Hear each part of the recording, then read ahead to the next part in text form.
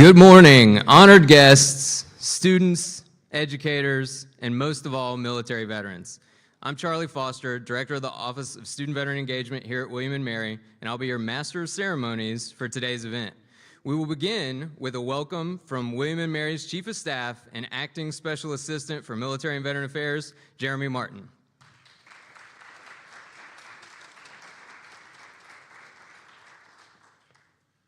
Good morning and welcome. It's great to hear Charlie using his best radio voice as MC today, and excited to have you here. I want to extend a particular welcome to William & Mary, to Secretary Crenshaw, to Commissioner Gade, and to Mr. Smith. We're delighted to have you here. William & Mary is in its 330th year, which means that our students were patriots and soldiers before there was even a United States. We continue that tradition today by honoring the veterans in our midst, by serving them as well as we possibly can, and we're glad to have you here and joined in that work. In the 1949 Student Handbook at William & Mary, it states, "The first tradition is the tradition of belonging.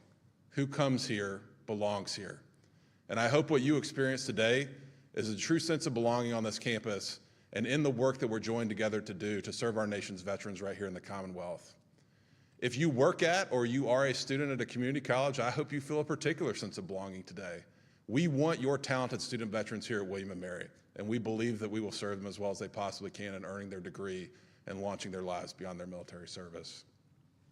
I owe particular thanks. I've already teased Charlie a little bit, but when they said that we were going to host this, I was like, that's great. We can find some surplus MRE rations. We can pull off the whole thing for about 50 bucks. And Charlie and Lindsay were kind enough to make sure that we corrected that impression. So even if you didn't think it was a good cup of coffee this morning, if it was better than a crystallized cup of coffee, if you wouldn't mind, Lindsay and Charlie, would you stand just so we can recognize all your work in pulling this together? We are glad you're here. We hope you have a great day, and what we're most happy about is to be joined in this work to serve our nation's veterans right here in the Commonwealth with you. Hope you have a productive day of meetings, and welcome to William & Mary.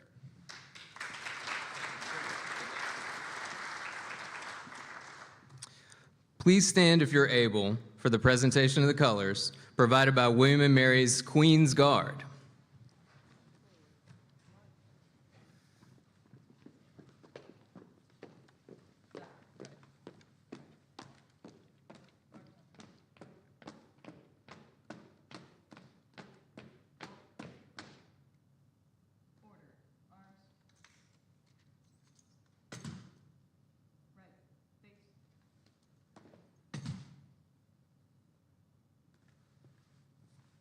Please remain standing for the singing of our national anthem by U.S. Army Specialist Maya Rodriguez from the U.S. Army Training and Doctrine Command Band.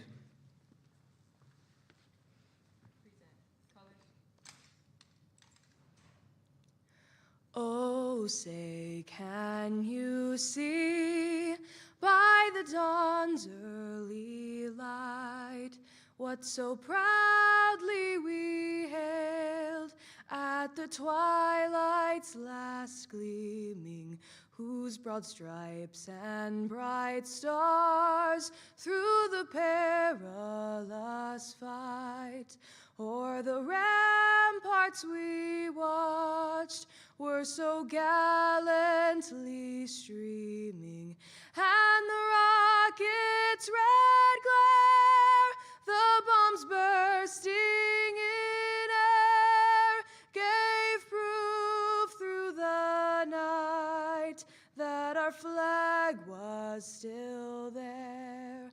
Oh, say, does that star-spangled banner yet wave o'er the land of the free and the home of the brave?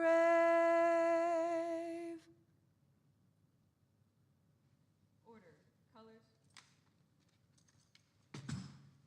Right, face. Right shoulder, arms. Forward, march.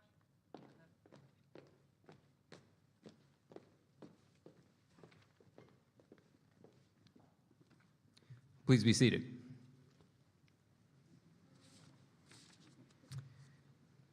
Now we will have a special message from U.S. Senator from Virginia, Tim Kaine.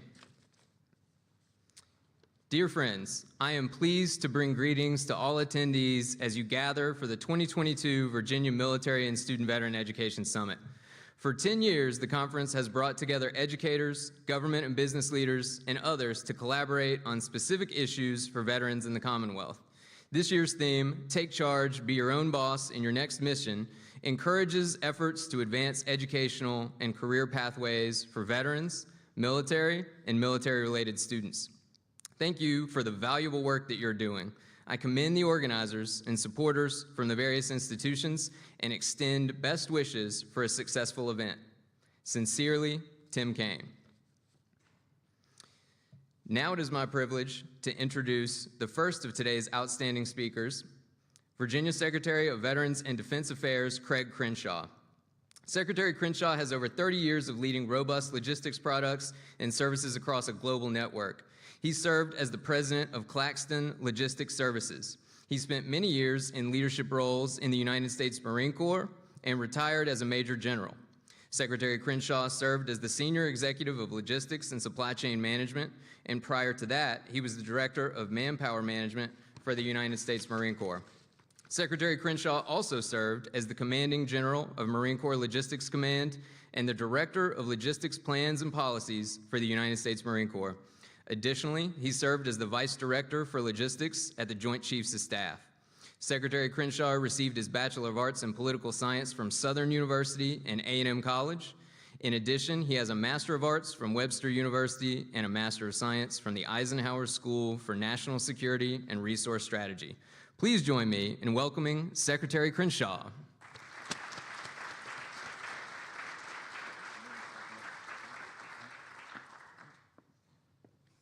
Good morning. How's everybody? Good.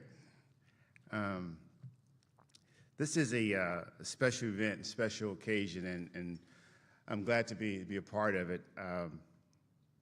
And thanks to William & Mary, SCHEV, and certainly our Department of Veterans Service being led by Commissioner Gade, putting this on today because it adds just tremendous value to what our veterans families, service members go through, and really trying to create and get a quality education and bring visibility to education. You know, everyone here has a pivotal role, vital player in the success of today's event. And really, as you look at today's event, as I see it, it's one where you have the opportunity to discuss ideas, recognize gaps, create relationships, and then really look at a way forward to addressing some of those areas that we can focus on collectively to make things better for our veteran students. I say make them better. If you think about our service members, they voluntarily sign up to serve this great nation, and sometimes they put their education to the side, and when they want to serve or want to have their education completed, some go immediately into the service, and then they come out and ready to really focus on getting that education that they put to the side. The idea of being able to do it in a delayed fashion is important, and the fact is that as they strive to do that, there's not the bureaucracy of making it hard and difficult for them to do that transition. And so it's always important as we look at ways to ensure that our veterans have access or accessibility to solid and great education through all the programs that are made available. As we look at our purpose within the Secretariat, you know, one of the things that I've been challenged with, and I've challenged within our agencies as well, and this is direction from our governor, is how do we make Virginia the best state for our veterans and their families, and our military for their families. And we're, you know, every day we're trying to make a difference. And there have been a couple of things that we've done, and I'll highlight, but we're not done yet. And really, as we talk about our military families, we want them to stay in Virginia, right? We want them to be a part of the Commonwealth. And quite frankly, what causes a lot of people to move, or at least think about where they're going to go next, is the cost of living. And that's really important. I mean, because you're looking at being able to raise a family and be able to thrive. And we've done some things with the administration really kind of to reduce some of that at this point. And many of you may know that we have a phased approach to our military retirement tax, where that retirement tax is up to $40,000 is no longer taxable. That's one initiative. The other that as we look at our National Guard, which is very important to us, our Virginia National Guard, an opportunity to create a tuition assistance program that will hopefully to the point where maybe their tuition assistance is free or their education is free, but there's ways to try to do it. But we want to make it better because what it does for the state, it causes, one, it helps with recruiting, and it causes them to, again, to kind of stay in Virginia. And that's the goal here, to stay in Virginia. So what you're going to do today and all the conversations that I believe that's going to occur are just so extremely important because it gets to the source of what we're trying to do and really get that, or not so much the source, the result, the focus of this administration and the secretary is that we want to ensure that every service member, in this case, who signs up and who wants to serve and wear the cloth for our great nation, has an opportunity to be educated in a different way. And this forum here allows that discussion to occur, allows the ability to see how you can better improve to that end. And so I'm very proud to be here today, and certainly even prouder to serve in the capacity I do serve with great leaders and, again, great folks to help us to make a difference. And what you do and how you do it is important. Thank you for being part of the team. So welcome to today. I hope it's what you would expect of it. And at the end of the day, that you feel like it was worth your time spent, because you need to walk away here with actionable missions, actionable moves to say that I can make a difference, we can make a difference. We have moved the needle to addressing some of these key issues. And as students recognize, I believe, the value of what this institution, what the idea of being able to get your education is. And then once you get it, don't stop there.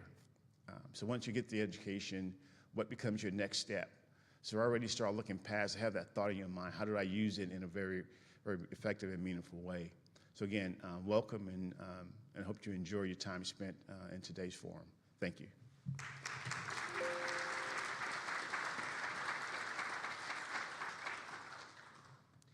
Thank you, Secretary Crenshaw, for those remarks and for challenging us to walk away with a plan for action. I think that's an outstanding challenge for today. Now it is my great pleasure to introduce our keynote speaker, Cameron Smith, Marketing Coordinator for Student Veterans of America. Cameron Smith joined the SVA team in June 2019 and continues to serve as a marketing coordinator in the Communications and Marketing Department. Since joining the organization in 2019, he has contributed to projects such as the SVA Census and the Student Veteran Lifecycle Atlas, high priority projects for SVA. Prior to joining, he served in the United States Air Force for 7 years, both overseas and stateside. Cameron was an aircraft armament craftsman supporting special operations in Afghanistan and other overseas contingency operations. While on active duty, he was an avid advocate for pursuing higher education and would challenge fellow airmen to take classes with him to introduce them back to school. As a current student veteran, he brings to the research department an ability to be a source of information on student veteran-related issues. Using this ability to the advantage of SVA, he's been able to contribute to large-scale projects such as SVA's largest annual conference, NatCon 2020.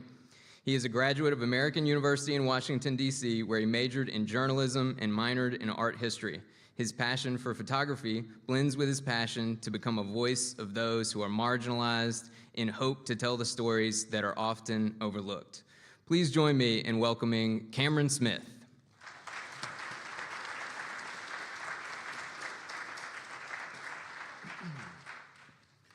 Good morning, everyone. All right, let me prepare myself. I'm going to be talking to you all about student veteranisms and what they are, what a student veteran is, what a student veteran can become, what they look like in person, anecdotally, and through statistics that we have gathered through our research department. We have done strenuous research over the past 15 years of SVA's existence, so we do have a stockpile of information for all of you all to check out later on. So the introduction does say a lot about me, but it doesn't say everything about me, so I'm going to repeat some of those things because that's part of my story and my life. As he said, I'm Cameron Smith. I am now the marketing coordinator for Student Veterans of America. I've been with them 3 years. However, I've only been with them full-time in marketing for 1 year. I was blessed with the opportunity to work with SVA as an undergrad and as an intern. So to have SVA back me to, through, and beyond university, which is their goal for all student veterans, I am the proof product of that, which is how I get to speak to you today. My journey starts from Prince George's County, Maryland, not too far, but not local, about a 2.5-hour drive if you know how to drive, 3 hours if you're new to driving. But so that upbringing there in Prince George's County, I lived near Joint Base Andrews, and every day I would hear Air Force jets take off, and I would see Air Force personnel, Army personnel, Marines, Navy, Coast Guard, everyone but the Space Force at the time. I would see them out and about, and I always thought, as a youngster, boy, those people have cool cars. But lo and behold, did I know they also had amazing jobs and amazing talents. So after high school, I did not want to go to college, not one bit. I thought I did enough reading in the past 13 years, so I was just going to go to the Air Force and just have a fun military experience, travel the world, and learn how to be an adult. But as I said, I was in the Air Force, so I did more reading than I thought I would do, and that drove me right back into the university system. So as an aircraft armament system apprentice, I worked jets, I loaded bombs and planes, I did maintenance on machine guns, weapons suspension equipment. So I'm thinking, none of this has to do with higher ed.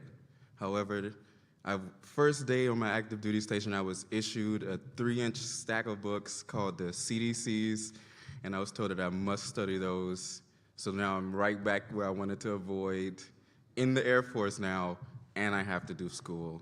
And I also have to get good grades or I'm back to civilian world.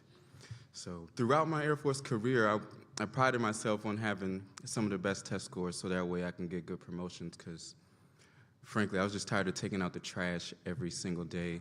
So I wanted to get promoted. I wanted to be an E5 ASAP so I could tell someone else to take out the trash. But lo and behold, when I became an E5, I was the lowest ranking person still in my shop, so I still took out the trash.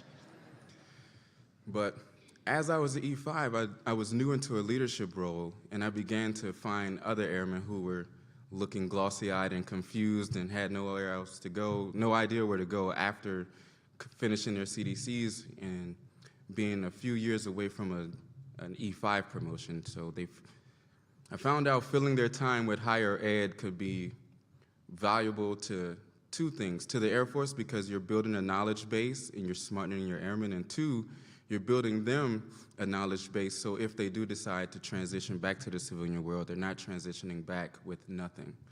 So I would, as you said, challenge my airmen to take classes, literally walk them down to the education center, sign up for the exact same class, and whoever got the best score at the end of the course could get 3 days off. Usually no one gets days off because the courses, some people would drop them. I always finished mine, but airmen do airmen things when you send them to Japan and London. So I can't fault them for not wanting to sit around and do school when you could do a 30-minute drive to London and live your life. But after my overseas time and taking classes, after my airman leadership times, deployment is what got me back to reading. Like, I would do classwork, but I wouldn't sit there and read. But on a deployment where I had no electronics, no contact with any outside people, just the 16 people we're here with in this one book, they were all trading to see who can read it. And after that, I thought, well, damn, if I can sit here and read this book for me, I could definitely do it for a degree and some career promotion. So I started strategizing my way out of the Air Force. And they kind of helped me by sending me to Ellsworth, South Dakota, so I had to strategize a bit quicker.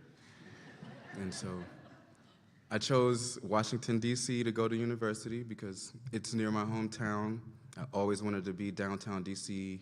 and have that hustle and bustle of the city, going to university, jumping on the train, riding a city scooter to class or work, however that turns out. I had no idea what it looked like.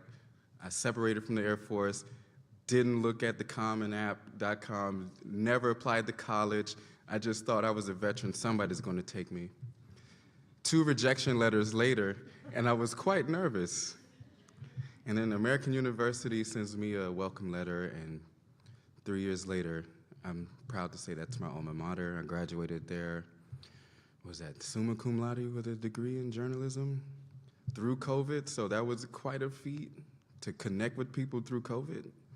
So I commend all the student veterans that are out there now who had to, first off, become a freshman in COVID, so transitioning to university is quite difficult as is, but doing it in a virtual environment where you don't know if you have to be on campus or not, or what the requirements of living on campus is, how do you maintain that with your family. There's so many things that can change the route that you take on your path to success, that you always have to have like resiliency and some form of bounce back. So that way any obstacle you face, you can overcome it. So as I was going through university as an undergrad, COVID kicks off, we're all virtual, but I have to do a backpacking course and get out in person and make video projects, which was quite difficult at the time. However, 2020 was a rough year for life, so I did have a lot to cover journalism, so that helped me a lot tremendously. The entire time I'm working through my undergrad degree, I worked for SVA. Started off unpaid internships. I found them on Indeed, actually. I just needed a job because the GI Bill does a lot, but in downtown DC, you can't have a glamorous lifestyle just on a GI Bill. So I decided to get a part-time job, and I was like, you know what? A coffee shop would be cool. I get to talk to people every day. I can wear cool clothes. There's no uniform restrictions. There's anything to talk about, and I'm downtown DC, so I'll meet any and everybody from senators, congressmen, maybe the president might come in, who knows. So I worked at a coffee shop for 4 days. And then the SVA calls, he's like, hey, Cameron, we have a job open for you if you would like it. So after 4 days of the coffee shop, I transitioned to SVA. I've been here since. Best decision I've made. Apologize to Compass Coffee for leaving on such short notice. But they were veteran founded, so they understand what happens when the mission calls. And that brings me to my job in SVA. SVA, Student Veterans of America, we have programming literally across the United States, across the globe. As long as you can log into a computer, you can access our programming. And our biggest event is our national convention. We have thousands of post-9/11 GI Bill users, pre-9/11 GI Bill users, student veterans of all ages. Side note, we had one of our chapter leaders named June. She was 65 when she graduated with her bachelor's degree, and she was our chapter president leader in California State University, Stanislaus. And so there's never an expiration date on your learning phase. You can learn until you leave this earth. Proof of purchase is through June. She was 65 getting her bachelor's degree. It's going to be 70 years old, still as a student veteran, still on campus, still active in the community. And that brings me back to me. I'm fairly young. I still have a lot of working years in front of me, so I have a lot more to do with SVA and with other veteran serving organizations. But the time I've had now as a student veteran has been extremely pivotal in my life. It's brought me not only stability, but some shakiness. Like I get to come here and do a keynote for you all. I get to experience student veterans across the country, going to regional summits that we hold throughout the US in various cities. They change every year, but meeting student veterans where they are is what our goal is. So if you're in Phoenix, we'll come to Phoenix, host a summit, and the purpose of us doing this is to bring student veterans together in an organization form. So that way, when you do come to campus, it's not you versus the university system, or you versus the campus, or you versus your degree program. It's you and your student veteran friends, you and your organization against everything, or towards success. You don't have to fight everything. Some things can just come along as you go. Student veterans are so widely varied that anyone can fit in as a student veteran. Anyone can join. You don't have to be a veteran. However, we do love all supporters. And one thing I do want to say about our chapters is that constantly in our name is veterans. So veterans, when you group them together, you tend to get some type of TNT going in a group setting, especially if you've known each other for a few semesters at this point. So it can become a camaraderie effect.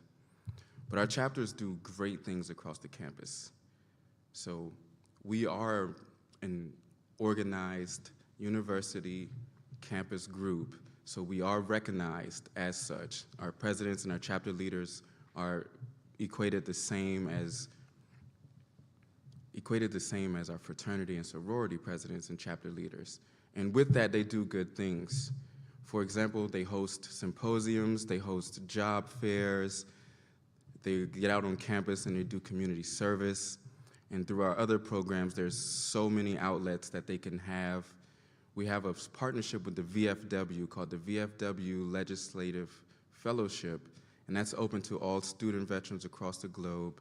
And with this program, anyone who has a legislative priority or a legislative idea they would like to get passed and created into law through policy, you can apply for this.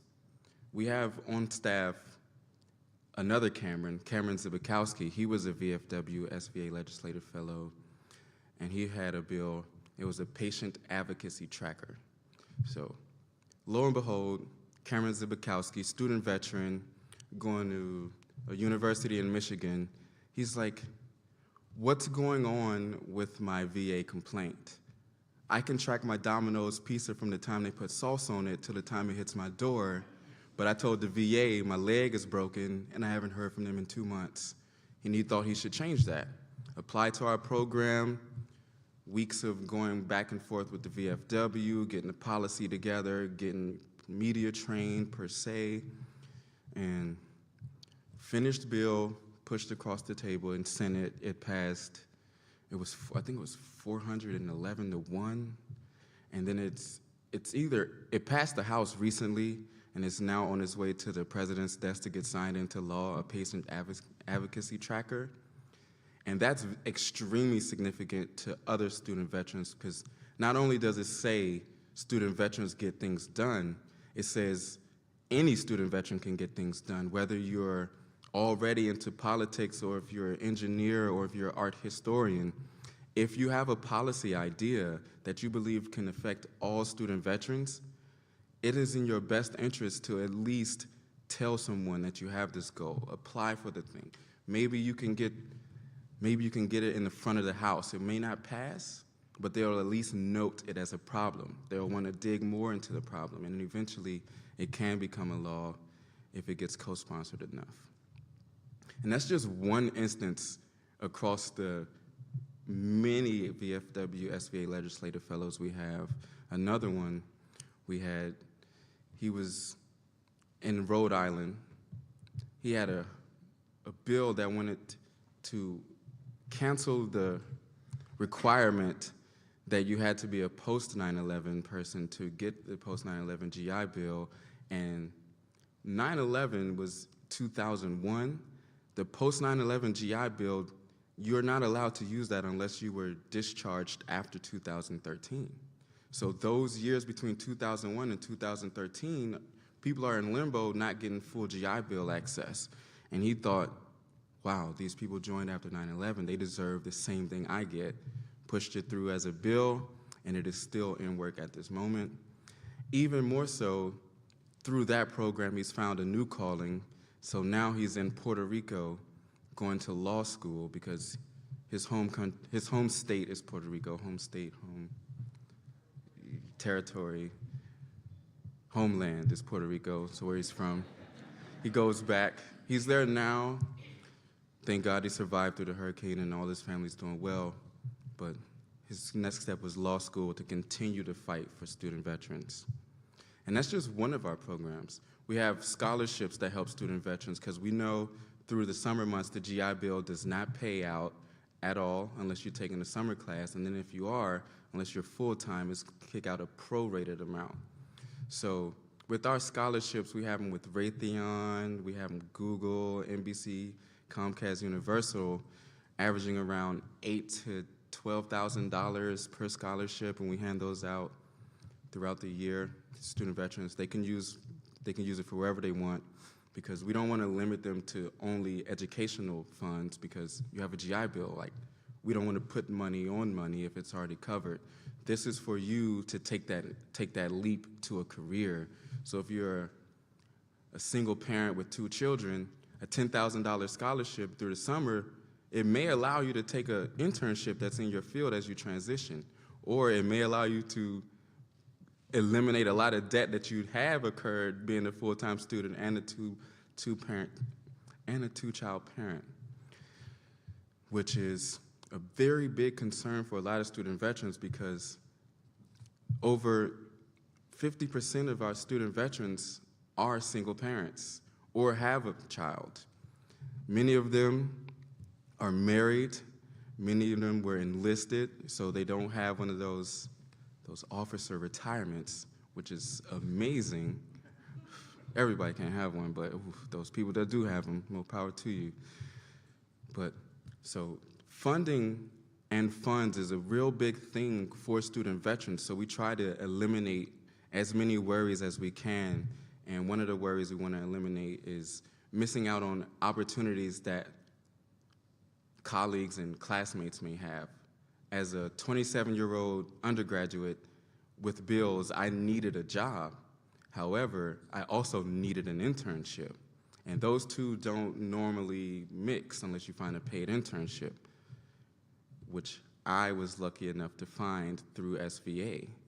So attending NatCon, which is our largest gathering of post-9/11 traditional students and non-traditional students, I met through our campus many employers who are looking to hire veterans.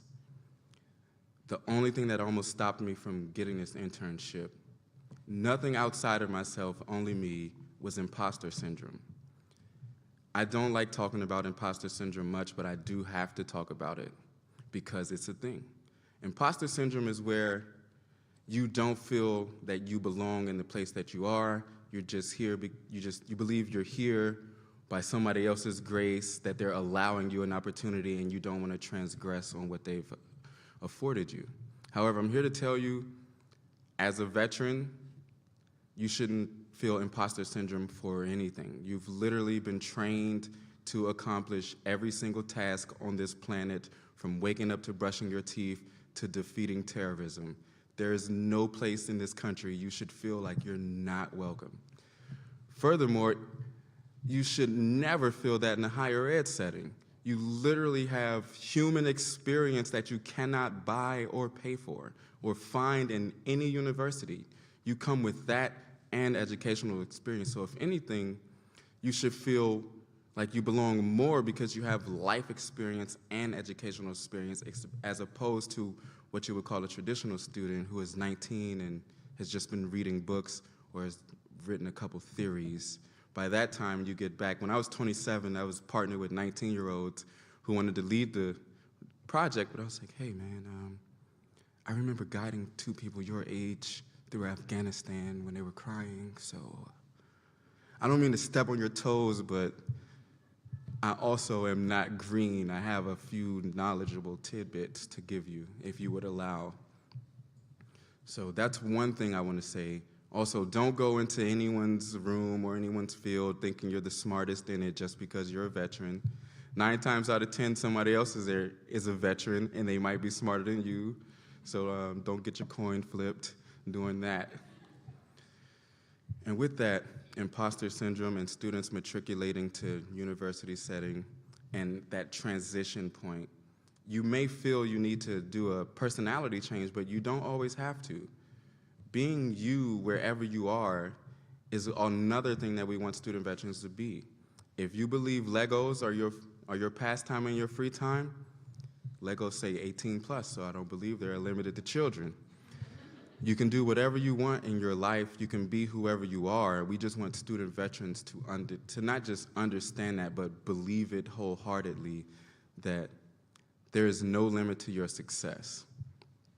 And with that, we also try to not only preach it, we want to teach it. And that brings us to our entire leadership continuum, which is 3 phases, beginning with our regional summits and ending with the NatCon. But in the middle there is our Leadership Institute, which isn't designed to bring people together as a chapter. It's not designed to get your university better. It is solely for you as a leader individually.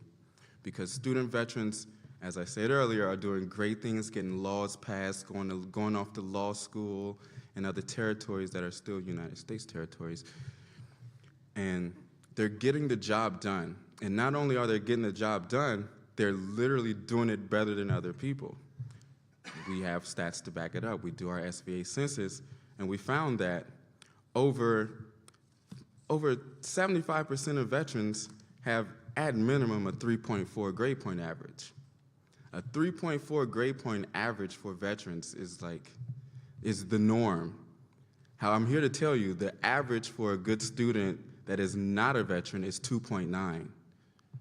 So that gap right there, just educational differences, nothing else. That right there sets student veterans ahead. We also have job experience, so that sets us ahead. We have resumes that are already built, connections, personal and professional. So student veterans have a plethora of reasons behind them to go and get hired and be someone's go-to person. They're not just valuable because they bring in another diversity number, or we have 10 veterans on staff, cool, let's apply for some grant from the government. That's not what we're here for. We have veterans on staff because veterans are representative of the United States. 1 in 14 Americans was a veteran. So if you look around this room now, there's more than 1 veteran in here. There's probably more than 2 veterans. And I like to play this game called Spot the Veteran. It's literally impossible. You cannot spot the veteran. But that does not mean you shouldn't stop looking for them.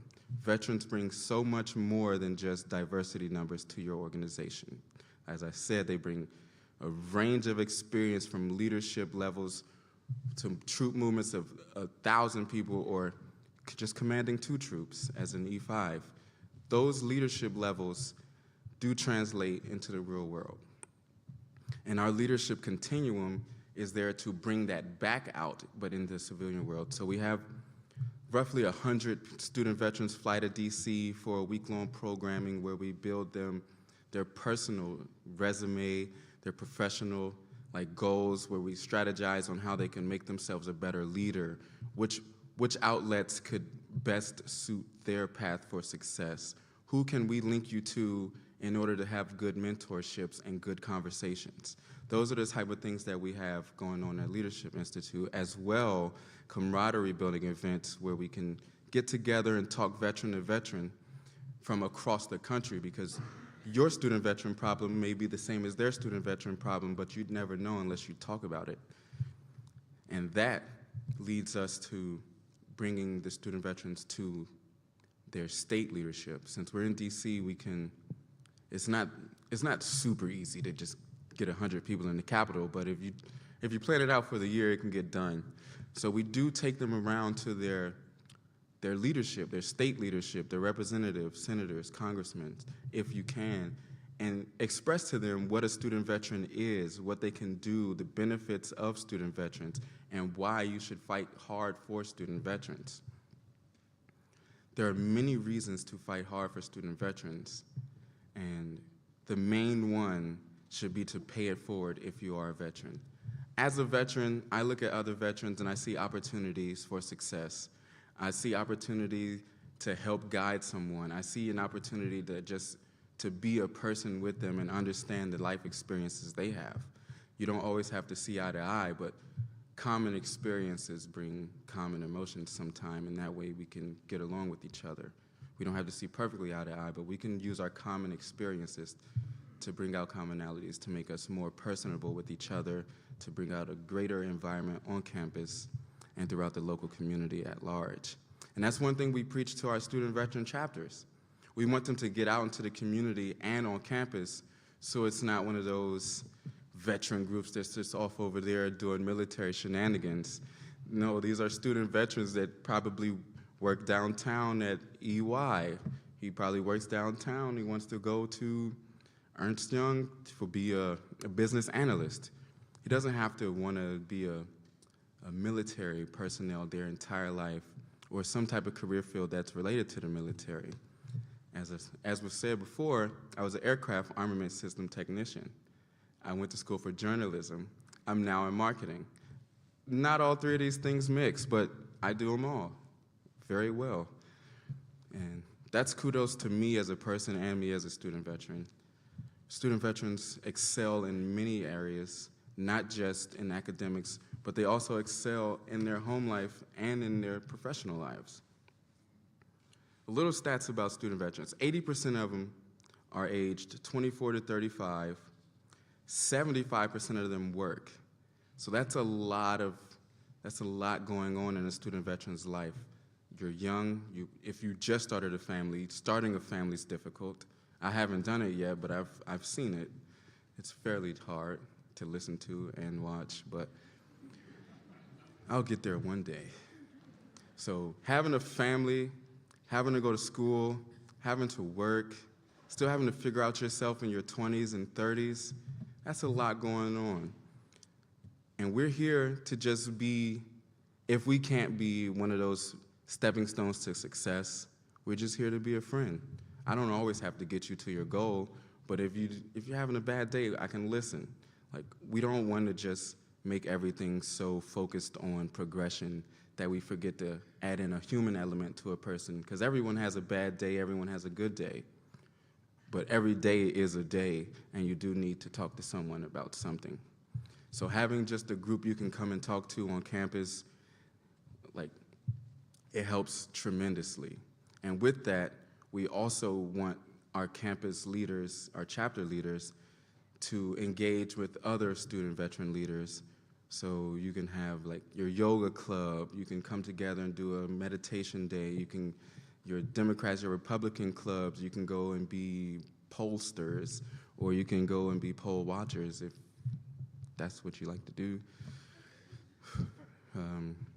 But getting out there on campus is one of the main things, because there are other campus organizations and campus entities that blend in, like the Disability Services Group. That's one leader into connecting campus, because as a service-disabled veteran, you may need an accommodation. However, your Veterans Resource Center may not be the best place to go for accommodations, but your Disability Services Office is. So for student veterans to build a relationship with them is extremely pivotal and life-changing in the whole collegiate experience towards success. Because a lot of student veterans have, I wouldn't say a lot, many student veterans have some form of service-related disability, but they don't know where to go to ask for accommodations. Accommodations could be, hey, this room is too loud, I can't test well in here.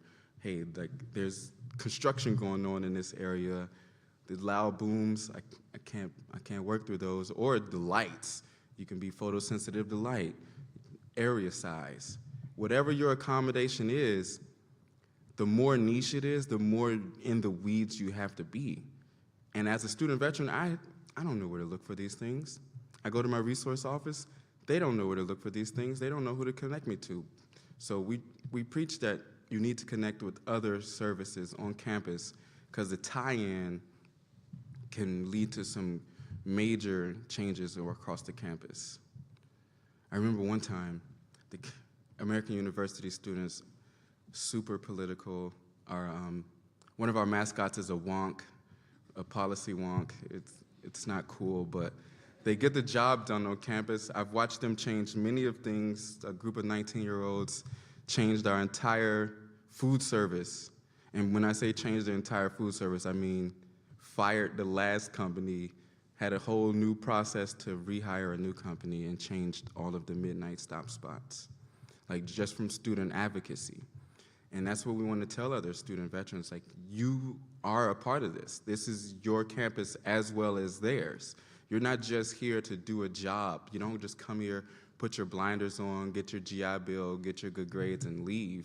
You need to be a part of this community, try to make it better than it was than when you got here, and if you can't do that, at least maintain it at the level where you found it.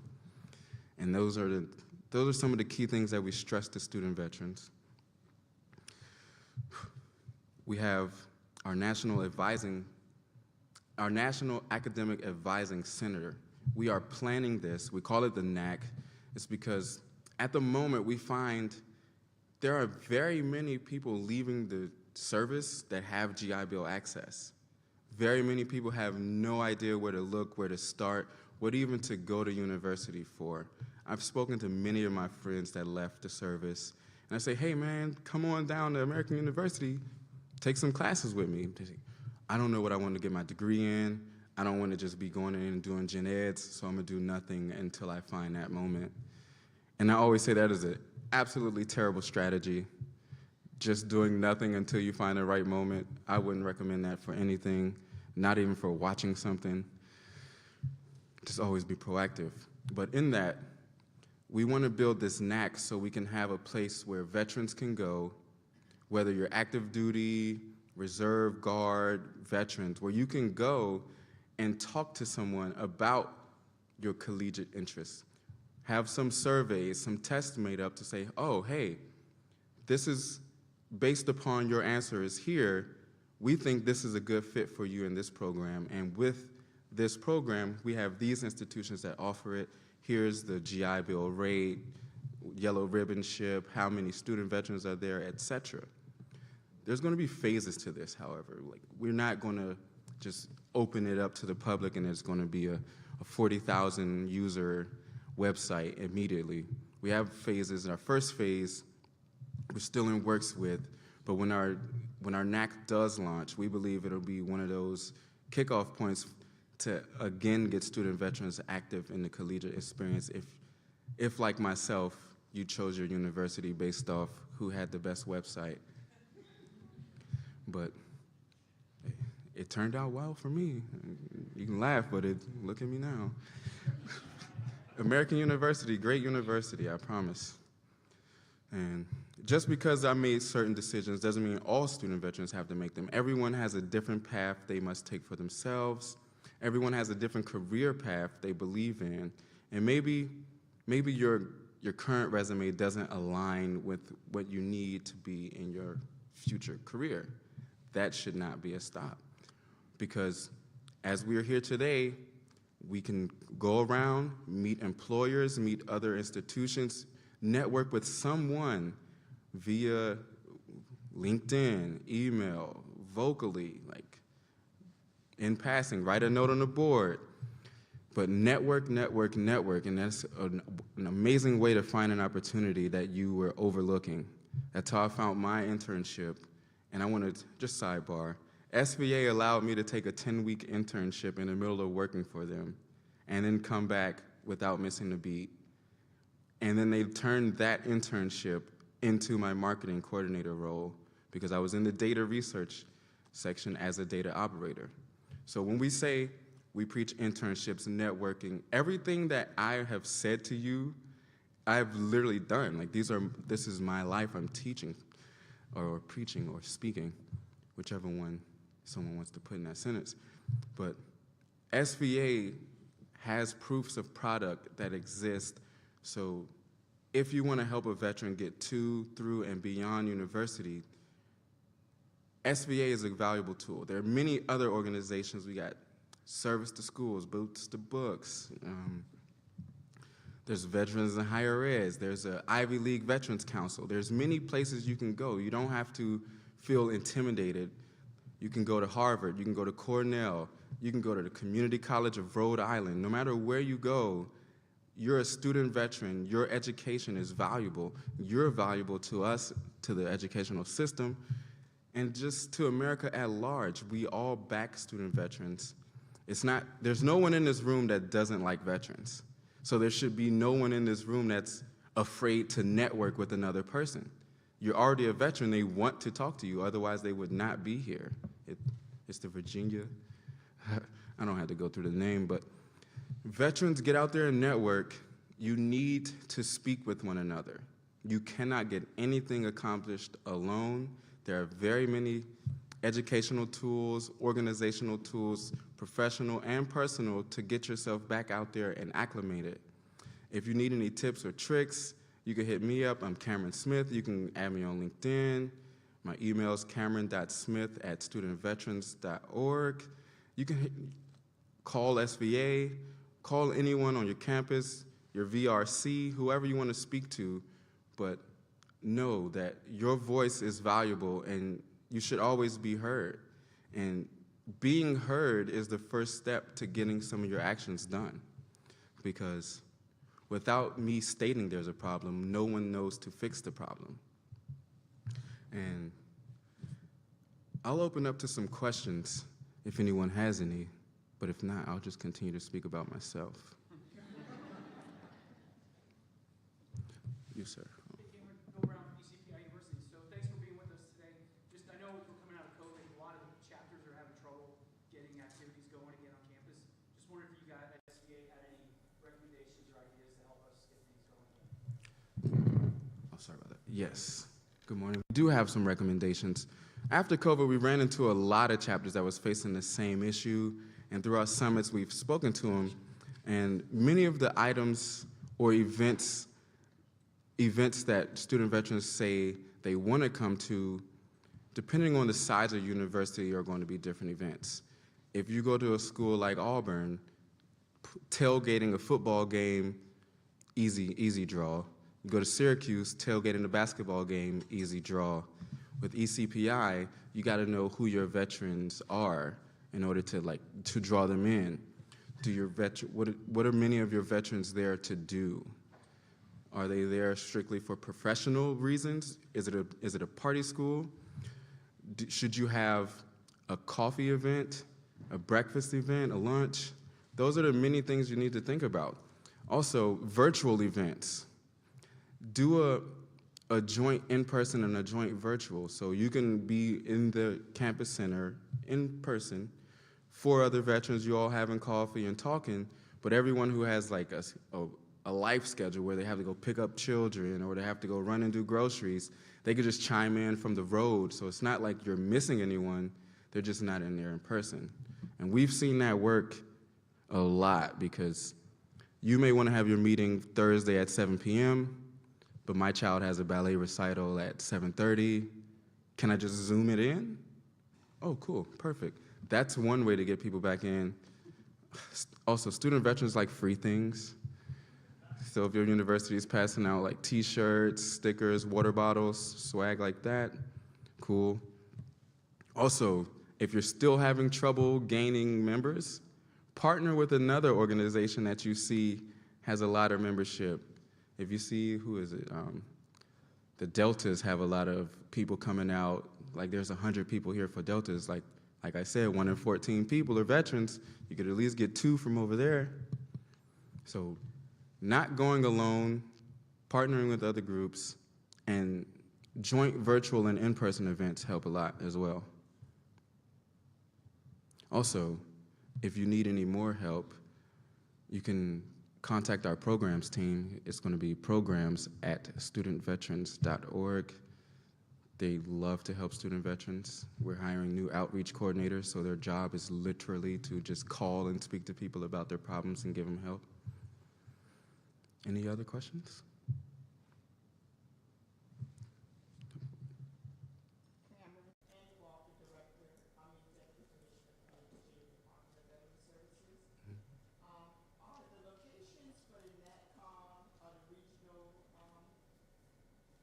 Seven. Are they set in stone, or is Virginia a potential if we could work out some type of Good question. The NatCon and regional summits are not set in stone. Each year they can change. However, this year we were contractually obliged to be at Disney in Orlando, so we'll be at Coronado Springs Disney Resort in Orlando, Florida, January 5th through 7th.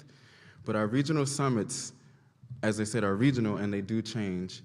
And it's not based off anything, but our program teams looks to see how many universities are in the area. Is there a large enough event center? Who can give us the best deal? We have no problems going with Virginia since we're literally 2 hours up the road. It's just the best person to speak to about that would be Dr. Abby Kinch. She's in our programs team. Virginia will be putting in a bid. Perfect. I like Virginia. Any other questions? Go for it. I'm Stephen Ross from VCU. I worked at VCU doing what I was doing for a while before I went to NatCon. I was struggling to get student veterans engaged, and I saw a significant difference after we got them there. Could you speak on the importance of attending NatCon and how it energizes communities to get the students more engaged? Yes. All right. I was trying to avoid talking too much about NatCon because it seems like propaganda and a paid advertisement, but as the people request, NatCon is literally one of the funnest events I've been to post-Air Force. But on all seriousness, it is the largest gathering of post 9/11 student veterans, which means we have thousands of student veterans come around, not just a few hundred or like our regional summits where it's around a few hundred. Everyone from across the United States, international, comes here. We have, I don't even know the number of employers from Boeing, Raytheon, Google, Comcast, Disney. All of the top name companies that want to hire veterans are there in person wanting to talk to you. We have a campus to where you can literally, I just met the VP of comms for Boeing. I want to sit down 10 minutes to have a bite of food with them. You can walk 10 feet and go do that while you're there. You can network with other organizations. My time with SVA has allowed me to go to 2 physical NatCons. My first one was as a student, and that's where I practiced my network, and I met someone from the Washington Center, and I networked, had a coffee downtown DC, and that opened the door for me to do an internship. There's also job opportunities there at NatCon. They're looking to hire people, they're looking to gain internships, they're doing informational sessions. Also, we have breakouts to where you can do an individual-based like track or chapter-based track, professional track, where you go to learn how to build your chapter, or you can go to learn how to build yourself, or you can learn like avenues to go where if you run out of GI Bill, you can go, there's a breakout where we go over all of the opportunities for student veterans to continue education without taking out a student loan, even if you're not in your GI Bill, so that way we can drum up some support for student veterans. Maybe you have some voc rehab left if you have a few days of your GI Bill, that might be an outlet. Also, what else? It's fun because it's in Disney, so if you get bored with all the breakouts, you could just pop over to one of those Disney parks with your family. So that's why we chose Disney, because to get a lot of student veterans there, we have to accommodate families. And what better way to get a student veteran down there to Disney if you can bring your whole family? They go to Disney, you go to NatCon, win-win for everybody. But seriously, NatCon, one of my favorite events, extremely informational. Early bird special until October 1st. Register now. Yeah, and I don't know what more to say about NatCon other than like you have to be there to see it. Like it's the largest gathering of veterans, so it just feels different. Any other questions? Are there any other states doing statewide SVA events like this one? At the moment, I'm unsure. However, if you shoot me an email, I'll CC our programs team, and we can track that. And if there's not a program such as this in your area, we'll try to get you one. I can't promise it'll be at this scale, but we'd at least get 1 to 2 people down to talk to you. Anything else? Perfect. Hi, Takesha Miller, Northern Virginia Community College. Is there any additional funding to help veterans at community colleges or universities that can support in terms of registration fees, all the travel that comes along with one and that was really great and awesome, but there's a huge cost associated with that as well. Excellent question. There are some outlets we have.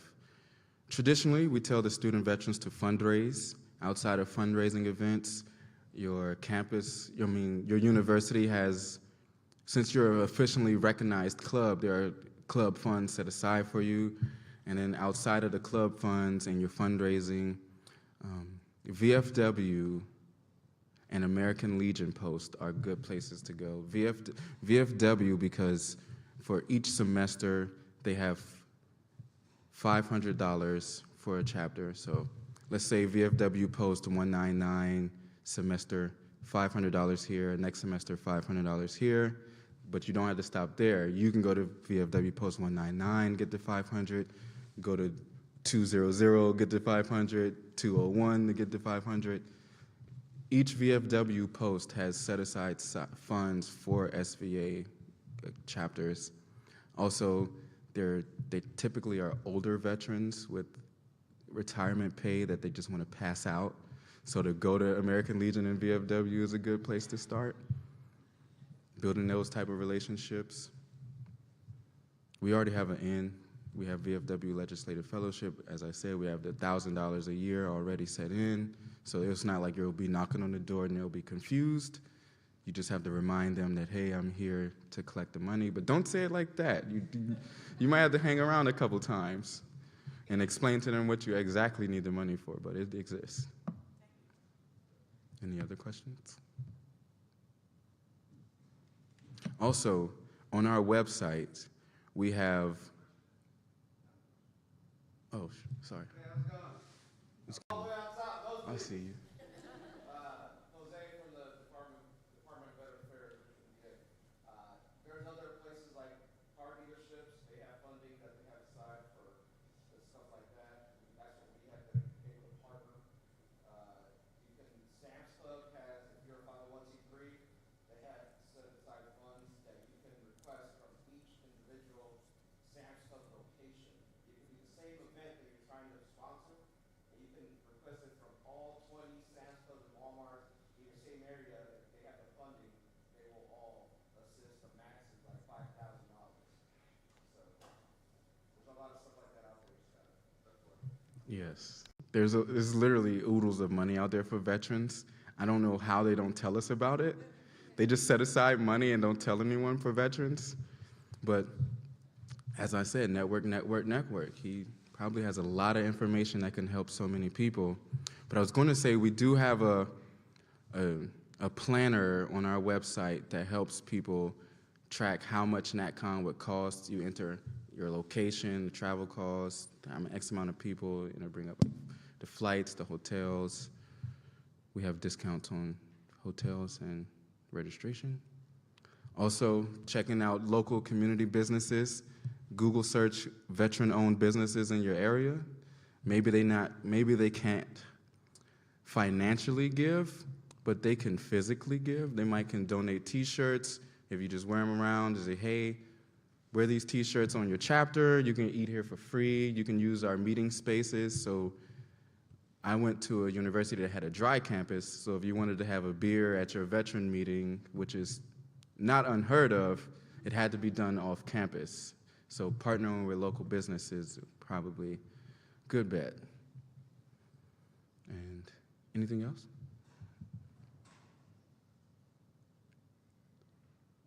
Oh, man. It's been very wonderful speaking with you all. I appreciate your attentiveness and the laughs at my corny jokes. I'm Cameron Smith. I'm the marketing coordinator at Student Veterans of America, and it's been a great morning talking to you all, and I hope you have a wonderful rest of your day.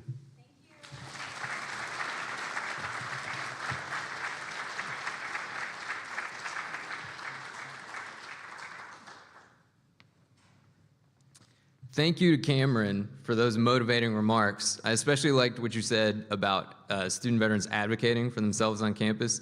I should share that the Office of Student Veteran Engagement here at William & Mary started because student veterans started it. So they advocated for themselves with the administration. They worked with the administration to lay out the plan, to get the funding, and to stand up the office. So I'm super proud of student veterans advocacy, and I'm glad to hear that we're talking about it here today. So just a little bit of housekeeping. We have a few minutes built into the schedule for everybody to take a break, either for nature purposes or to go up and network with the vendors that we have up in Chesapeake A. And then our next breakout sessions are going to start at 10:05. And so you can see session 1 in Chesapeake B and C. That's going to be nonprofit entrepreneurial success in the veteran world. Session 2 in Commonwealth Auditorium. This is Commonwealth Auditorium. You just stay here. Virginia Association of School Certifying Officials, VASCO, updates and overview. Session 3 is in Tidewater A, which is upstairs, which is where we're going to have lunch. That one's called Learning to Serve After Service. And then session 4 is in Tidewater B. It's called Utilizing Credits to Careers in Your Career Search. So those are going to start at 10:05. I have one tiny little other housekeeping bit, which is that the closing ceremony at the very end is going to be back in here, even though I think on your agenda it says Chesapeake B and C. So with that, please be sure to go upstairs and check out the vendors tables that we have all set up. And also, if you get a chance, I would really recommend walking around this building, which was just renovated and just opened on September 1st. We're actually doing a few last touches on the building too, but otherwise you can see our Student Life Walk, which has just debuted here this month. Welcome everybody, and I hope you have a great first breakout session and second breakout session. I'll see you again at lunch.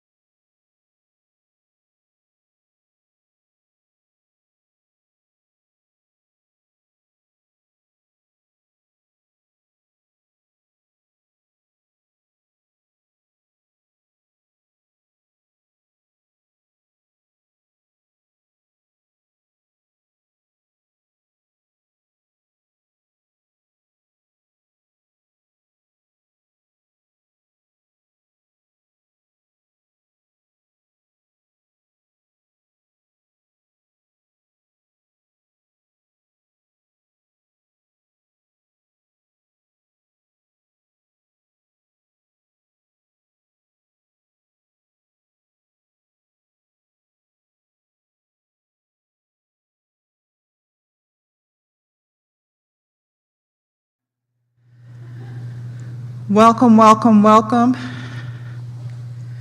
to the educator track.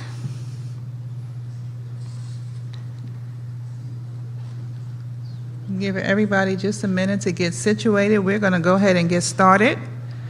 Be mindful of everybody's time. My name is Debbie Carter. I am one of the Veterans Education Managers with the State Approving Agency. And I have the privilege and the pleasure to introduce our speaker today, Dr. Takesha McMiller. Dr. Takesha McMiller is the Director of Military and Veteran Services at Northern Virginia Community College. She is a military spouse. Her husband served in the United States Air Force. Dr. McMiller has been active in higher education for about 20 years. She's responsible for overseeing one of the largest military and veteran programs in the Commonwealth of Virginia. Dr. McMiller has successfully streamed the college military and veteran processes across the college's 6 campuses. She collaborated with the United Way of the National Capital Area, awarded a Veteran Success Grant to improve transition in education, advising services to military students, and was recently awarded the Department of Education a 3-year grant to create a Center of Excellence for Veteran Student Success at Nova. Dr. McMiller serves as the past president of the Virginia Association of School Certifying Officials, VASCO. She also serves on the board of directors as vice president for the National Association of Veterans Program Administrators, NAVPA. She serves on many task forces representing veterans and cybersecurity initiatives. Dr. McMiller received her doctorate in educational leadership. She received her bachelor's degree in mass communication and master's degree in mass communications and specialist degree in educational leadership. Mouthful. Dr. McMiller and her husband Jason live in Northern Virginia and have 2 boys ages 9 and 5. Welcome to the stage, Dr. Takesha McMiller.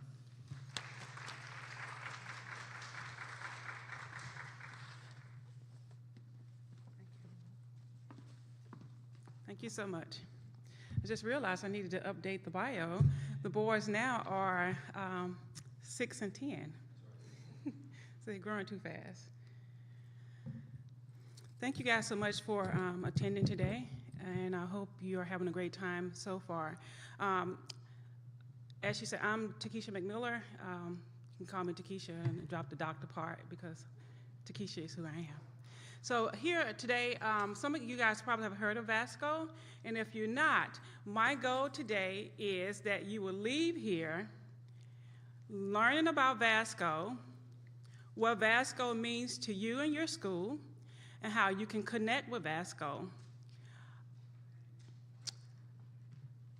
The Virginia Executive Board for VASCO, currently we have a new board that we just seated, and it's Miss Katie Hem-Fox. She's the president, current president, from George Mason University. Miss Kirsten Lopez, Miss Brandy Weaver, and Miss Ronika Jarrett. And I think I saw Ronika here today. And I am the immediate past president. We just see the new board this past, I think, July, where we had elections. The overview is we will talk a little bit about the history of VASCO, the purpose of VASCO, our bylaws and constitution, membership dues, and how to join VASCO. So I really just want to have a conversation with you as well about the meaning of VASCO and the history. VASCO actually came probably about in 2018. There was an email sent out from the SAA basically saying, hey, Virginia, we need to stand up an association here in the Commonwealth of Virginia. And to my understanding, there has been a long goal of the SAA to have a state association, right? Many of us are aware of our national associations, right? But to have something within our own state, that was lacking. where we have many of schools and colleges and universities and nonprofits and a lot of SCOs just doing this work, right? But there was no state organization to kind of pull us together as our, local school certifying officials or registrars, or however you run your program through your colleges or nonprofits or universities, right? Because it looks different at each location, right? But the core of what we all do is the same if we're processing or certifying veteran students, right? That is all universal with everyone that sits in this room that may have a veteran student or a veteran program, right? So that was the birth, I would say, of trying to develop or stand up an association. It was that call from the SAA, Patrice Jones, saying, hey, how do we get this started? Well, there was a small task force of folks, that came on this call one January. We had about 150 people on this call about the importance of standing this organization up. And I don't know whether we have anybody in the room, but I see a few heads kind of nodding with me. But if you were on that call or remember that call or remember somewhat of a conversation, well, today is the birth of VASCO, was the birth of VASCO. And along that, a number of things took place. VASCO was established October 11, 2018. And I was sitting and I was thinking that we are approaching almost 5 years. And it took a lift of a lot of people through committees where the organization wasn't formed, just trying to figure out how do we stand this thing up properly, right? Because you want to be recognized not just as a group or folks that's coming together for advocacy, right? You want to be recognized in your state as an actual organization. And that is where the real work begun. I was one of the early partners that took on some of the leadership roles in that. I don't want to call any names, but if you hear, raise your hand, because I can't really see too far out to see who's in the room. But there were many people where we had to stand up a constitution, we had to stand up bylaws, we had to get a 503C status. All those key things were put in place that VASCO can be recognized. So we can come together where we can do real advocacy work within the Commonwealth of Virginia. Now, I'm a part of many, associations and, task force and boards, but I always say that it is important what we do at home, right in your home state. The national stuff is great, but what we do in our home state is also important because it speaks directly to what your issues are at home. And your advocacy level at home can be lifted up nationally. So that is what's so important about being connected with your state organizations. So VASCO is one of the youngest state associations. All the other states have had a state association for many years, 20 years, 30 years, 40 years, 50 years. And so what we did was when we were looking at this to try to come up with what should it look like? How should we stand it up? We actually reached out to a lot of other associations in Oregon and other places to have them to come on and join our call to tell us about some of the things that they were doing, how they stand up their association. So there was a lot of research that was done early on for this. The historical timeline is September 20th, 2013, VASCO first meeting was attempted. So within the Commonwealth, through the SAA, this has long been a goal, and I hope you guys can see that. This association has long been a birth of the SAA.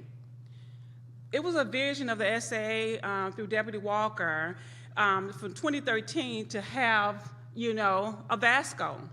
They had a meeting, but nothing happened. They had a meeting, but nothing happened, right?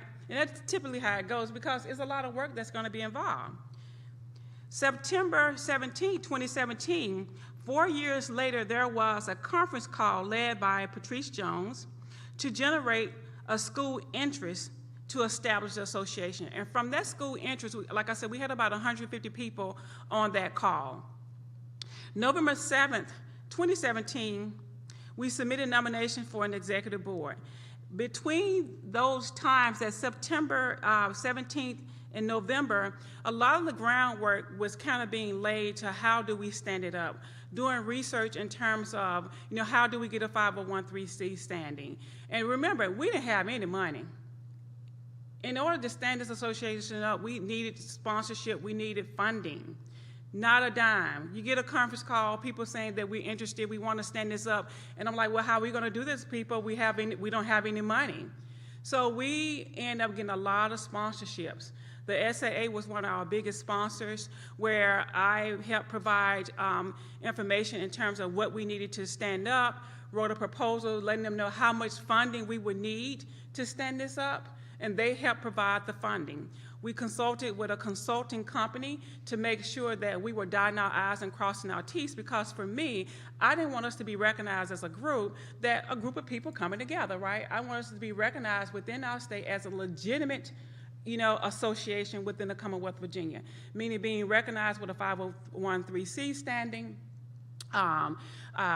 stand up of a board, having a constitution, having bylaws, all of those things that you would want to have in place.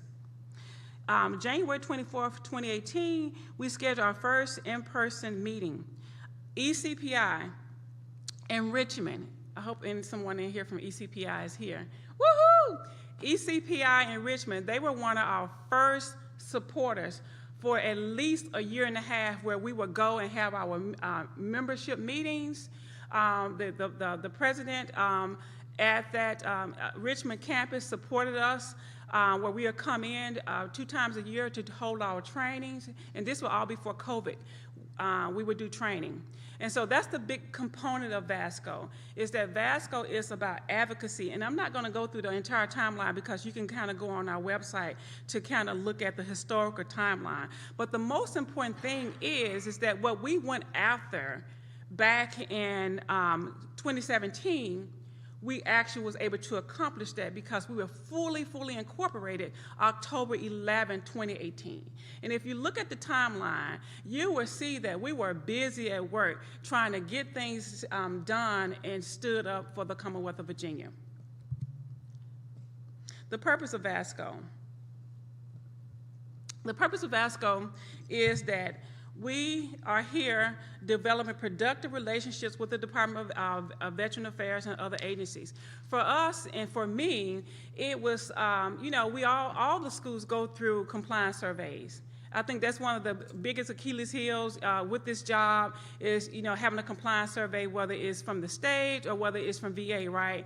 As we have SCOs that come in, whether they're new or whether they've been in the role for a while, we all know that there are different type of skill levels that come along with that, right? Sometimes you may hire people that spot on, they know what they're doing. Sometimes you may hire someone, they may not, have the same skill level as someone else. Or sometimes someone get hired and they're the only one at their school that may know about what the SEO role should be, right? So sometimes people are, we hear that I'm left on an island, I really don't have, any outreach. One thing about VASCO, it pulls all of us together if you're a member of VASCO.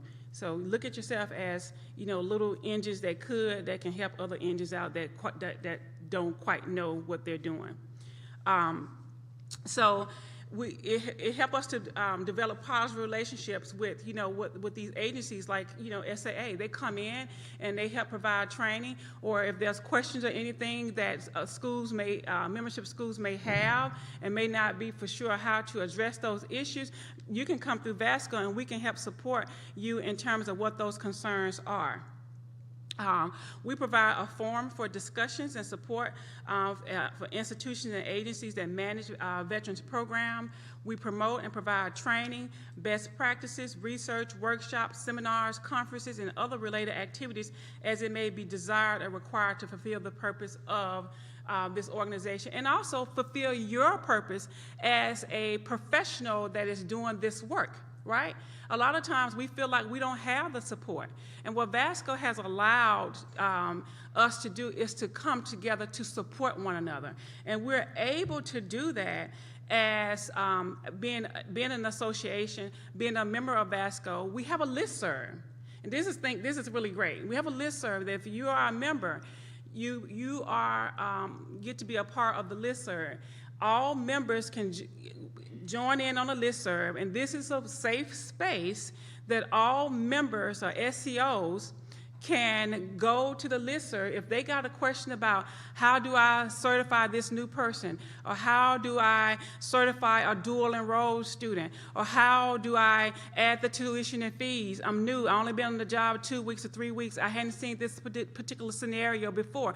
You can go to the listserv, type your question in there, and you will have the support that you need. I guarantee within an hour or so, one of your fellow colleagues will respond to your question. How awesome is that? That's powerful, isn't it? I don't get amen for that? Okay, let the church say amen. We got Pastor back there, so Pastor Seville. Pastor Seville, tell him to say amen to that. Say amen. So that's powerful. How many times, and I like to move around, how many times have you been in your office, right, and you aren't for sure about how to do something? Or how many times you have gotten conflicting information on how to solve an issue, right? I should get a whole lot of amens on that one.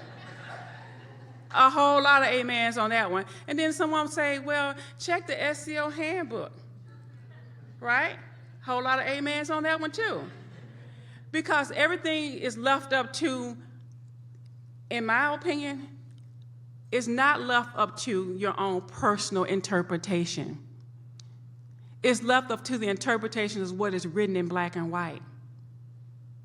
And having an organization that can help advocate for you or take all these questions back where we can get the real concerns for all of us, not just for your school because you know somebody and you've been around for a long time and so you feel comfortable. VASCO is about supporting all of us and giving you as an individual at your school, because when you're serving your students at your school, the people that's right in front of you. So you should always, always feel that you have a level of support to get the answers that you need, even when you can't get it at your own institution, even when you can't get it from your own colleague, even when you can't get it from the person that's been around for a long time, but they no longer work in your veterans office because now they're tired of doing it and they got a job somewhere else, right? But you still have to go and rely on them, but they're not really connected anymore because the reg and the regulation changes so often. Within the last 2-3 years, the regulations have changed tremendously since the time I entered this space. And if you sit and reflect, since you have been in the space the last 2 years a year, it has changed. And I'm not going to ask for amen. So the point is, you need to ask yourself, if you're not a member of VASCO, why I'm not a member and why hadn't I heard of this association? Well, now you have.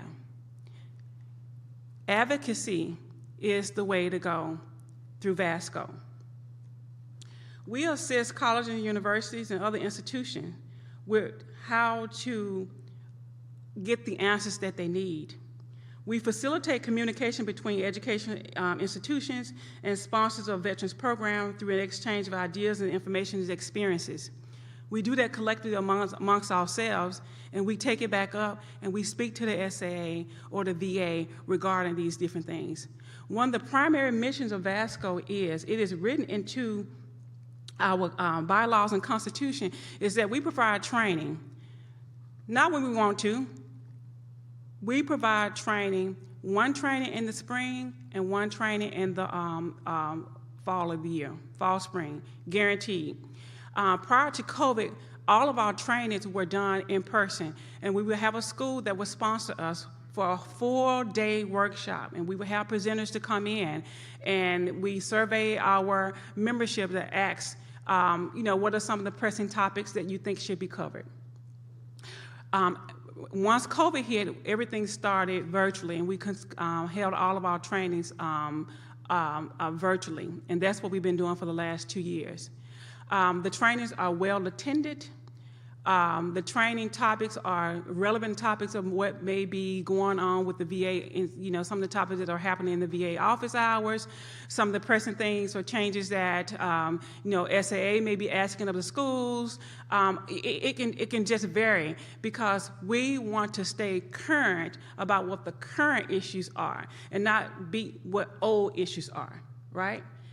The whole goal of this association is to help lift all of us up, to be able to understand and track, what is going on from a regulation standpoint, and kind of pull you out of some of the daily, mundane of the job, just processing, answering questions. It is your right.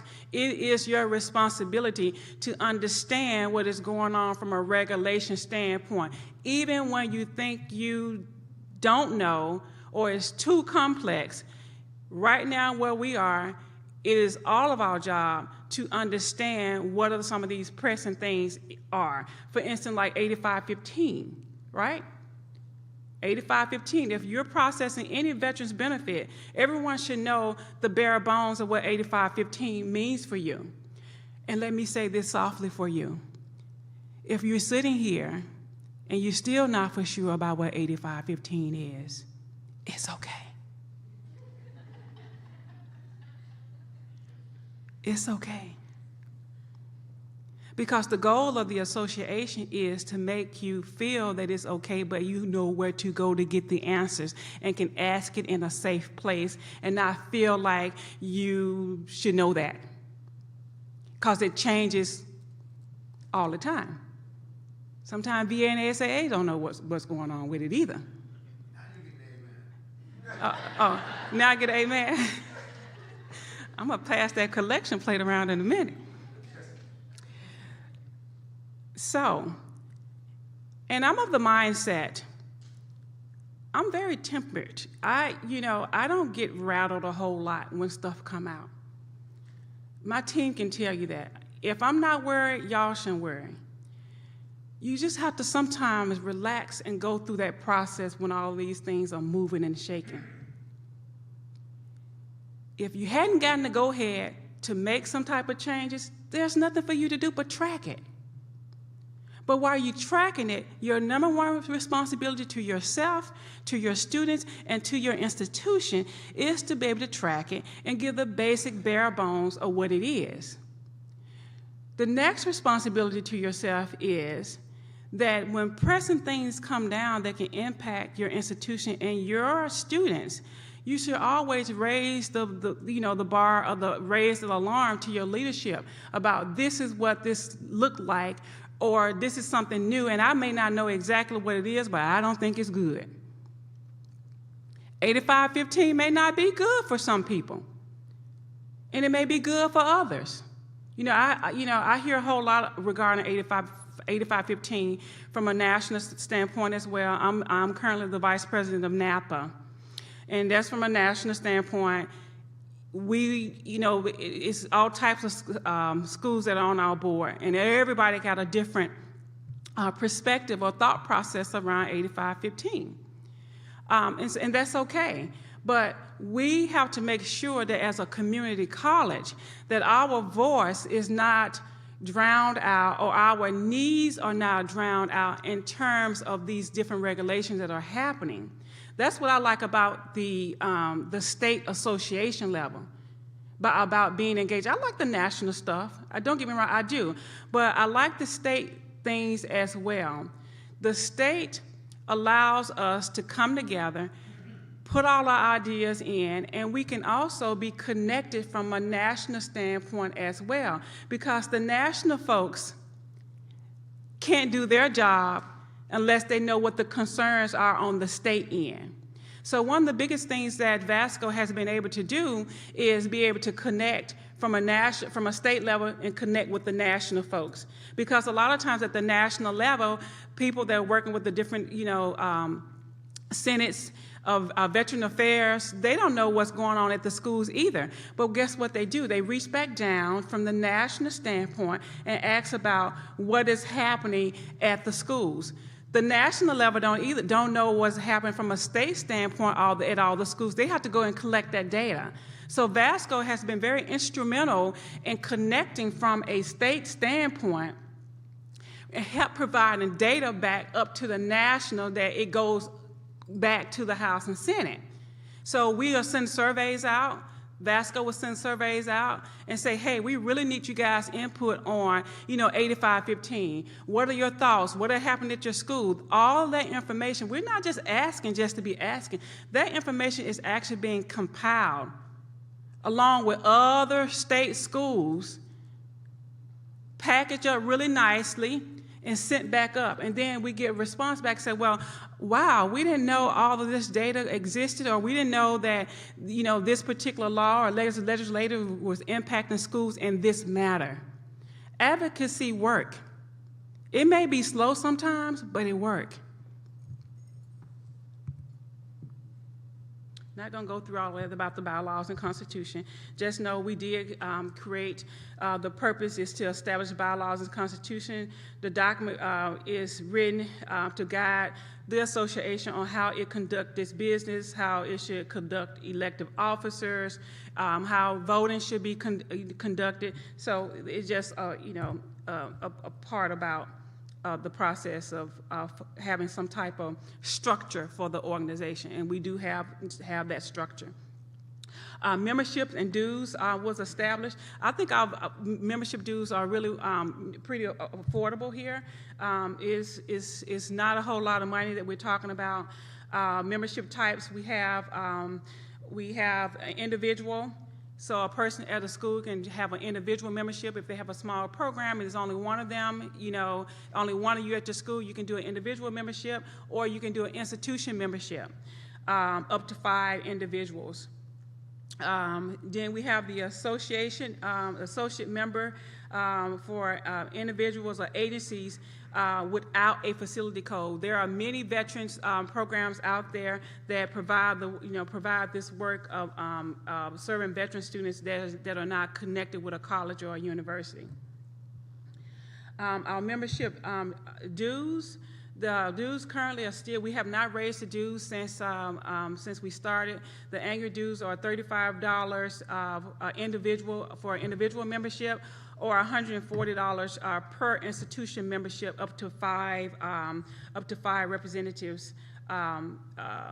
If you have more than one site, more than one location, then you have to get a separate a membership as well. Either pivot to pay for an individual. Let's say if you got 7 people on your team or at your school versus 5, then you just pay for 2 individual memberships. The membership year is July 1 to June 30th of every year. There's some information on our listserv on how to join the listserv if you are a member. So I'm going to pause in a minute to see if any have any questions. We do have a website that was initially sponsored by UVA, and so trying to stand this thing up, we was like, it's so many pieces to the puzzle that you need. Do you do a website or do you do a Facebook page? So we do have a really nice website. All the membership dues can be purchased online through our website via credit card, but about 95% of our, really about 98% of our membership dues are paid via credit card via schools. We have very few checks that are sent in, but we do accept checks. You can mail it in. We have a mailbox that's in Fairfax, Virginia. That's our website that's there. Our email address is up there as well, association.vasco@gmail.com. That's a membership list. I'm gonna scroll by really fast because I don't want nobody to say my name is not up there. It's constantly being updated. Currently, we had our membership drive for this year. It is open, where we're collecting and receiving new members. The new executive board just got seated. I'm one of the past president. I served as VASCO's president for I don't know how long now. I think at least 2 years, if I'm not mistaken. It was a long time. And so we just seated a new board. that we are help transitioning into their new role, and I know that they're going to do quite well. We are in the process of getting ready to perhaps start planning for our fall training, which normally takes place in November. That has always worked well for us. It gives SCOs time to settle in for the fall semester, right?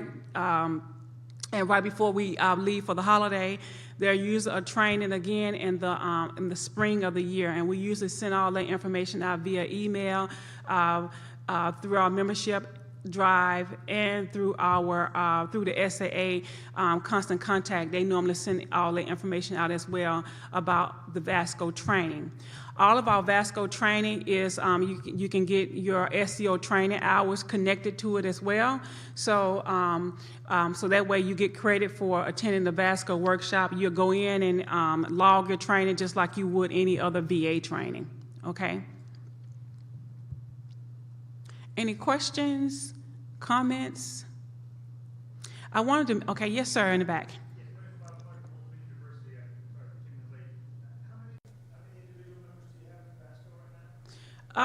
Probably about 120, about 150. Yeah, about 150, and probably about 26 schools so far. And of course, that number changed. It fluctuates with people, you know, leaving the role, adding new members. So it's a task to kind of keep up with it. Someone, yes, ma'am, in the back. Oh, Brandy. Hi, Brandy. She's the new secretary.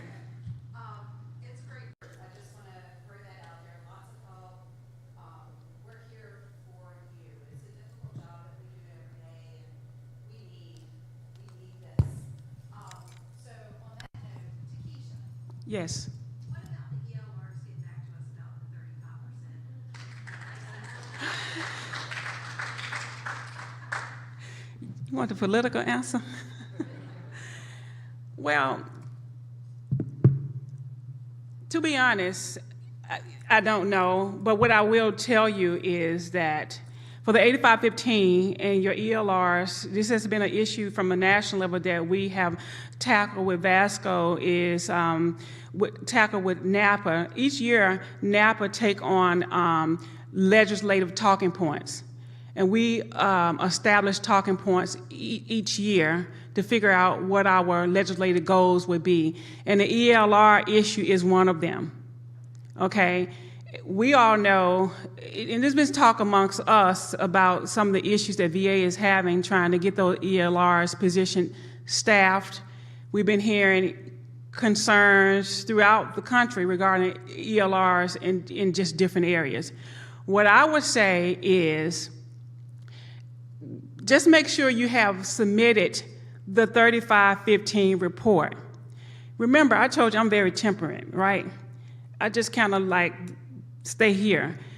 If they hadn't given us any guidance, it's nothing you guys can do.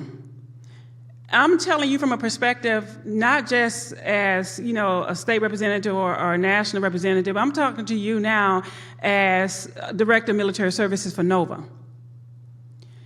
Your job is to submit your waiver. We cannot be sitting, lying back and wait, worrying about something that we cannot worry about. Can I get an amen? Amen. You do your job in terms, if you know you want to be considered for the waiver, your job is to do what? Submit the waiver and move on until they tell you something about your waiver. Now, I know that's not the right answer, but guess what? They have a job to do just like we do. We done our job with submitting the waiver. Now, what I want you to do is, while you're waiting on the waiver and trying to understand the 8515, that is your time to be a good student to what we are being required to do, right? There's always work to do while you're waiting. And while you're waiting, you don't sit there and assume, come up with some other ideas, take stuff that you done read and pass it on that may not be true because ain't nobody sent you no email directing you otherwise, right? I don't get no amen for that one. And I say that with love. I say that because there's so many things that can pull us in so many different ways that's not of value. So, Brandon, you're going to wait on your 8515 to hear back from the ELR. And if anybody's sitting in here hasn't submitted the 8515, you're going to submit it. And in the meantime, guess what you're going to do? You're going to keep running your 8515 report until you're told not to do so.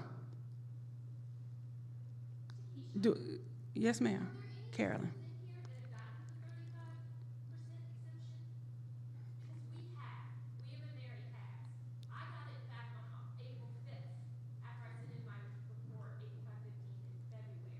Okay. See, thank you so much.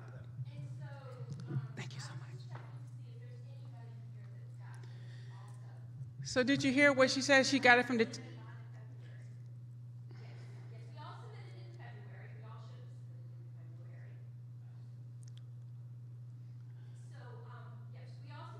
Turn it on. Thank you. Sorry. Regarding the 8515, I can't talk with this. I was checking to see if anybody else had gotten the 35% exemption. Everyone here should have probably submitted their 8515s last February. We at William & Mary did get our 35% exemption waiver April 5th from the Tennessee ELR. And so I was just checking to see if anyone else had gotten. So, Brandon, there is some hope. So the Virginia ELR didn't do it. Tennessee did it. But also, I'm a little confused. I know we should monitor the 8515, but am I supposed to send something? Because I would need to send it September 30th, another 8515, because I need to send it 30 days from the last, So 30 days from the first day of class. So did they approve your waiver? We got the 35% exemption. It's on my WEAMS. Okay. So what's your other question? Do you still... Yeah, I'm still questioning myself with 8515 because all of the webinars say we need to monitor the 8515. Yes. That email communication that was wonderful that came through because of our legislation, because of our active voice. They made some improvements with the 8515. I believe what I have to do, because I had the 35% exemption, is just push the button but not send a report on September 30th. Correct. I think everybody else needs to send a report on September 30th. That is correct. Or September something. There was some confusion, and through advocacy, the reason why there was some improvement, I would say improvement done with 8515, was due to advocacy work. There were many surveys that Vasco sent out that we got from NAPA, that they conducted a survey that they was asking for data on. And with that data that they got, it helped with the changes. It was a lot of work going on in the background trying to get that changed. And so we were successful in that. But then when the new guidelines rolled out, a lot of people still seemed like they was confused about, okay, but still what I'm doing with 8515. Let me just say this here. Regardless if you have a waiver, waiting on a waiver, or not going to do the waiver, we are still all required to run what they say, monitor your 8515. If you don't remember anything else I tell you, I need you to remember this. You still run your 8515 report. The only difference is if you've been approved for the waiver, like Carolyn's just gonna run a report and keep it in a nice little file. So if she ever get audited, they ask for it, she has it.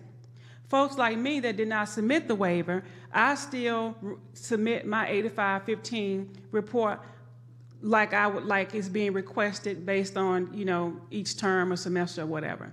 Are we clear on that? You all are still required to monitor your levels of percentages.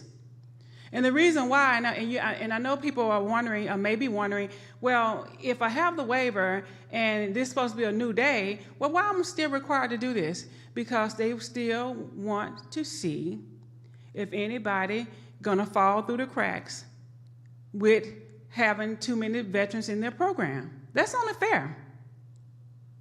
If the goal for them to monitor the numbers. So the only thing they're asking you is to keep your numbers in a nice little file. And that's what we all need to do. Yes, ma'am, in the white. He's gonna bring you the mic.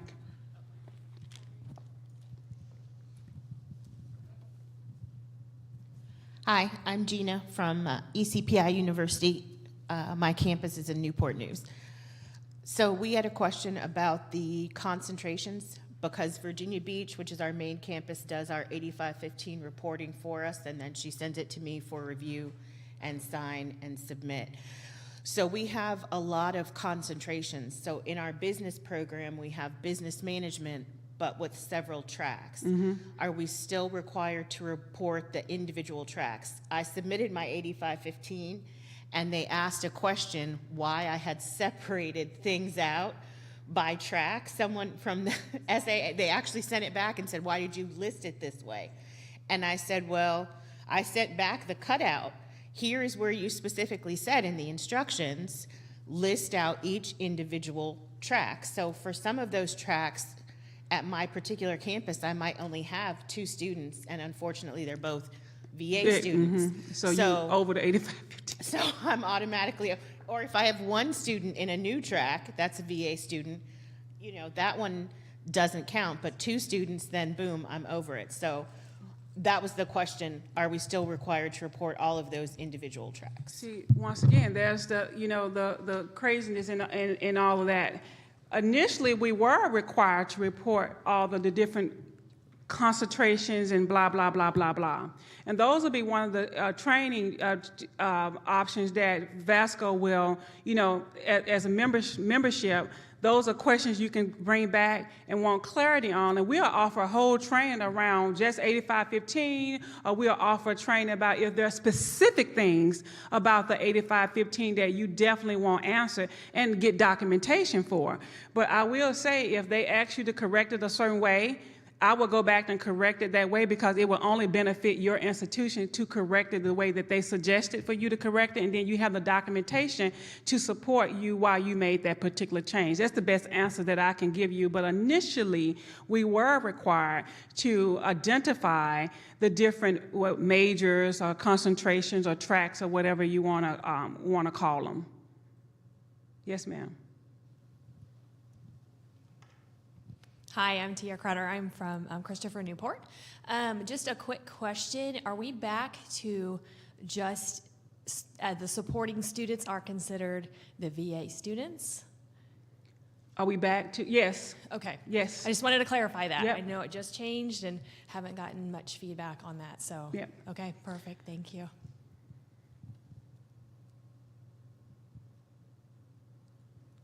All right. So, you know, as we, you know, the biggest thing is, you know, is the 8515. I think the VA office hours are going to continue to be able to, you know, have those webinars around, you know, the different nuances around 8515. If you're not a member of VASCO, please join VASCO. I think it'll be a great benefit to you, your institution, and your students that can help you gauge, you know, the different moving parts.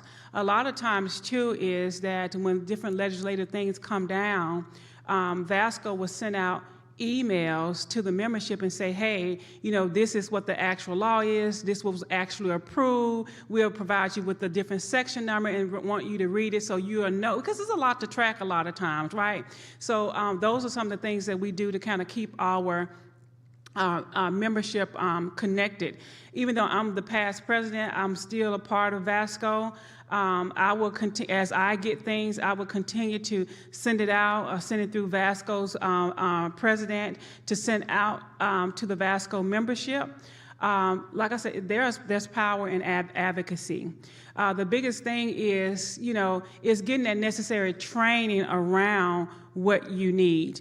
A lot of times with our training, we get specific too about how we do our training, meaning, if there's a nonprofit school that may have an issue regarding certain things, we don't just clump everybody together because it's not enough time to dedicate to everyone in terms of the question. So we don't want all the question to go towards, a for-profit or nonprofit school. Then you got your state school over here that may have another type of issue. Or a lot of times people come into a group or a space not over-advocating, but advocating for one thing, right, that truly impact them. And you sitting here thinking, well, that's not really my issue, right? So, so there's space that when we do our training, especially like in person, we like to recognize if are you a for-profit or nonprofit school, here's a training location, a session for you. And then if this school, here's a training session for you. And a lot of times we'll go and ask, ask questions about what type of training you like, what is your issue or concern. So we try to make the training very inclusive, that is something for everyone, that you're not attending a session where, yeah, it was great, but my question that I wanted really didn't get answered. So it's training. Yes, ma'am. 1 second. 1 second. Thank you so much, sir. Just in a nutshell, the email that you sent out about the new, the advocacy and the results or the outcomes from it, you were super excited. And can you just explain what the excitement was for?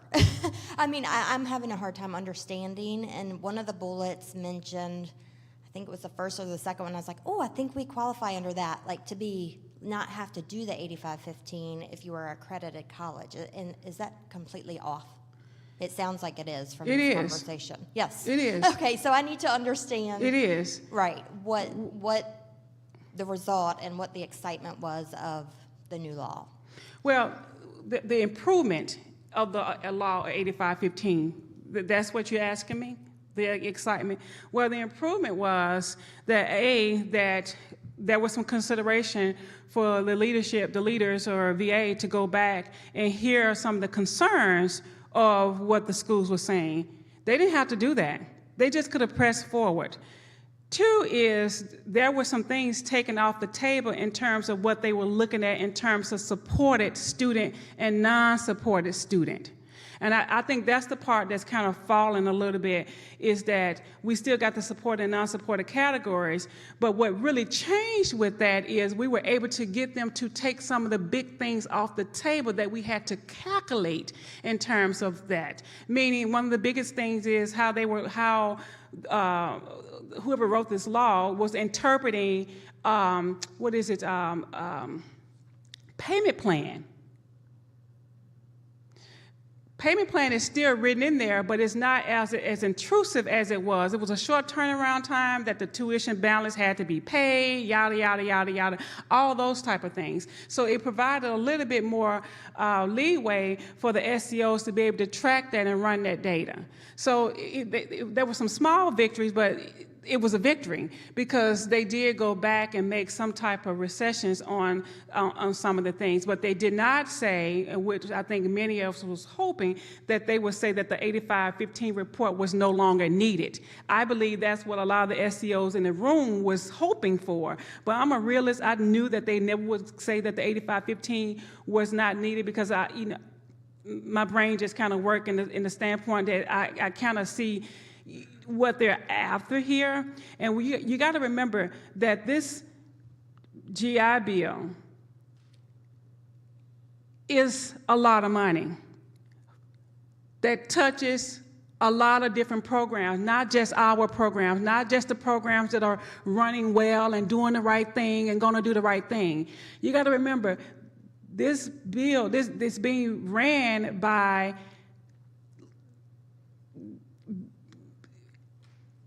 many people have access to these veterans benefits, and they're trying to put a chokehold around trying to keep bad actors out of the benefit. So the lifeline can stay around for all of us, all the schools, all the students. So the excitement was about that there was some concessions in terms of how the 85-15 will be ran at the school. That's the biggest thing. But yeah, you still have to run your 85-15 report. And I think I'm almost near time. I think I'm at time. I'm 3 minutes over. Thank you guys so much. Go to our website. I hope to see new members. And if you have any questions, comments, you can reach out to Brandy. Give her your email address. She take all the new questions, or you can send me an email as well, and I can help answer your questions as well. Thank you so much for your time, and thank you for all the great work that you're doing, supporting our veteran students.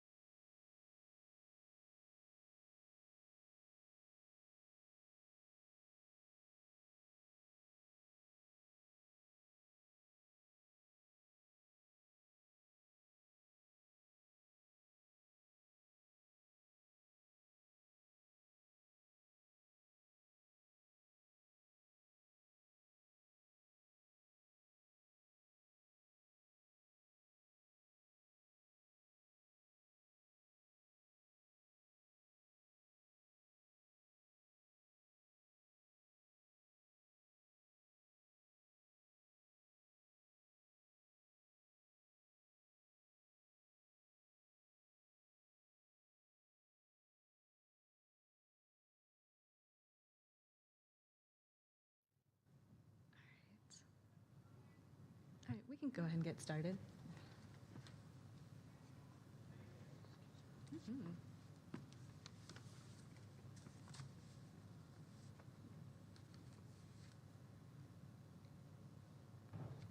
Good morning, everyone. My name is Stephanie Davenport, and I'm with the State Approving Agency, and I will be introducing our speaker of the hour. Her name is Mary Chris Escobar, and the title of her presentation is Using Design Thinking to Plan Your Next Steps in College and Beyond. Mary Chris Escobar has more than 12 years' experience working in higher education at both the community college and university level. She is currently the Associate Director of Student Success at Virginia Commonwealth University's Da Vinci Center for Innovation. Mary Chris holds a Master's in Education in Counselor Education from VCU and is trained in Stanford's Life Design curriculum, which helps students use design thinking to navigate life's transitions. She is on a mission to help the young entrepreneurs and creatives she works with hustle healthier. Let's give a warm welcome for Ms. Mary Chris Escobar. Thank you, Laura. Thank you so much for that introduction. Really appreciate it. And welcome to everybody here. This is going to be a little bit of an interactive workshop. I do have some activities that we're going to do. If anybody wants to move a little closer to these front seats, you are also totally fine where you are and we can get to you. But just wanted to let you know that we'll be learning by doing as we do in design thinking. It's a very active process. So thank you for coming. I work with the Da Vinci Center for Innovation at Virginia Commonwealth University. We teach a lot of design thinking and human-centered design, and so sort of my personal passion project is how do we bring that design thinking model to helping students think through career and next steps in kind of whatever is coming after college for them, or plan their time while in college and how to get the most out of it. I'm also here today with my colleague, Kelsey Steenberg, and so we also have a table if you're curious to learn more about the Da Vinci Center and what we do and our master's program, as well as our undergraduate certificates that we offer. We're happy to talk to you about that, as well as our community outreach, but really want to spend this hour-ish with you here diving into design thinking, so really glad to be here. Can I just get a feel for how many students do we have in the room? Okay, and how many educators who are working with students or administrators? Awesome, okay. So my presentation is really geared to you as a learner and a student walking through this, but I think that will work for those of you who would be interested to learn more about design thinking and learn how to use these techniques a little bit in working with students. All right, let me get to my next. All right, so design thinking. I feel like we're throwing this word around a lot. You may hear me use design thinking and human-centered design sort of interchangeably today. We use them interchangeably in our work. But I feel like it's a buzzy word. We're talking a lot about design thinking, human-centered design. And so I really want to start with defining what it is, but also talking a little bit about what it isn't. And in that, talking about why it is so good at helping students figure out what they want to do next in life. I think everybody hears design thinking and they think walls and walls of sticky notes, and that ideation is a piece of it, but there is more to it than that as well. So what is and isn't design thinking? When we think about thinking, there are lots of different ways to approach problem solving.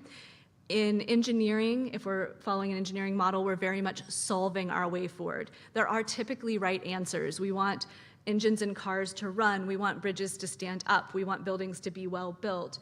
So there is a right answer, and we're solving to find that when we're using engineering thinking. If we're thinking about business, let's say we're thinking about sales or marketing or growing a business, we're looking to optimize. So what are we doing? What are we changing? And where is that causing growth in the way that we want things to grow? So business thinking is very much about optimizing and moving things forward.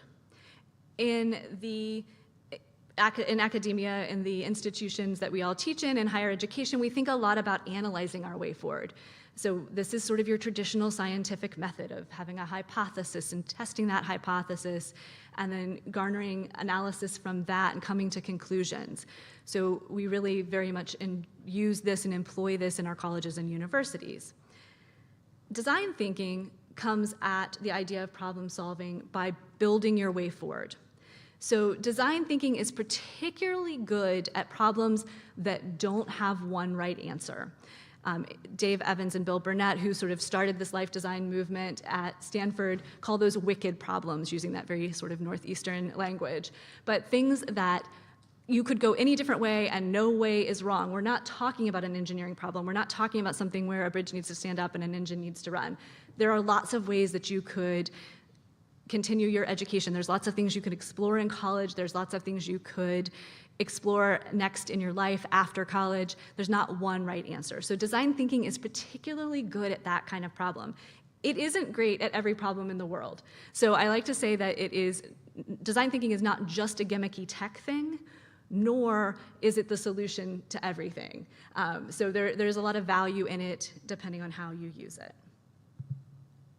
And so what I'm going to go over really quickly with you all today, before we jump into doing a little bit of an activity, is the design thinking process. And again, you'll hear me and others use design thinking and human-centered design kind of interchangeably. A lot of the reason we get the human-centered design piece is because we start with empathy in human-centered design and design thinking. If we're using this in its traditional space, in like a product development space, you're going to get to know the customer that you're making a product for or who you're designing a business for. You want to have a lot of curiosity toward who that person is, how they want to engage with the business, what they really need. So we're going to spend a lot of time in empathy. If you're using this for yourself to determine what you want to do next in life, that empathy is going to be with yourself. So as designers, we fall in love with the problem, not the solution. And so when you're talking about using design thinking in life design, where we're going with that is you're really taking the time to explore, to get to know yourself, and to really explore what you want to do next. So getting that deep understanding of yourself. In design thinking, we want to use that empathy, that deep empathy that we gain for the person we're making a product or a business for, and use that to define the problem. So we're starting with who are we designing for and then defining the problem instead of walking in with a problem. So instead of saying we need to build this valve to solve this problem in a very kind of engineering thinking and solving way, we're waiting to see what the people we're designing for need and then defining what the problem we need to solve is. So in using this in life design, that's really looking at who are you as a person, and then where do we want to go from there? What problem do you want to tackle? Is that going to be what you want to major in and study in college? Is that going to be what you want to do post-college? If you have finished your educational journey, is that going to be what the next 5 years of your life look like? But what is that thing that you really want to look into? Ideation, this is where design thinking, I think everyone thinks of sticky notes and that idea of just coming up with lots of ideas really quickly. And it is true that the best way to have a good idea is to have lots of ideas. And so we apply this when we're looking at designing your life and designing what's next, is not kind of putting yourself into just one thing and like the thing that might be the first in mind of what you want to do next, but thinking of lots of different things. And that is actually what we're going to take a little bit of time today to do. We're going to do a little bit of an ideation exercise to show you the power of coming up with lots of different ideas, sometimes that almost seem divergent, and how that can help you learn something about yourself and something about what you might want to do in the future. We're going to use this in what we do in this session today, but when we're talking about ideation, it is important to have some constraints. So you don't want to go into a brainstorming session indefinitely. You want to put some time constraints on that so that you don't get stuck in this stage of the process. You want to keep moving forward. And it's also important to be really mindful about what kind of headspace you're in when you're brainstorming. And so warming up is really important, and getting yourself out of sort of your brain that is thinking about, what am I going to eat for lunch? How many emails are coming into my inbox? What do I need to do for that class tonight? And really being in the moment and thinking about what you're ideating about. There's lots of different ways to do that. A moment of mindfulness can be that, just putting your feet on the ground and taking 3 deep breaths. I'm going to show you another technique today, but there's lots of ways to turn on that creative part of our brain. So prototyping, again, when we talk about design thinking and we talk about prototyping, this is where in the product world we would build like a quick wireframe for an app that we wanted to test, where you would just go through the screens and we would move that into the next phase to see how people interacted with it. This is where you would, the other thing we think about sometimes in design thinking is 3D printing and quick prototyping. It's where we would make what you would call a minimal viable product, or an MVP, something that can be quick and fast and cheap so that we can move on to the test part. Because remember, in design thinking, we're building our way forward. So when we flip this around to look at how you want to think about designing your own life, you think about what are some things that I can do that are not going out and getting a job in that area, that are not committing the next 4 years to this major, but little tests that you can make. So who could you go shadow for a day? Is there an internship program that you could do? Is there a way to sit in on some classes for a major that you're interested in to see if they're interesting to you? Sometimes I have students who are in a class I teach around this who want to do things like prototype traveling or prototype moving somewhere. Can you go look at what transportation looks like in that city and housing prices look like in that city and do a really deep dive on what it would take to live there and what your daily commute might look like? So we're sort of using that idea of prototyping and building our way forward to try out things.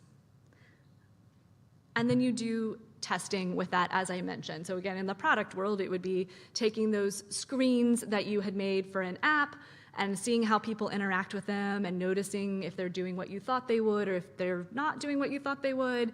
It would be taking that quick prototype that you 3D printed and seeing, does it do what you think it did? Are people interacting with it the way you thought they would? And this is where, in life design, you're conducting that informational interview, you're going on that job shadow, you're sitting in on a class to see if this major seems like something you're really interested in, or interviewing students who are in that major and asking to read their assignments and things like that. So this is where you're testing that out. This process, sort of like the scientific method, right? Sometimes we get to an area where we've come up with a conclusion and we're like, that's not exactly what I thought it would be. I need to go back through the method. And so design thinking is really also built, in an ideal world, you would go through this process, you would move on to implementation, everything would be amazing. But often you get to that testing phase and you have all kinds of things you notice where maybe that job isn't what you thought it would be. Maybe you learned something else in an interview with someone that you're like, well, I thought I wanted to be a product manager, but it sounds like there's this thing called user research that they mentioned that sounds more like what I would be interested in. So often you take that test data and you maybe go back and define a new problem. Sometimes you might even need to go back and learn a little bit more about yourself or take those learnings forward. But very often, especially when you're using this to solve that big question of what do I want to do next in life, what do I want to study in college, you're going to run some tests and then you're going to go back and redefine and maybe run some more tests, which is the beauty of life design. It's this idea of giving you the ability to test things out before you commit entirely so that you can run a series of experiments. And then really quickly, I think it's important to note that in addition to that framework that we are following with design thinking, there's some mindsets that go along with that are really, really helpful, especially in thinking through using this in your own life. One of those is radical collaboration. So we really believe when you bring a team of people together with different academic backgrounds, different work backgrounds, just different lived experiences, they're going to come up with really unique results to a project or to a prompt. And so similarly, when you are engaging in this idea of using design thinking to figure out what's next for you, having conversations, whether that's those prototyping conversations where you're talking to people who might have jobs that you're interested in, or whether they're conversations with your peers. I do teach this in a class, and we spend a lot of time listening and reflecting because we want that collaboration. Sometimes people see excitement on your face or hear something where you feel a little uncertain about an area that you're not aware of yourself.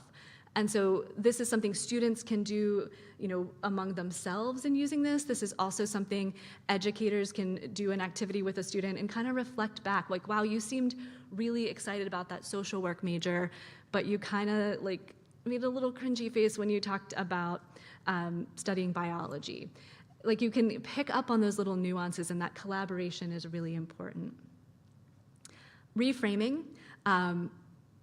In life design, reframing, the idea of reframing in design thinking is to help you get unstuck, to help you take a different angle to a problem so that if you're feeling creatively stuck, you can get unstuck from that.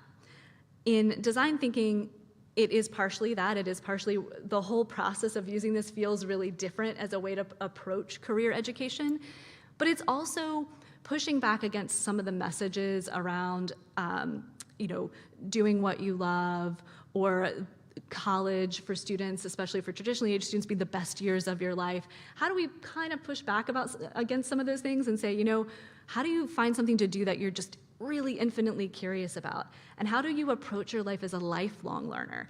This doesn't have to be the best years of your life. The best years of your life can continue to come. How do we kind of push back against some of those things that can get us really stuck in career planning around, I have to pick my one thing that is my true love, and that is actually holding me back from trying a lot of other things that I'm interested in. And, I have to use this time in college because these are the best years, and I don't even know, that doesn't look great to think those are the best years of your life and what comes after that. But, pushing back against some of those things to get you unstuck as you're thinking about your career. Mindfulness of process. So part of that is, in life design, developing that empathy for yourself, spending some time getting to know who you are as a person before we jump right into coming up with ideas of what you might want as a career. It's also what I was talking about a little bit with not going into a brainstorming session without sort of being in the right headspace to do that. So staying really mindful of what we're doing. Curiosity is huge. So curiosity is huge in design thinking, in that empathy stage, getting really, really curious about the person you're designing for. It shows up when we're talking about applying this to our own lives and getting curious about who we are, but also in that stage of those prototyping conversations or prototyping out what it would be like to live a day in New York City. You want to go into those infinitely curious and just really looking for what you can learn from that. Bias toward action. So I said we're going to do an activity in here today. Life design is really not about lecture. This feels very strange to me to be on a stage. I literally in my class usually sit with my students and very much present it as this is not a sage on a stage. And so I'll have to show them a picture of this and be like, sometimes it is. But life design is really about that idea of moving and doing, and sure, someone's gonna walk you through the exercises, but we're gonna learn and do and reflect and work together. And storytelling is huge. Storytelling, again, in design thinking shows up when you're asking people to tell their stories, to learn about them, and bringing that empathy in. But there is also power in telling a story about what you want next in life. And so in the work we do in life design, part of trying on different futures can be just saying them, and that's where that reflective piece comes in, just saying, this is an idea I have about my future, seeing how that feels with you, seeing how that sits with you, and having somebody be in that piece of radical collaboration and say, yeah, you do seem really excited about that. Your face really lights up when you talk about that. Or, is that one of those things that you're doing because you feel like you should do because you seem a little hesitant about it? So we use storytelling a lot in thinking about design thinking and then how we apply it to career. So To sort of demonstrate this, I want to move us into doing some ideation. We are going to kind of skip those first steps today because this is a really good way to just show you a little bit about how life design works. I will pause here for questions. If anybody has some questions about the process, I'm watching time and I've got enough time for that. So if anybody has questions, I'm happy to take a few questions now. I will also have some time at the end to take questions. But if anybody has a question, I think we have a mic that's going to come around.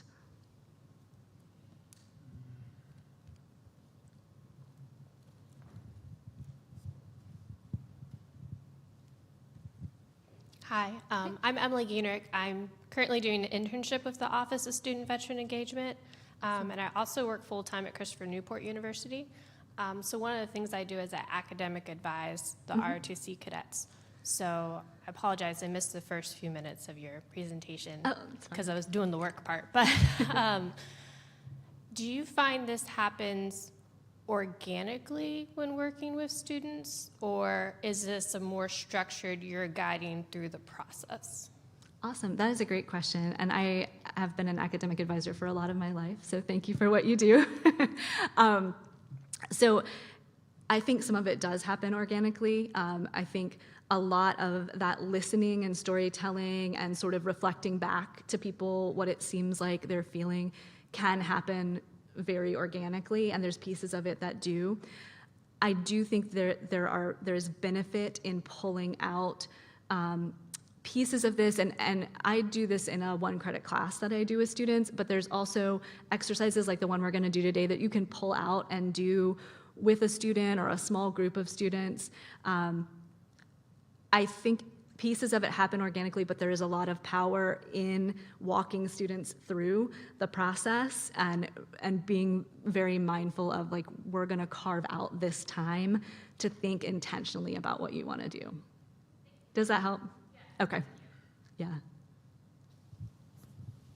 Good morning. Great presentation. Tim Bowden, Family Programs Manager for the Virginia Air National Guard. I'd like for you to expand on the ideation section for a minute, specifically the concept of the constraint of time. I just want to get a little clarity on that because people can come up with a lot of great ideas in a short amount of time, or they can spend a lot of time coming up with a few ideas. So I'm just trying to understand how would that apply when it comes to that brainstorming, that ideation segment. Yeah, absolutely. Thank you for that question. So to give an example of that, one of the other activities that we can do, we're going to do a little bit of a mind mapping activity today, but one of the other activities that we can do is I have students come up with three to 5 year plans, and they are given prompts for that. One is like the thing you tell people right now that you're going to do after college. The second one is like, what if you couldn't do any of those things? And the third one is sort of the won the lottery question, like what would you do if there were no constraints? I give them 15 minutes to do that. So they have basically 5 minutes to do each of those things. And I think that keeps the overthinking from happening. But to your point, there is a balance there. So the point of the time constraint is really to get quick and fast ideas and to say, like, nothing is wrong, there's no bad idea. We really want, there's a piece in life design of like taking that filter off when we have that time pressure of like, I just have to get this done, I have to get it out on paper, I can't stop and overthink it. I did switch, that activity is kind of written as a 5-year plan. Students did feel sort of like immobilized by like, I have 15 minutes to think of the next 5 years. And so I got that feedback and I was like, hey, if 2 to 3 years feels more comfortable in that time frame, go with that. But what we're really trying to get at is like, what is top of mind for you under each of those prompts? So I do think you have to be flexible with it, but the idea with that is to get students out of the overthinking and the overjudging of their ideas. Yeah. Yes. Hi, good morning. My name is Rosa Cruson, and I'm a professor at American University. But I also did my dissertation on student veterans and the decision-making process that they undergo for how they're going to use the GI Bill benefits. Yeah. And so one of the things that I appreciate about, somewhat structuring and laying out this process is veterans, right, military people are used to structure, right? So I appreciate the question about organic. How does this happen organically? Because I know oftentimes students are looking for how can you help me get to the right answer, right? And so when they hear there isn't a right answer, right, then it kind of becomes, well, then, right, how are you going to help me if there is no right answer, right? And so I think, putting it in this structured format could really be helpful. Instead of it just being like, well, there's this nebulous thing and all of that. So really more a comment than a question. I really appreciate that. Thank you. And I think it's teaching them a tool. So there isn't one right answer. So it is spending some time reframing that. There's not one right answer, but there are tools that you can use, which maybe feels comfortable and like a little bit more structure. Yeah. Yeah, I did have another question. The empathize part. Yes. When you get into either whether it's knowing yourself or the individual you're assisting, in your experience, what have you found to be more effective as far as getting a person to understand themselves? Conversation or structured assessments? Combination of both. And so I will say that this particular course and framework that I use doesn't use a ton of, or doesn't really use at all any of the standard assessments. I think that those can be good and could be incorporated. I know a lot of people who work in career services will use this framework kind of alongside STRONG or MBTI, and there's definitely value in that. I use primarily students write a work view and worldview, so kind of a manifesto for work and a manifesto for life, and read those out. And again, that kind of storytelling and claiming those, they read them to each other in groups of 2 and reflect on those. We also talk a lot about energy. So we talk a lot about the idea of like flourishing and some of the work around that. And so like positive emotion, I'm not gonna remember my whole acronym right now, but we get into talking about like relationships and meaning and kind of thinking through all the different areas that help you flourish as an adult human and what you're looking for as far as your relationships, and your positive energy. We look at like what activities in your day bring energy or take energy away from you. So we're doing a lot of that kind of assessment. We also look at sort of students take their own inventory of their different identities. So thinking about like gender and race and how that shows up in their life and whether that's a point of privilege or not privilege. So we do some work around those kind of things to help them really get to know themselves, if that's helpful. But I think there's plenty of like research out there with life design about using MBTI and some of the more formal things, but I would advise kind of a mix of that, yeah. Yes, hello, my name is David Lannon. I am a Veritas liaison at Virginia Peninsula Community College. I advise veteran students.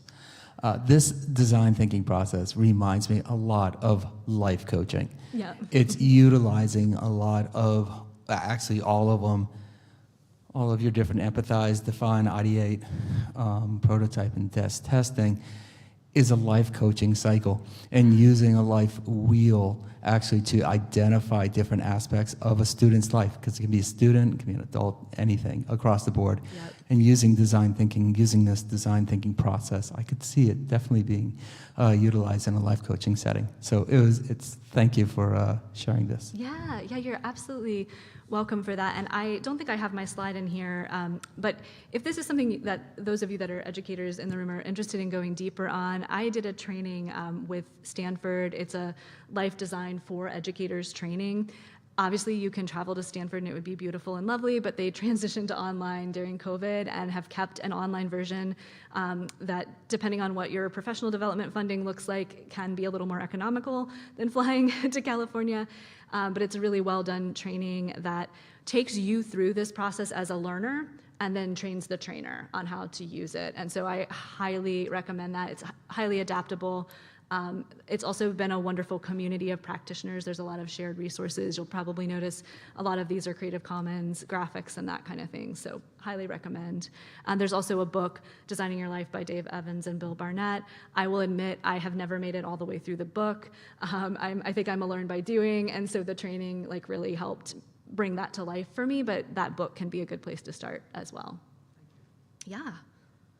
All right, I'm going to go ahead. I will probably have a little more time for questions, but I want to give you all a chance to actually try some of this. And so we don't really have time in a short session like this to do a full 3 Odyssey plans, and we do a lot of build up to that as well. But I wanted to give you all a chance to sort of experience a little bit of an ideation session with some of those time constraints that I was talking about, and get an idea how this might be able to be used. So mind mapping is probably something that you're slightly familiar with, but essentially, this is an example here, but you put something that you want to generate ideas about in the middle, and then you just quickly come up with whatever comes to mind around that. And so you can see in this example, the person has their, I'll show you some prompts in a minute, but they're looking for who might I find to make a community with? And so this person has said, my people, educators, moms, athletes, artists. So those were the first 4. And then you just let your brain go off from that, and you keep making branches off from each. So if you look at her educators, you can see that she's got some different things, like DYL would be designing your life. And this is a really good handwritten example because I can't read all of them. But you've got athletes, you've got volleyball, and then she comes down from volleyball. That made her think about an Achilles tear. And so literally you're just letting your mind go. So in a minute, we're gonna do this, but first things first, before we set this up, we're gonna do a couple things. One, you're gonna set up what you want to brainstorm, what you want to mind map, and then before we get into it, we're gonna do a little warm up. So grab a piece of paper. If you happen to not have paper and wanna do this, I do have some paper. If you need paper, if you raise your hand, Kelsey's gonna help out and bring some paper around. Yes, awesome. So paper or tablet. And all I need you to do right now is think about something that you would like to brainstorm around. And so gearing this toward thinking through, students might want to think about awesome subjects, so subjects that are interesting to you, things you might want to study if you're trying to select a major. It could be thinking toward after college, so things you want to do at work. It could be who do I want to connect with in college or outside of college? That's kind of that idea of my people. What you want to avoid putting in this bubble that you're going to put in the middle of your page is yes, no questions, like should I major in biology? There's only 2 things we can branch off into in that. And also super specific questions, like where should I go to grad school or what should I major in? So that's why for an idea of what should I study in college, you'd want to put awesome subjects, things I find really interesting. You want to keep that topic really broad so that you'll get a good idea of what to map around that. Does that piece make sense to everyone? We're going to do something before we do the brainstorming. So, okay. All right. Okay. So as I mentioned, we want to stay really mindful of our process and what we're doing here. And so it's important to warm up to do that. And I mentioned there's a bunch of different ways that we can do warm-ups. We are a tiny bit spread out, but I think we can make this work in here. So one of my favorite warm-ups to do with students is called 3 things. And it's really easy. You just are working in small groups, so you can kind of try to work around where you are, walk towards somebody near you in just a minute. And you're just gonna start out, so I have prepped my colleague Kelsey here, she's gonna help me. But I would say, Kelsey, 3 things that you would find on a salad. And you would say? Lettuce, tomatoes, cucumbers. And then you would prompt me back with a 3 things. 3 things you might find on the desk. Okay, so 3 things I might find on a desk, and I would say pencil, cell phone, and a snack, because I always have snacks on my desk. So we're gonna do this so that we stop thinking about what we're gonna have for lunch and the emails piling up in our inbox and other things that we might be thinking about.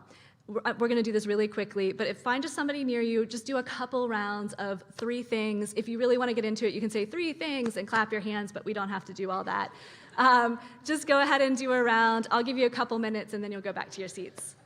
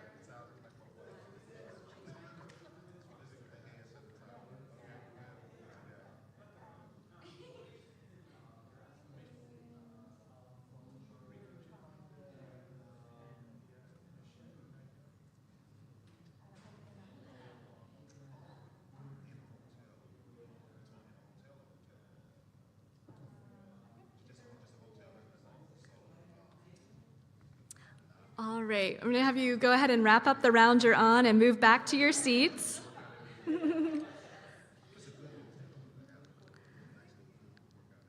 All right, excellent. So hopefully everybody has now got their creative juices flowing, thinking about all kinds of things.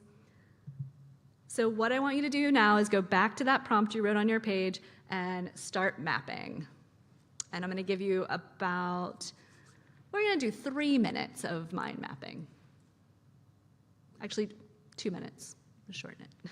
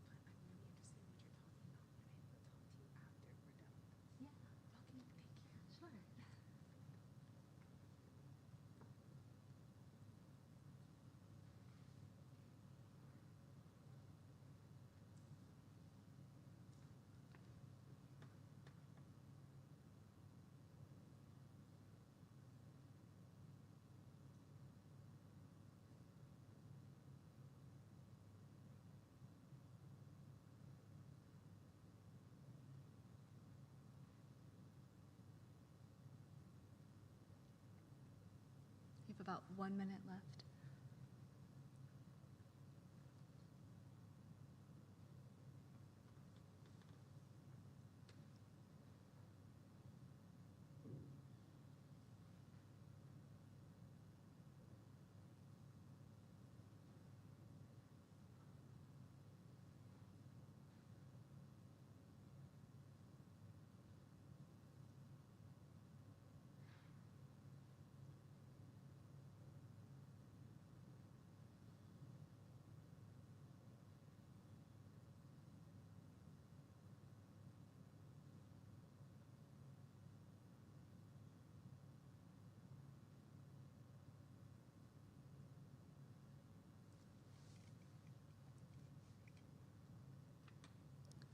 All right, I'm going to go ahead and stop you where you are now. As you can see, often we would let this go on just a little bit longer. If you're using an activity like this with students too in more of a classroom setting, I love to have music playing just to, I don't know, kind of, it helps, I think, break up the silence a little bit. So just suggestions if you decide to use an activity like this. What we want to do next is look at what you mapped. And here's where we want to really bring in that ideation and that idea of like just coming up with sort of wild ideas and then coming in from those ideas. So I want you to look at like your outermost ring of things that you got on your mind map. And then I want you to combine some things from that outermost ring to come up with something it can be totally ridiculous. And I'll give an example. So this person in this example here had in their outermost ring Slip and Slide, The Reflex by Duran Duran, and then No Pants Day. Not sure how we got there, but those are the things around their outside. And so they came up with a wild idea of having a neighborhood 80s themed slip and slide party. Like that's kind of what they were like, how can I combine these three things from the outside? And so find three things on your outside, combine them, the best way you can, just really quickly find those three things, come up with a kind of crazy wild idea. And then where we're going from there is you're gonna look at where you took those things on the outside and say, okay, like what does that actually say? So what we've done is we've gotten away from kind of the first things that came to your mind to things that are a little bit more exterior. And what does that really bring to mind that you could do as some feasible ideas? So remember this brainstorming thing that we're looking at was like, how do I find my people? How do I meet people? How do I develop relationships? And so maybe you could have a neighborhood party with 80s games, bringing in that music theme. Invite friends to share memories. They could bring a favorite food from when they were kids. So this person has used those outside activities to come up with the idea of something a little bit more tangible that they could do to help them meet people. But we got it out to those kind of fringe ideas to get back to something maybe a little more creative than we might have thought of initially. So see if you can take a minute to do that and take a look. And if you want to do the sketching part, you can sketch out your wild idea.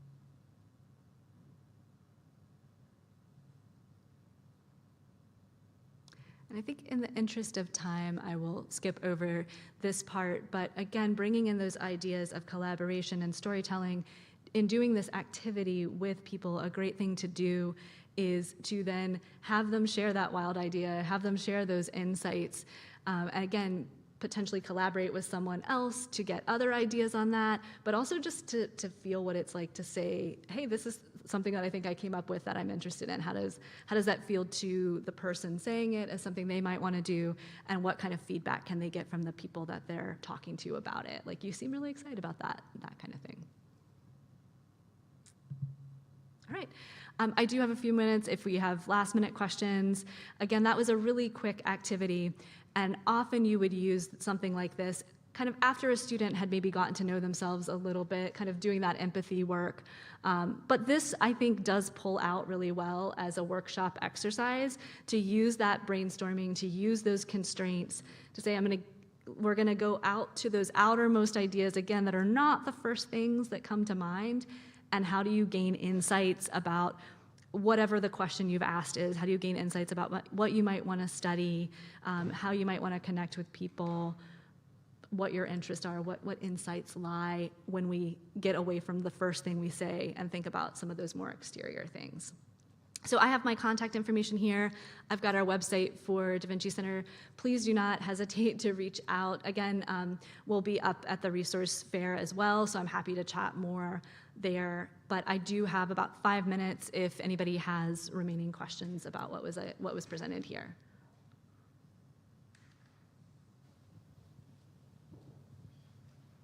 Yep. Yeah. There you go. Oh, wait, we're going to wait on this mic.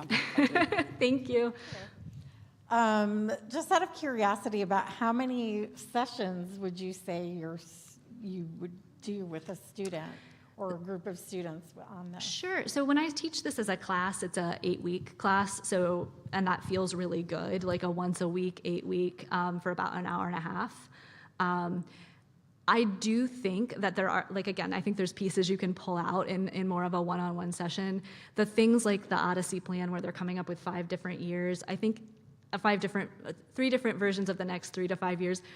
I feel like that, like, you would want to have a couple sessions where you maybe did some activities more like this, or some self-assessments with them before you would dive right into something like that. That's kind of it feels big anyway, and then to like not have kind of done some work leading up to it, it feels hard. I think you can pull out things like this kind of brainstorming activity pretty easily and do it kind of in a short session like this. So again, it works really well over 8 weeks.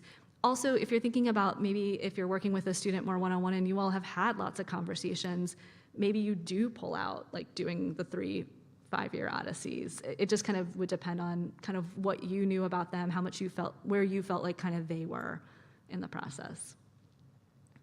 Yeah.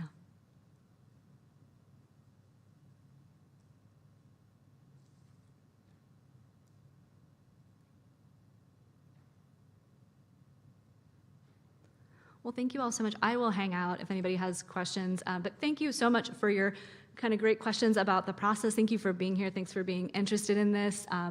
Again, for me, it feels like this beautiful intersection of the innovation work that we do at the Da Vinci Center and sort of my own background in counselor education and student affairs and working with students.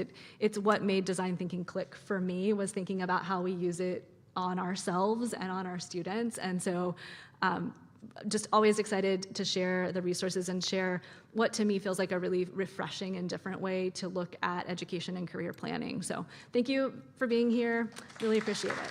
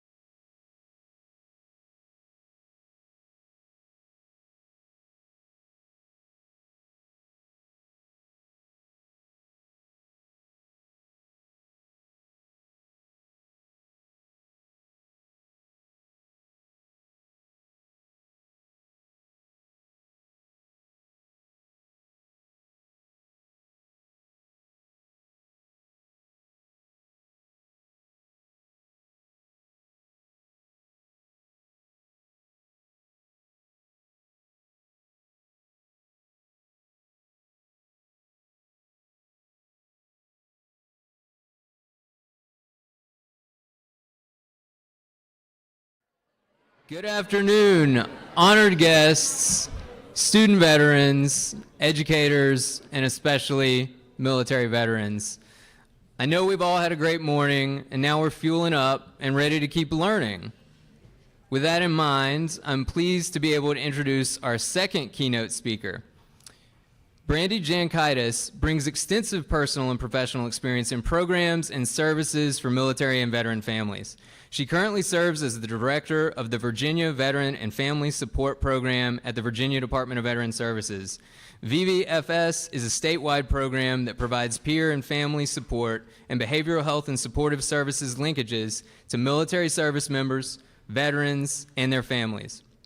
She also leads regional and statewide suicide prevention efforts for military and veterans, including the Richmond Mayor's Suicide Prevention Challenge and statewide Governor's Suicide Prevention Challenge teams. Brandy also served as the Director of Housing Development for Veterans for VDVS and worked on the statewide effort to reach the functional end to veteran homelessness in Virginia.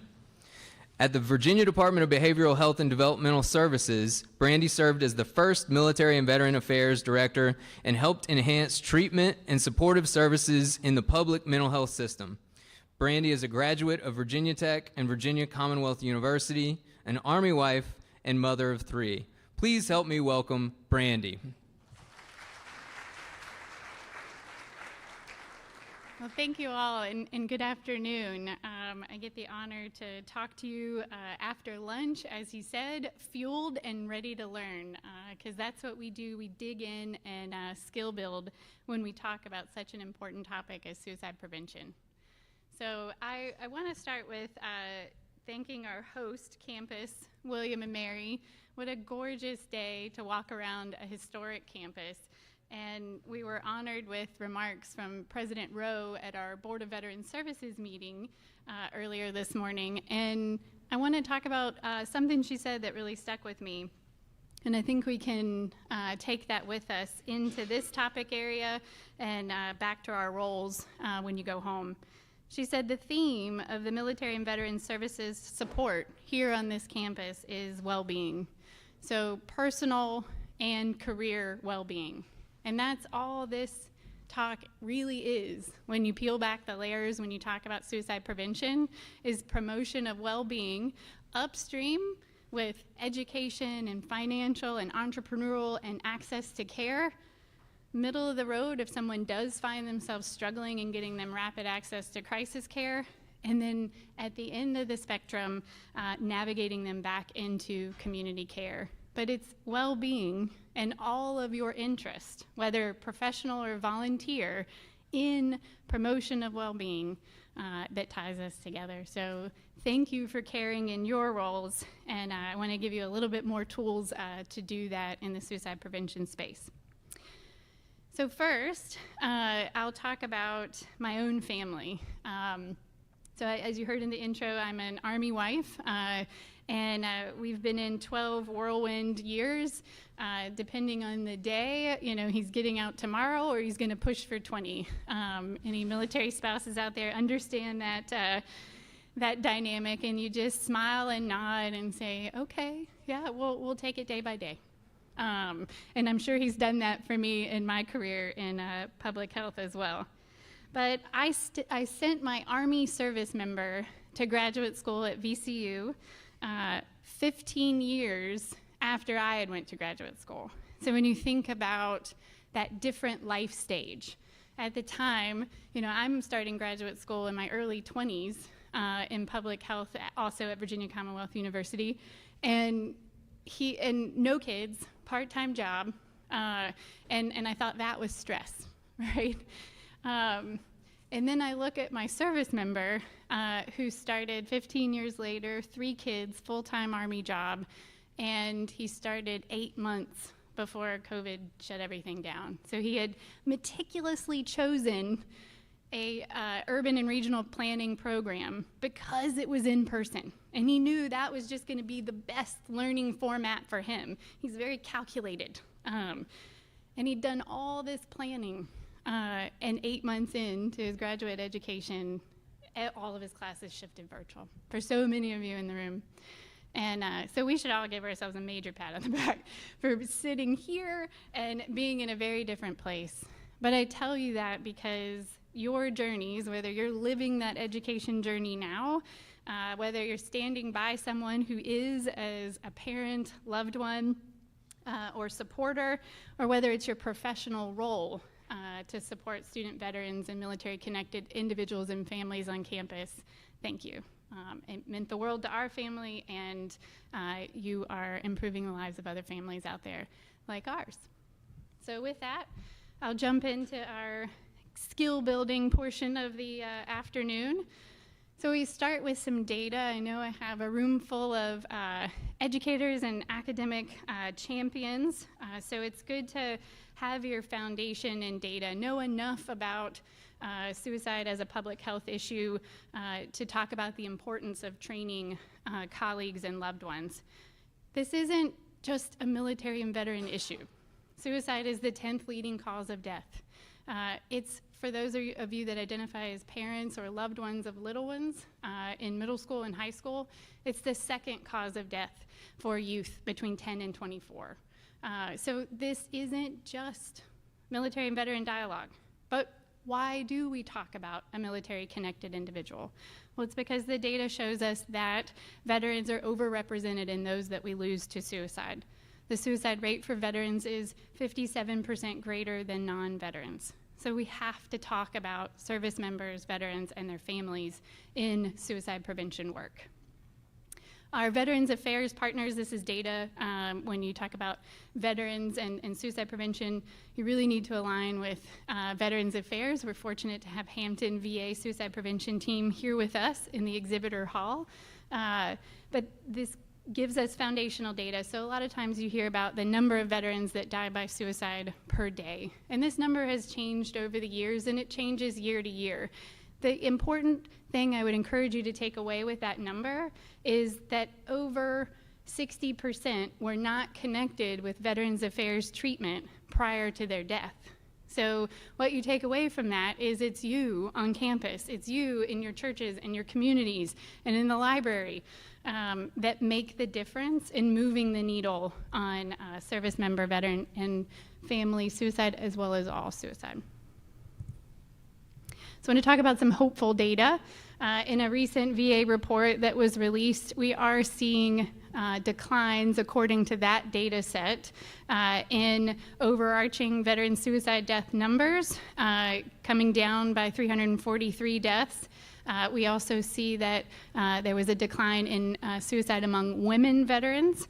And so we're seeing encouraging or anchors of hope in that data set. But there are some challenges with suicide data. There was a recent study that highlighted that this subpopulation can be undercounted. It can be hard to classify. If you lump everybody under veteran status, you're missing active duty, National Guard, Reserve, specific classifications. And by and large, across the board, death data runs at least 2 years behind for most human populations as you split it out, whatever population you're looking at. So it's hard to know the impact if you rely on just the data, because it depends on what data source you're pulling from, how they're cutting it, how they're defining it.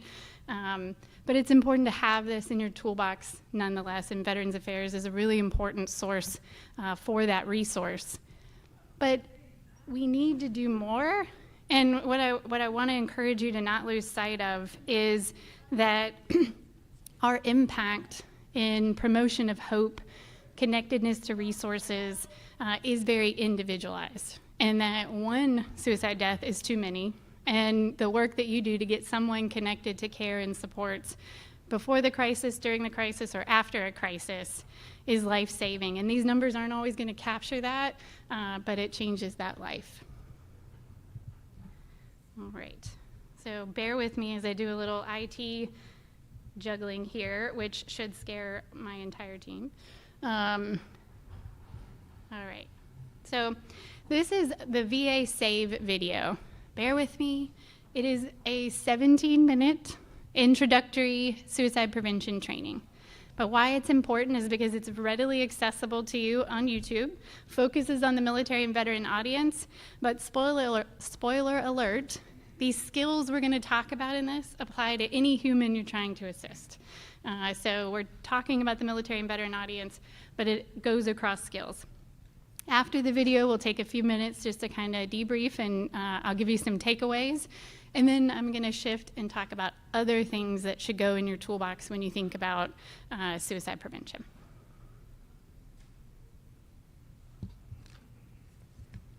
Hello, and welcome to this presentation of SCHEV, hashtag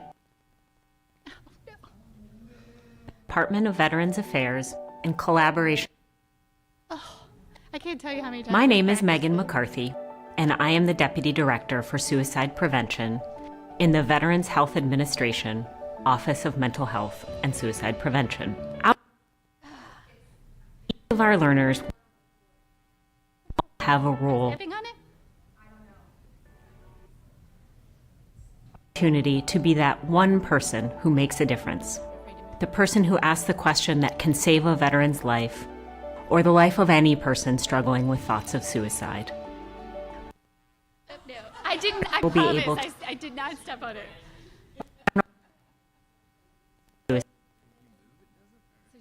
I don't know.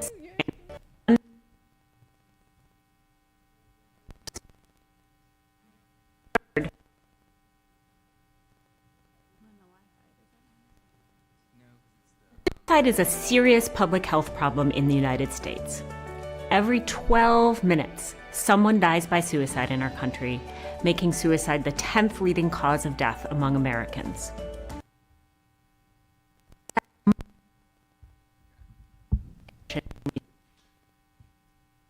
Estimated number of veterans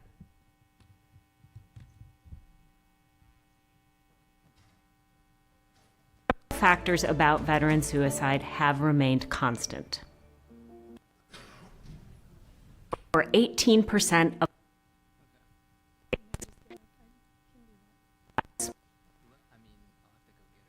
adult population are more likely to use firearms as a means for suicide than people in the general population. Another thing we know for sure, all branches of the military and the VA are absolutely committed to preventing suicide among our country's heroes. SCHEV is a VA suicide prevention training intended to help everyone who cares about veterans. Fear not, friends. Do you know what this gives us more time for? Discussion. So the good news is, as an Army wife and a mom of 3, you come prepared to fake it till you make it, right? So what I will say is, well worth your time, please. But I was trying to check that box and you wouldn't have to worry about it when you left.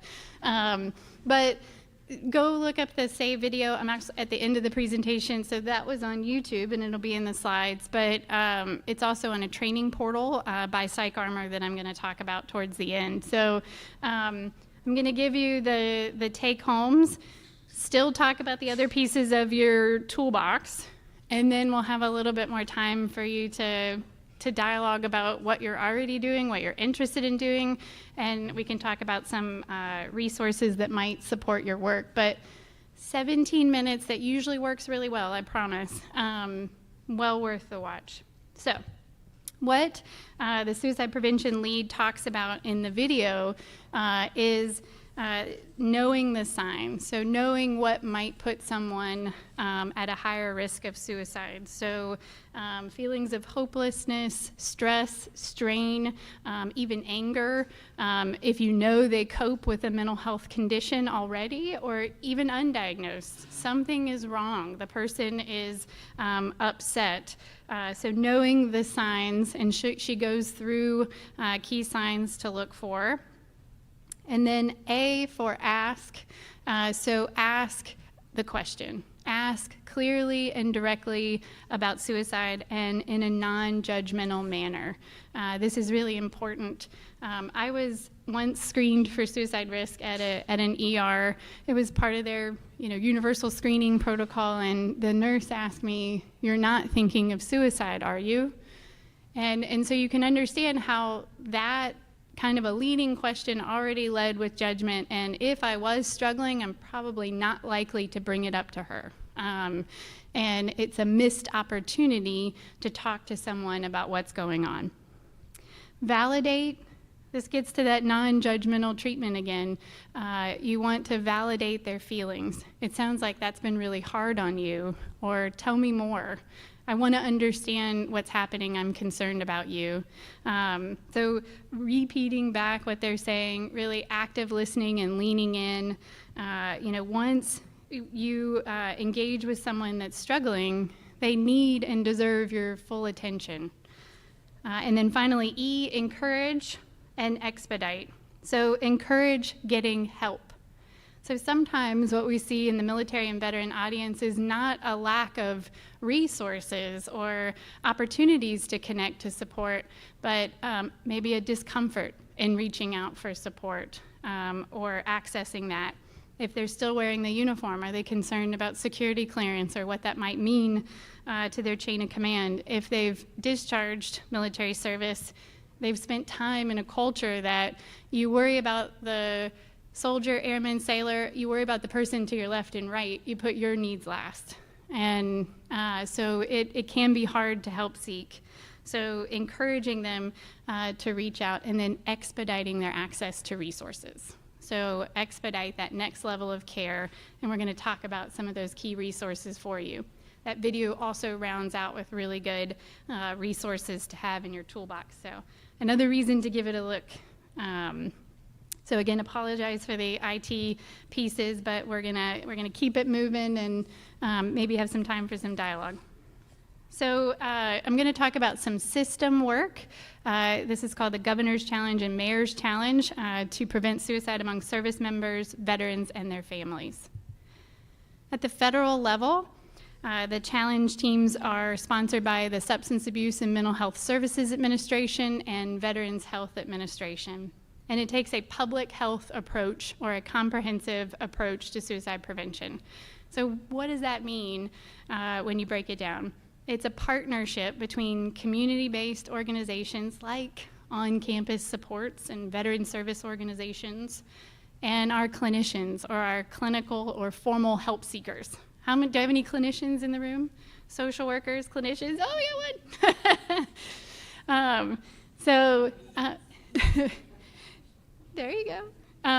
So it's a partnership between traditional help-seeking agencies like a community mental health clinic or a student counseling center and community-based organizations, which I'm thrilled that most of you represent. And then together, it's that full model of care. So that's basically what it means.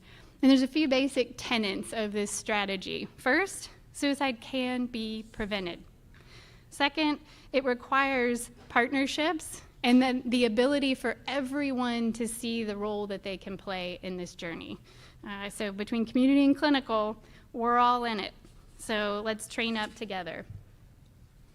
So the key focus areas for the federal challenge team, these tenets were brought from evidence from studies that looked at effective elements of community-based suicide prevention. So first, identifying this subpopulation, identifying military-connected individuals and families, and screening for suicide risk in community settings. Then, promoting connectedness and care transitions. So being that referral or that helper to get them to the next level of care, regardless of if you're a clinician or a doc, because if they were gonna walk into a counseling center or to a doctor's office and talk about this, they're gonna be okay. But in the community, we have to help bridge that. So promoting that connectedness, regardless of your role, and improving care transitions. So sometimes when individuals are navigating mental health treatment, they may go inpatient or when they stay in the treatment center, and then they come back into the community for outpatient or community-based counseling, and those transitions are high-risk periods, right? Any major life transition, to include behavioral health recovery, puts someone at a higher risk, and it's a dangerous time period for individuals coping with suicide risk. And so we have to streamline that and make sure that formal help seekers can help there. Then we have to increase lethal means safety and safety planning. So that video does a nice job of talking about putting time and space between a means which someone might die by suicide. So among the veteran population, it's about 70% of suicides are by firearm. So just by encouraging students, friends, family members, and loved ones to secure their weapons separate from ammunition or in a secure place, or if someone's coping with a mental health concern, removing it from the setting altogether is a best practice and saves lives. So there's lots of training resources out there about how to talk to veterans about firearm security and lethal means safety. So you don't have to go at this journey alone. That suicide prevention team at the Hampton VA I referenced, they have gobs of training resources and supports, and you can do the handoff and pull them in to support you in having those conversations. You're not alone. So we have two teams for that Suicide Prevention Challenge. We have the Richmond Mayor's Challenge, which began in our capital city in 2018. We were one of the first 7 cities to be invited to do the challenge, and we launched into activities like crisis mapping and looking at gaps in mental health and crisis services. And then about a few months later, we took the challenge statewide and we launched our Virginia Governor's Challenge to prevent suicide. And we are fortunate that this work continues and is led by the Secretary of Health and Human Resources and the Secretary of Veterans and Defense Affairs. And then our agency, Virginia Department of Veterans Services, and our sister state agency, Behavioral Health and Developmental Services, helps provide the coordination to keep the team moving forward. All right, so here's that toolbox building portion I talked about. So first up, what are the key things you need to do? We talked at the very beginning about being knowledgeable about the suicide data and resources and where to send someone. One of the key resources I use on the data front, VA releases state data sheets. So they just released the 2020 iteration for the state of Virginia, and you can look at certain age demographics. You can look at so total deaths, but then it breaks it down by gender and age, and talks about that lethal means safety component in an easy to read graphic that all of us can use in our work. And one of the things I'll call your attention to is when you look at Virginia-specific data, it is the 18 to 34 demographic for military-connected individuals that has a higher rate than overall suicide among that Virginia data. And guess who you have access to on campus? You know, not all veterans are going to fall in that demographic, but I bet a large portion probably do. So something to think about as you go back to your home campus. Promote the VA SAVE training and test the IT prior. You know, share that video far and wide. And then you've definitely probably heard about the Veterans Crisis Line at this point. There's a ton of literature on it in your exhibit hall here. But the Suicide and Crisis Lifeline, it just got a lot easier. So now you can get to the Veterans Crisis Line with just 988. So 988 and press 1. So that is easy for all of us to promote. And then when the military-connected individual or loved one presses 1, they shift over to the Veterans Crisis Line. And then on-the-ground resources to put in your toolbox. There are several, but I'll keep it simple. I'd love if you'd start with our Virginia Veteran and Family Support Program within Department of Veterans Services. Our day job is to provide access to care and supports in the community statewide. So call us in early for healthcare, mental health, and peer and family support. Any age, any connection to the service member or veteran, any length of service or activation, you know, call us in so that we can get someone connected, ideally before the crisis, but we're also ready to do during and in that community transition point. And then there's a great peer support campaign within VA called Don't Wait, Reach Out. This is definitely worth sharing widely. And all of this VA suicide prevention information, they have toolkits and information you can pull down and use in your settings very easily. We talked about how easy sharing 988 is now. And then I want you to promote suicide prevention training resources. We are rounding out September Suicide Prevention Awareness Month, but my hope is that we're talking about this all year long, right? Because we cope with this all year long, and getting someone connected early and often should be our goal. So I want to call your attention to the Virginia Governor's Challenge training portal. This is a partnership with PsychArmor, and it has 15 courses in military culture, suicide prevention, and safety planning. And you can go on, say, I'm going to be a part of the Virginia team. Don't worry, we're not going to spam you or expect you to do anything as a team member. It just gets you access to the courses. And you can share that far and wide. There is no limit at this stage to our users on that. And I'd love for Virginia to be the first state to say, we're at capacity. We're going to need you to expand this. So help us get there and make sure that you share those courses. If you don't have PsychArmor in your toolbox, definitely put it there. Any service member, veteran, or family concern or resource they have a video-based course for or want to talk to you if they don't have it yet. So make sure you're visiting that video training library. We talked earlier about lethal means safety. There's a campaign in Virginia that predated our military and veteran challenge, but we were able to bring the military focus to a pre-existing campaign and expand their messaging for this population. So it's called Lock and Talk Virginia. And there's some things on here that might interest you. Of course, they offer training and educational materials, but they can also help engage with gun retailers and ranges. And they provide medication boxes and gun locks. So you're not just talking about the need to secure firearms and medications and other means by which someone might die by suicide. You're giving devices to help them stay safe. And they provide consulting services to schools as you look at your policies around suicide prevention and lethal means safety. And all of this is free to you, available through the Department of Behavioral Health. All right, big pitch time, drum roll. The Governor's Challenge team is launching Virginia's Identify, Screen, and Refer program. We did Visor in 2020. It was very successful with about 20 community-based agencies that we helped bring up to the best capacity for military culture, suicide prevention, and safety planning. So I'm doing a lot of calls to action to build your toolbox. Visor is the program that's going to provide you free technical assistance to get it done. Because we come to these talks and we're energized, right? And we're going to go back and save the world. And then the day job or the family or the other things take over. But if you join us up in Visor, we'll walk you through the process. What do you want to accomplish in this space? And let us provide the technical assistance to get you there.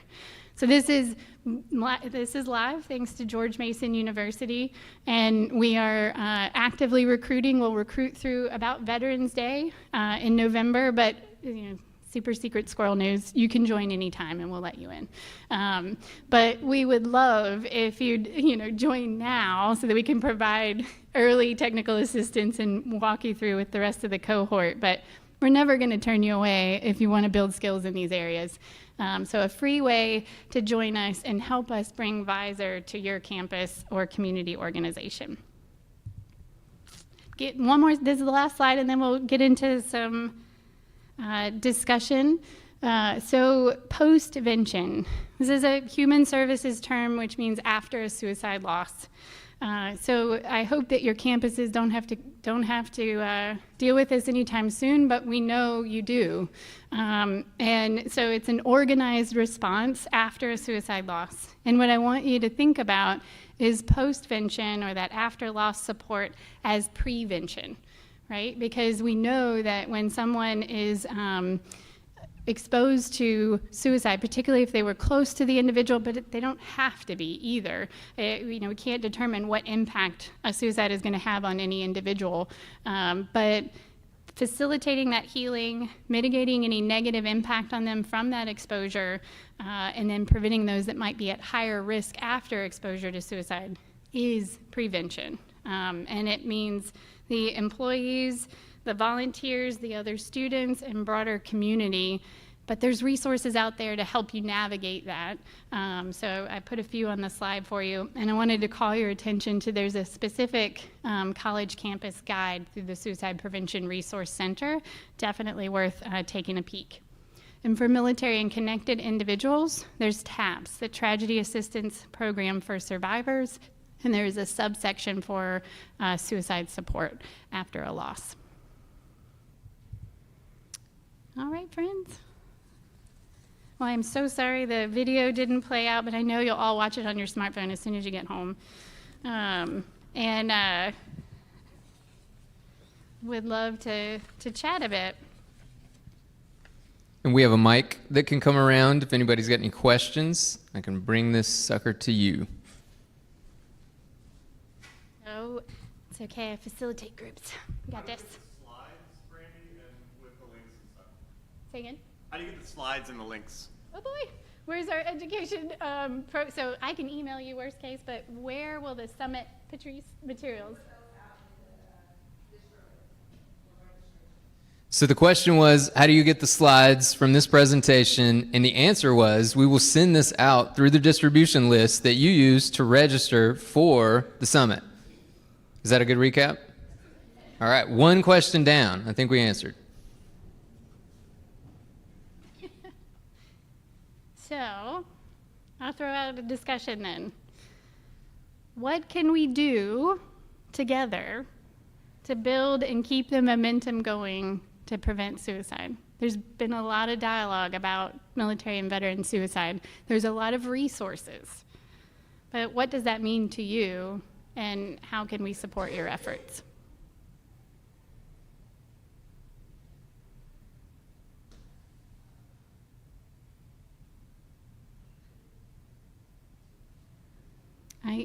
People love the mental health topic in this room, I can tell.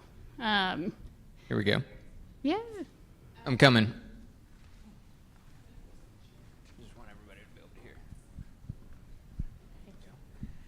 So it's a little bit of a precursor to that, is how can we strengthen the relationships where they trust us enough to receive the help? Yeah. It was easier, I don't know about for every school, but when the students were more on campus, but since the pandemic, we have more hybrid classes. So we have less person-to-person contact with our vets than we ever had. And so it's figuring out how to build relationships so we even realize that there's a problem. I love that question. So how do we strengthen relationships so that someone opens up? Well, I will take some of that tension down for you. Research shows that if someone's struggling, they're usually pretty willing to tell someone. If we're calm, best you can, if we're calm and we open the door in a caring way to talking about risk and to talk about what's going on, and we're caring and empathetic. And anyone in the room can do that, I promise you.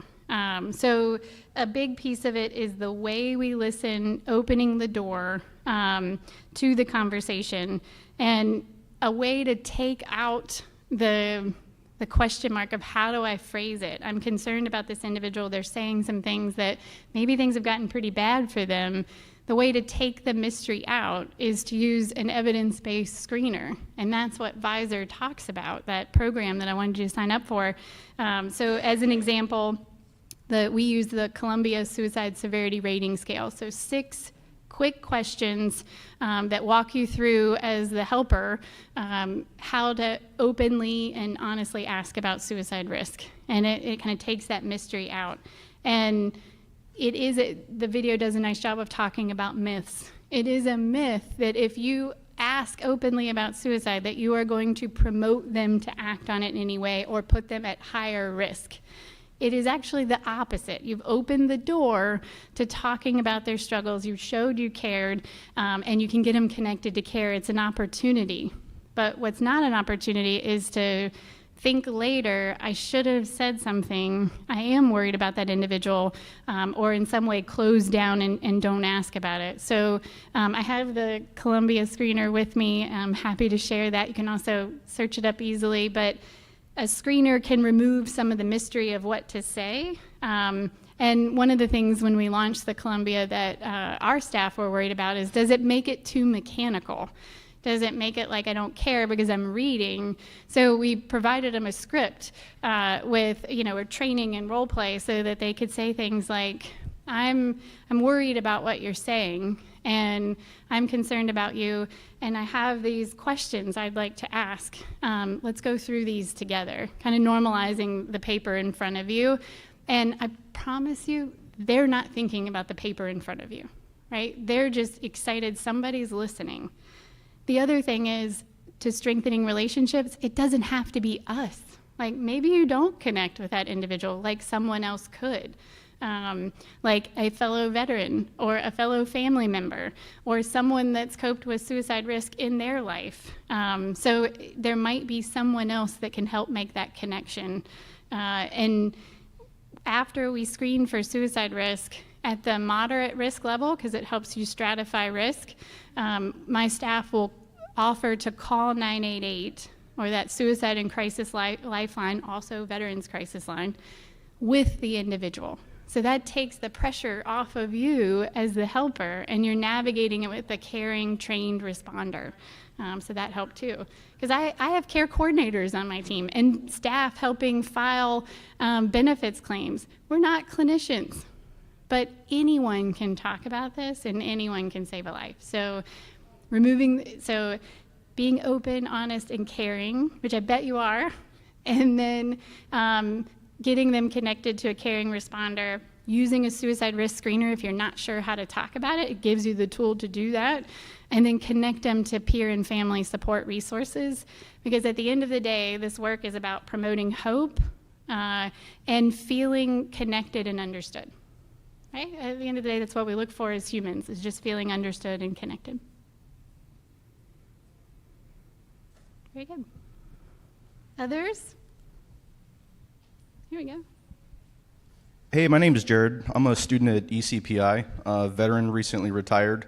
So for those in the room who don't know the perspective of a veteran and what we go through at a transition period, if you have any open medical conditions at the time of separation, you don't go into separation, you go into a medical hold. So that's a stigmatism that we deal with when we go into that transition, where we may not want to be open and talk about mental health. Once we transition out, very few veterans, from what you saw on the slide, actually go to the VA healthcare system. It's a 45-minute application process, and then it's like a 2 to 3 week wait process to get it approved. Then the last time I tried to get an appointment through the VA system, it was a 6-month wait to be seen by a primary care physician to get a referral to see a mental health provider. So, and it was the same thing through Humana. For my retirement health care, it was a 6-month wait. I have to go through a referral process. So the part of the system that's broken is actually getting service members to that rapid care. One thing that ECPI does that when I enrolled I found is there's an app called the BetterHelp app, and it's free for all students and gives you immediate access. I signed up and was talking to a provider within a week. That's something the VA system couldn't do, and that's something Humana couldn't do for me. So that's just one little tool that you guys can put in your toolbox to help understand what veterans are going through. Thank you for sharing that lens. We can't just think of veterans seeking support in VA. There's, like you said, eligibility, and maybe that's not where they want to get the care. So we can't forget person-centered and choice in the journey. So thinking about your on-campus counseling supports, thinking about your State Department of Veteran Services and what they can connect you to, thinking about federal, whether DOD or VA, if that calls you, and then thinking about the nonprofit community. But navigating those resources when you're struggling can be really tough. And so there are resources like Military OneSource, Virginia Veteran and Family Support, that can kind of stand alongside someone that needs access to care and push barriers out of the way so that they can get it. But I won't sugarcoat the fact that the mental health workforce, getting clinicians and counselors into community-based centers, even into federal counseling, pre-pandemic was tough, and it didn't get better. And so it can be a wait to access a counselor. But again, it's figuring out how to listen, stand alongside someone as they navigate those resources. I don't want to downplay the hope that that gives. On a daily basis, my staff sit with people who are at risk of homelessness, already lost their home, struggling to find a job, or have a mental health concern, and they can't jump right in to the resource because of waiting lists and pots of money that are trimmed. But the hope that our staff provide by standing beside them, talking about how tough it is, helping them join a peer support group, helping them join a student veteran group, it does make a difference. And it's definitely better than going at it alone. Hi, yeah, my name's James Grubb from VCU. How do you navigate, what's the best way to navigate speaking with veterans, I guess specifically student veterans, that don't want to get quote unquote official help because of things like concerns about gun ownership, where they don't want to, I guess, sort of be in the database kind of thing. How do you get past that, or how do you recommend, I guess, what services can you recommend without them feeling too pressured? Yeah, I promise this isn't because I'm biased, but the peer support groups with Virginia Veteran and Family Support can be a really good off-the-record support from other veterans. And there are other peer support resources within VA, but also community that we can help you connect to. So I think it's finding that the veteran to veteran or family member to family member, loved one to loved one support that can help make the difference. And you know, it's just talking through and building trust and rapport that over time they might be willing to talk about secure storage of firearm or removing firearms if there's a mental health need. It doesn't have to be from a counselor or a traditional helper that happens. It can be from a battle buddy, a friend, or a neighbor. And so it's talking through we call that safety planning. So a collaborative, person-centered approach. So I, as the professional, I'm not telling someone what they need to do to stay safe. I'm putting ideas on the table, and we're talking through what's possible for them and what they're willing to partner with me on. So that the video gets to that, but also lots of training available on how to safety plan with someone in the way that they take ownership and they have buy-in of that process. So we will round out. Thank you guys so much for coming into that Semper Gumby with me. You know, I will be around. There's a Virginia Veteran and Family Support table. Any of our Department of Veterans Services colleagues can assist you. And there's also the Hampton VA Crisis Line and Suicide Prevention table. Thank you guys so much.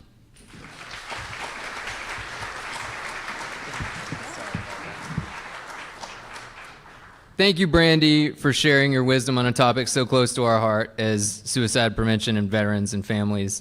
So we're scheduled for another short break, 15 minutes. The next sessions are going to start at 1:45, the last breakout sessions, but we're going to take a break so you can go to Chesapeake A and visit the vendors tables.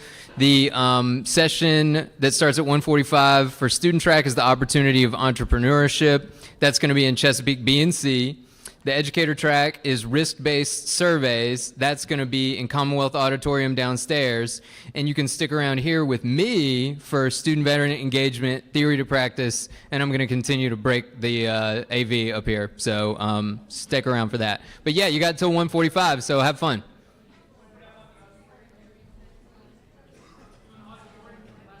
Oh yeah, and the closing session is going to be in the auditorium where we started, right downstairs. And that's at 2:45.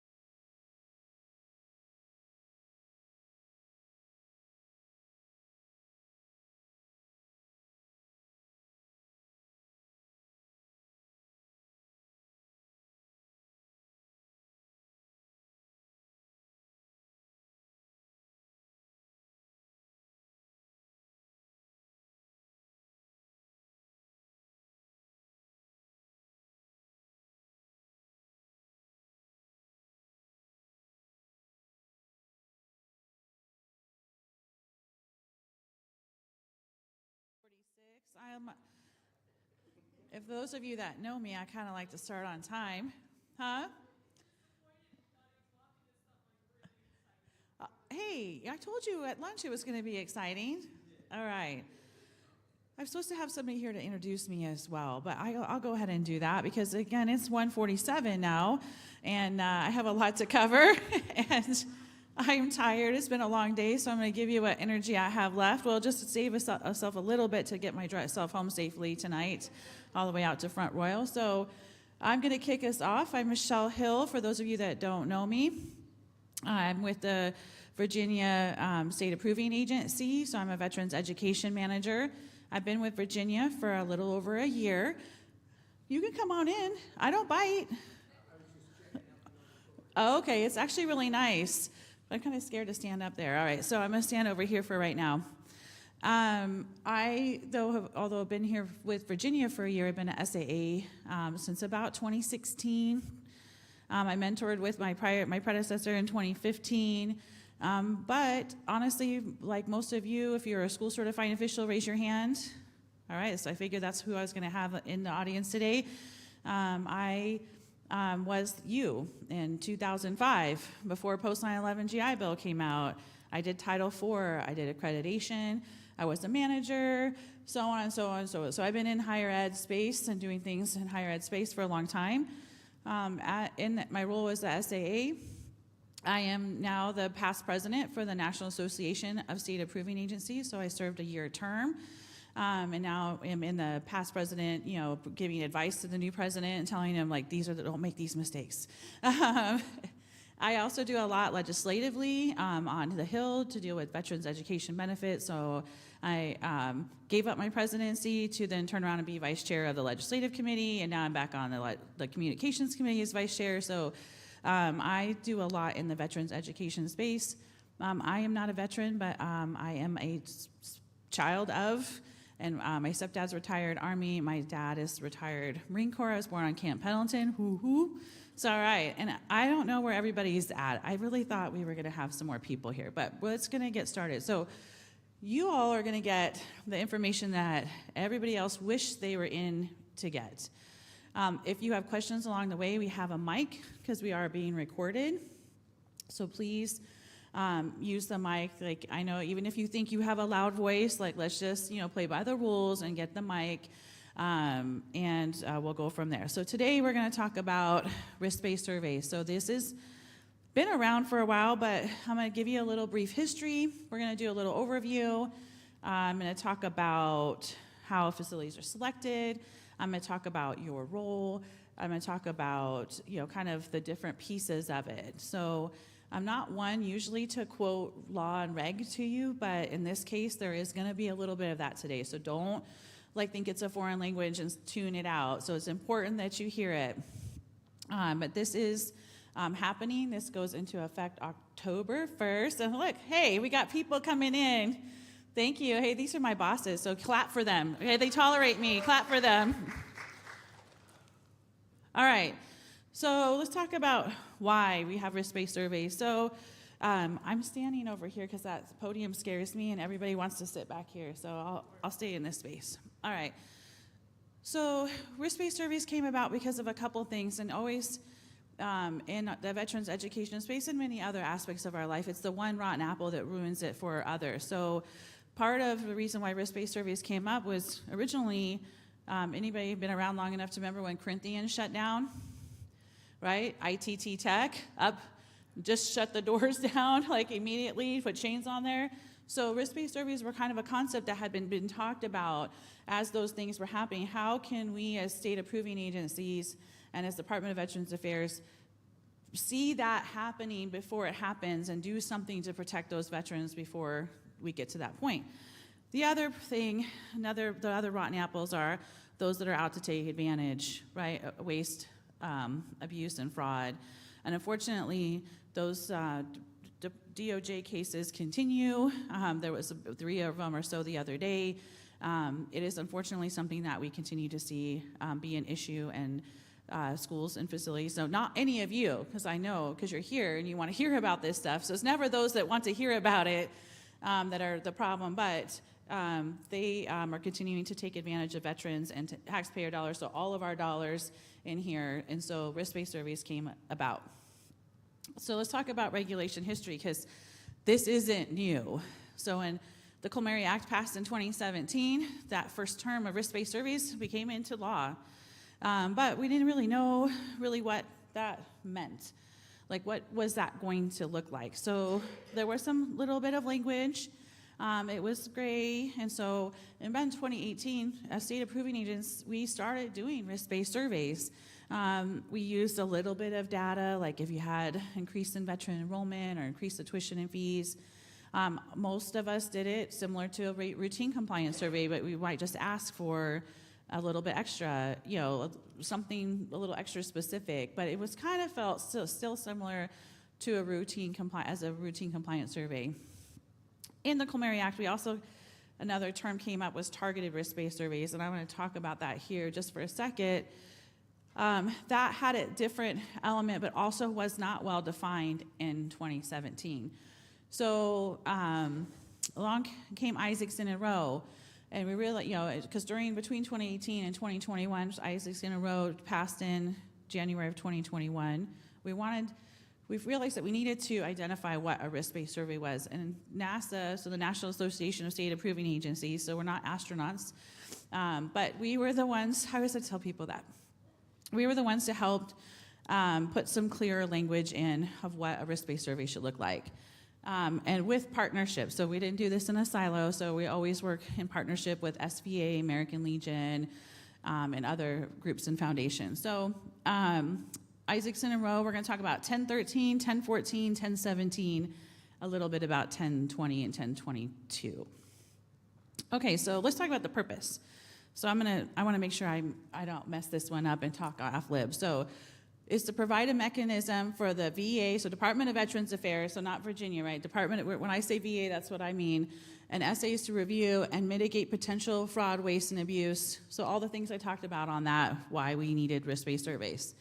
We also want to verify the proprietary payments, which we do already in a routine compliance survey. And then assure prompt action is taken if risk factors are determined.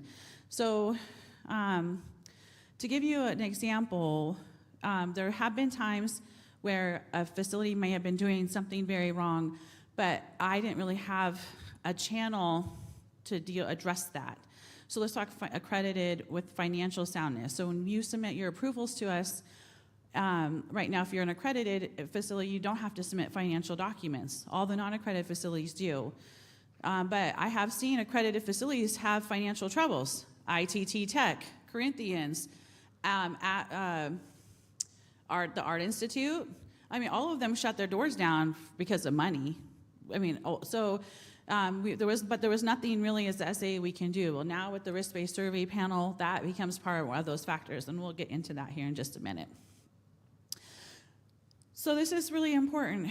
So between the Colmary Act and Isaacson and Rowe, we now have an umbrella of oversight and compliance. So before, back in the day, you just had your routine compliance survey, and how many of you know how often or why you are on a routine compliance survey? All right.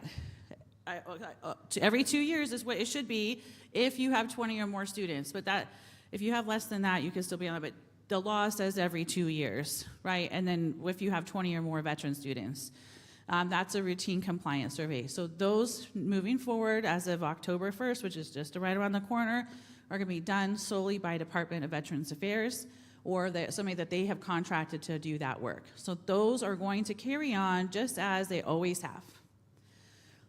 So the risk-based surveys, that is us SAAs, since we're down in here now.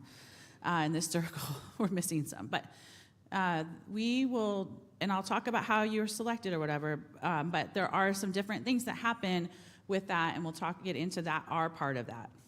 And then there's targeted risk-based surveys. That is something that could be triggered because anybody familiar with the GI Bill comparison tool and the fact that students can submit complaints there?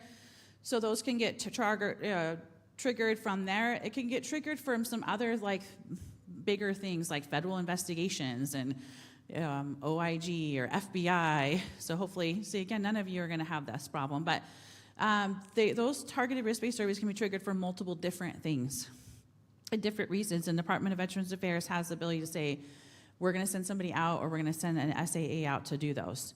So now, no longer is it one and done. That's, I know, it was my favorite SEO saying, right, one and done, I'm good for 2 years, nobody's going to come and bug me. That's done. So you can, as we go through this, you'll learn that you can have somebody come out and do a routine compliance survey in November, and then your facility gets hit with an accreditation problem, and we're coming out then in March to do a risk-based survey, and then, I don't know, you have a billion student complaints, and VA wants to come out and do an unannounced targeted risk-based survey in June. So you need to be prepared no matter what. I think the whole I hope that you take away is that your files and everything need to be prepared and ready for a review at any time. And I know I made people raise their hands earlier, like, I think we need to do the internal audit presentation, Tremaine, because half these people weren't here to hear it last year. I missed it. So you want to be keeping up on your stuff and making sure that you're just good to go, so it doesn't matter and you're not stressed out when somebody walks in the door. Okay, so facility selection. So 1013 says that the VA has to create a searchable database. And this is how we're going to originally select facilities. So we already have our list. Virginia does. And these are the factors that were considered. So rapid increase in veteran enrollment, rapid increase in tuition and fees, 8515 violations, complaints, financial stability. So some of these are kind of gray because, like, financial stability, like, I'll tell you, there's just not, a lot of data, publicly available data on some of this. So those are things that are continuing to be worked on and improved. So the one thing I want you to know is that if you are on our current list, it doesn't mean that you're an awful bad school. Like, or you're an awful bad SEO or any of those things. That means that something triggered us to come out and look at what you're doing. And mainly, it's kind of like an approval and a routine compliance survey came together, and, like, those are the things we're looking at. We're going to look more deeper at things that we look at when you submit your catalogs. We're going to look at we're going to ask questions, deeper questions. So one facility, when we ran this pilot, said that it was similar to an accreditation review, but better in a different way. And obviously just having just the SAA and not a whole team of people out.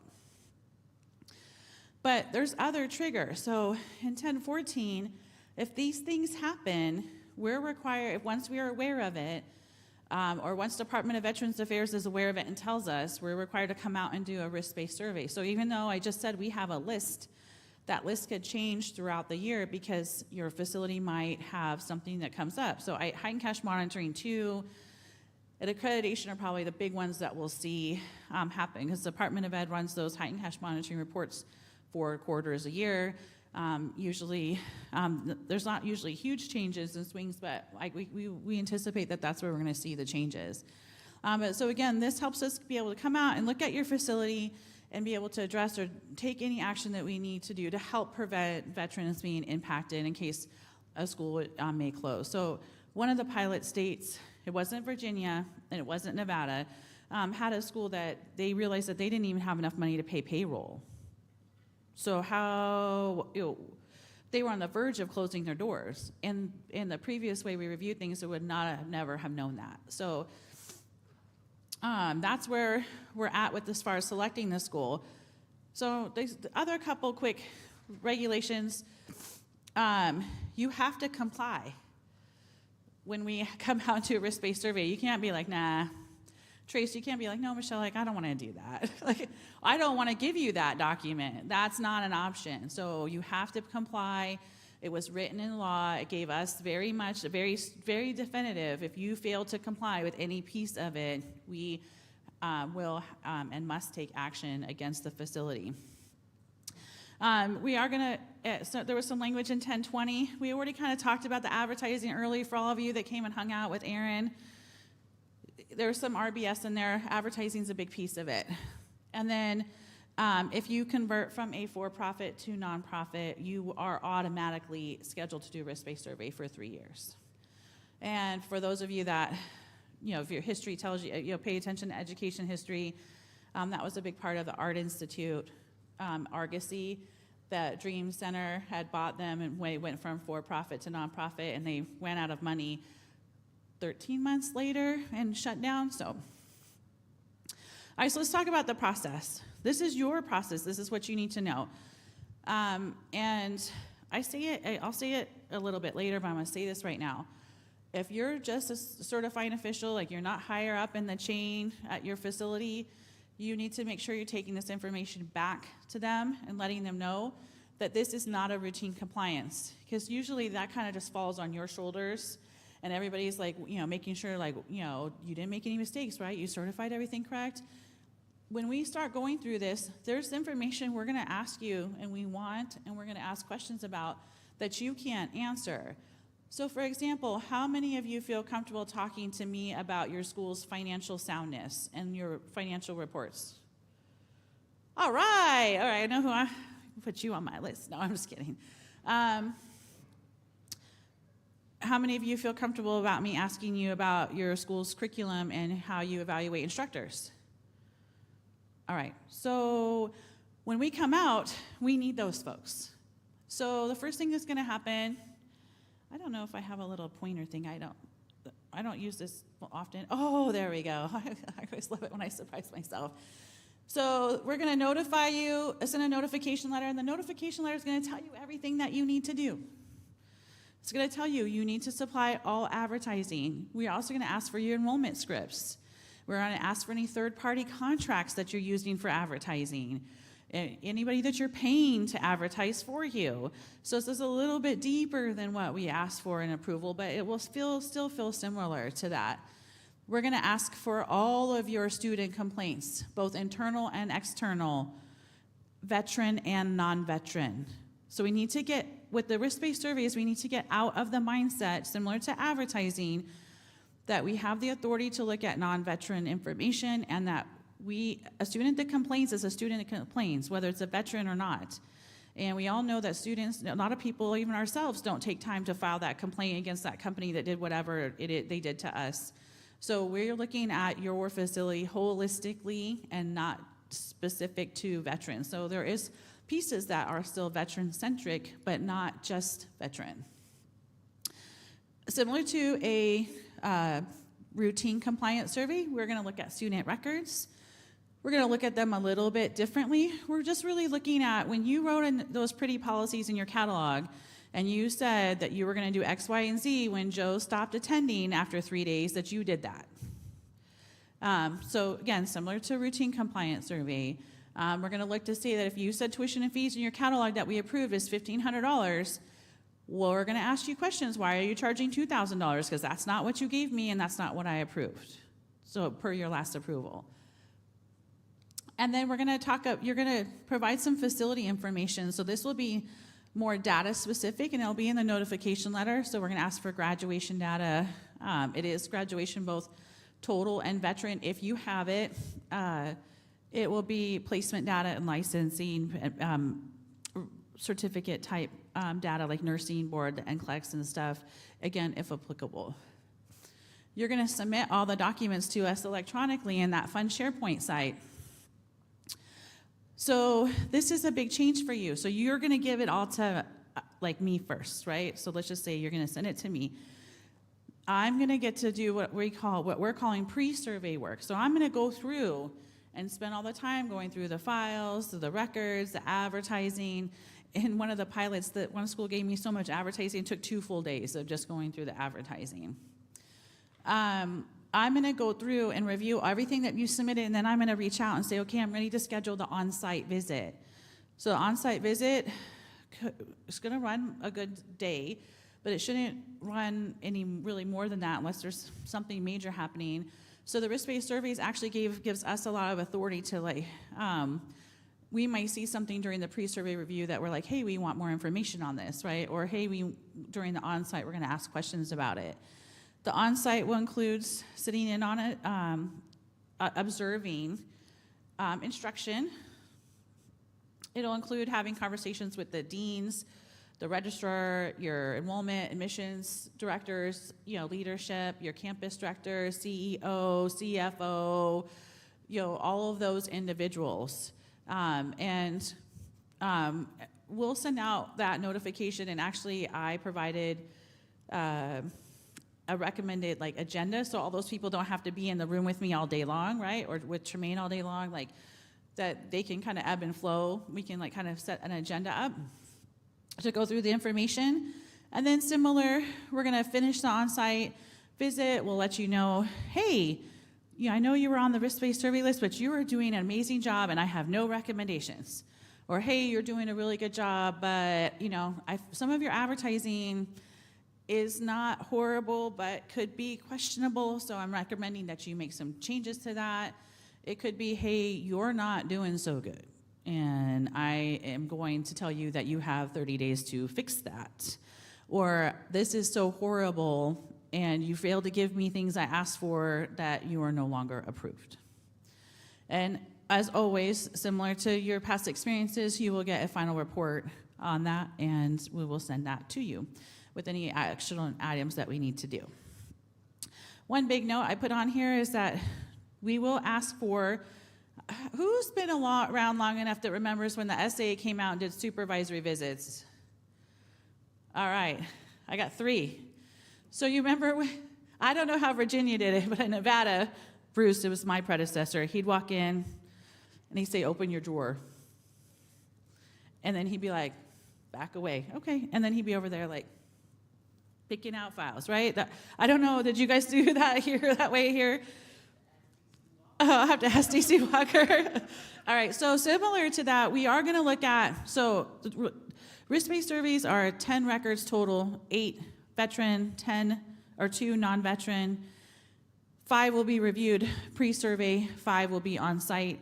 We will give you the names once we are on site. So you will not get notification of who those files are until we are on site. So it'll be similar to the supervisory visit. So the notification letter does say whoever's in charge of pulling those files needs to be available also on that day that we're there, because we're gonna give you those names first thing in the morning, so you have time to compile those so that we can take that and do that review. All right, so let's talk about your role. Do I have any questions? Yeah, because you guys are very quiet. Is that because that salmon and chicken was so good, or is it the dessert? The dessert, oh wait, hold on. We're gonna follow the rules. I'm sorry. You're like, no, I don't want the mic. I changed my mind. I don't have a question. She's like, okay, fine. The files, do you want them paper, or I guess you do need them paper. So if we have them electronically, we have to print those out for you, or how's that gonna work? So, I guess you can do it paper, but we need to take them with us. So just like all of our routine surveys, we need everything. So I usually will say, hey, SEO, I have this flash drive. Are you allowed to use this flash drive? Do your school have any, weird policy about it? No, okay, put them on here, and I can just look at them on that way. Paper works though too if that's easier, but as long as you have a copy. So even when routine compliance survey, I have some schools that give me a paper to review, but I'll say, hey, can you drop them on here? Because I don't want to, if I have to go to the bathroom on the way home, I don't want to have to take all those files with me. Or SharePoint. Would we do it through SharePoint? Yeah. Could we review them on site though like that? Sure. You can, okay.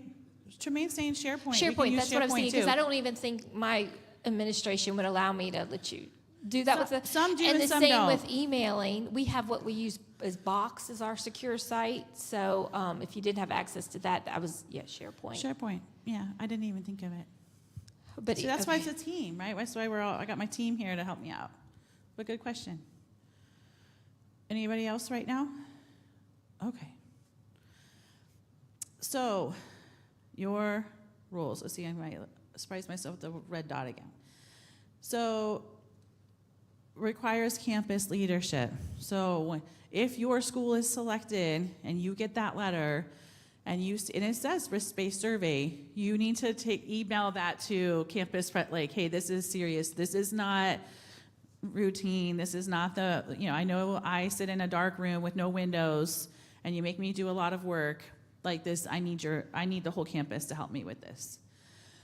Please ask questions during the process. So I think in the pilot, that was one of the biggest things that I struggled with school facilities, is that there's stuff on the notification letter that you're not used to seeing and should be asking questions, but I would hear silence. And then the 2 weeks would go by and they would, submit their electronic submission to me, and I'm like, yeah, you're missing this. Did you even read the letter? So that I'm having to email and ask. So please ask. So this is a new process. Even though we ran a pilot a year and a half ago now, this is still new. Like, there was a lot of changes and updates made. So it's new for us, even though Virginia was part of the pilot and I was part of the pilot, but it's new for everybody involved. So ask questions. And then follow up with any requests. So I know Aaron made that big play, like when we ask for stuff about approvals, we have questions, please make sure you're following up. Same thing here. When we ask for something, please make sure you're following up. With the campus leadership, will that be, you would visit with, say, our bursar about the financials and someone else about the faculty in person and discuss with them in person what's going on? Yes. Or do you require something in writing as well? No, we would do, the on-site will be on-site in person. If those individuals for some reason aren't able to be on site but need to do like a video Zoom thing to interview, we are going to be on site. But if they can't be on site, we, while on site, can, accommodate that. So that's why I think when we send the on-site agenda or notification, we recommend an agenda. And I found that very helpful during the pilot, because then the school could, the CFO had other meetings and other things, so it gave them opportunity to say, we're going to slide, if you have questions about the financial soundness, we're going to do that between 9 and 9:30.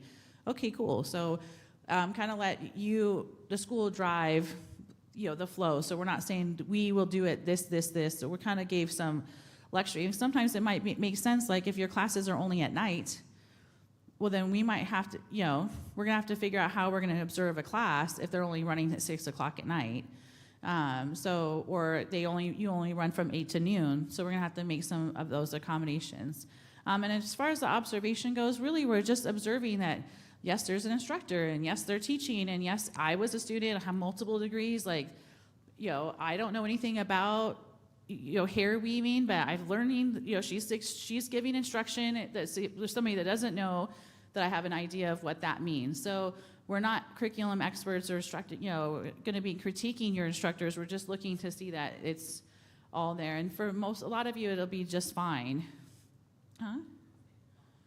Yeah, and quality, yeah. Making sure that, and honestly, in the classroom observations, I did have a few feedback, but some of that was that during COVID, there was a lot of hybrid where students were in person and then there'd be people online.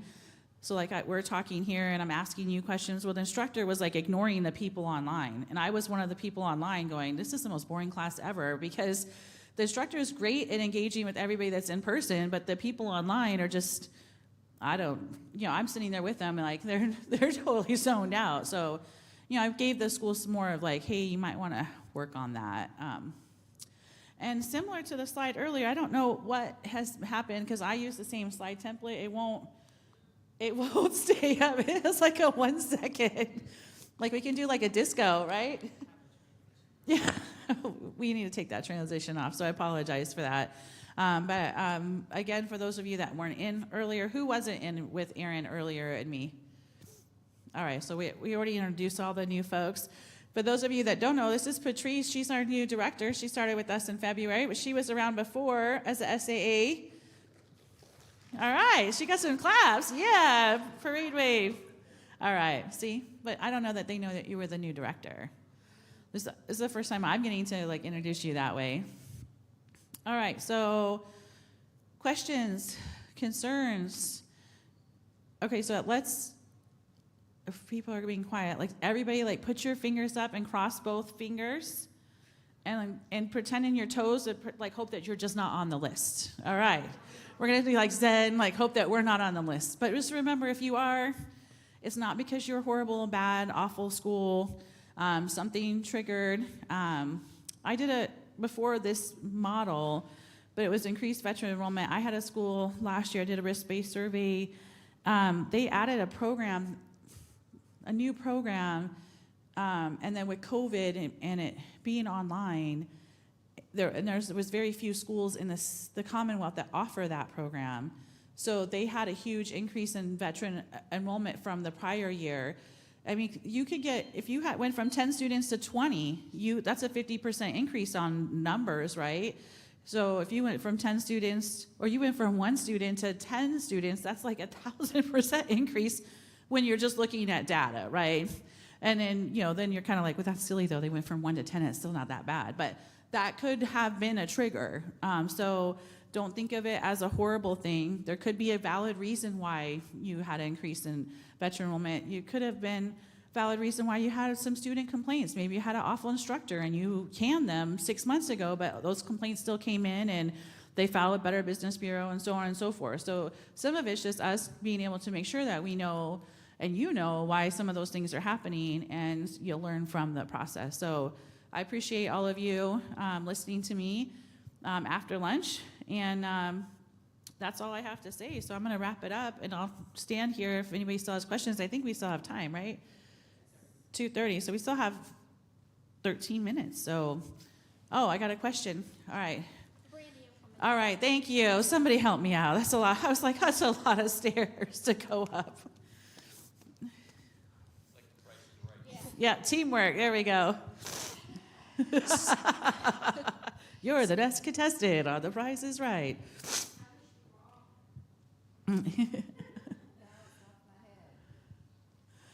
It'll come back. Okay, Trace has a question. I have a silly question. All right. Not entirely related. You mentioned complaints. We blissfully thankfully have not really had that issue. But this go around, we've had a lot of our new students not understanding the certification, verification of enrollment. And they've replied, no, I'm not in classes anymore. So the VA is emailing us and saying, this student said they withdraw, please submit. And it was like, no, they just didn't understand, which truthfully is probably, we need to improve our communication on our part to educate the students. But I was just wondering, is that a red flag for audit that we're responding to the VA and sending these in? It's not a red flag. Okay. That's the thing. Could it have flagged you to be on the list? Yes. But if you know what I mean?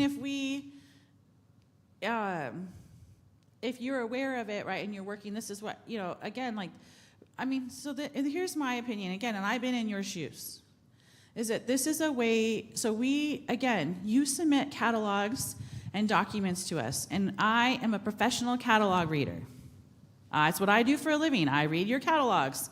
I'm the only person that probably ever reads your entire catalog from front to back and everything that's in there, okay?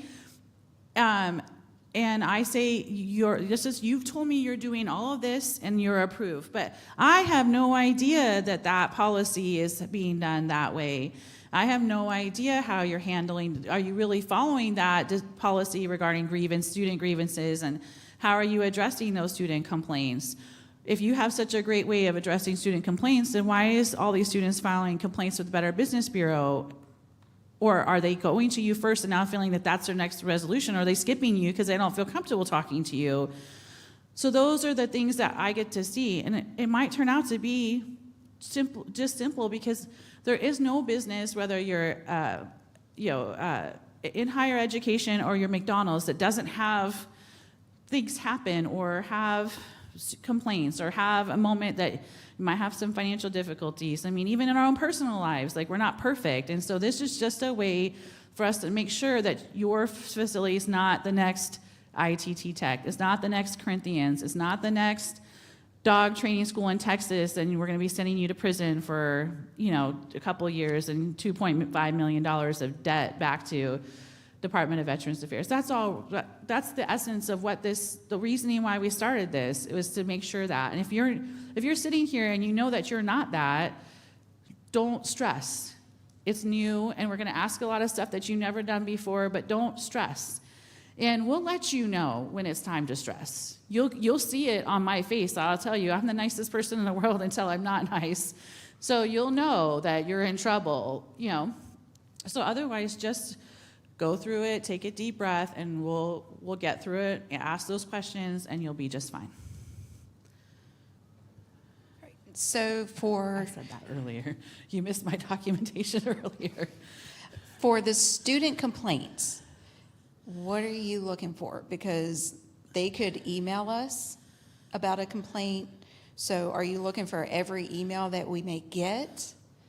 We, in the notification letter says, please provide us all student complaints. We don't really tell you how to do that. So some schools said, here's all the emails that we've gotten with students that have complained. And here's our response, and this is what we did. And it was actually really nice because I didn't really have to ask a lot of questions because I got to see the whole chain, right?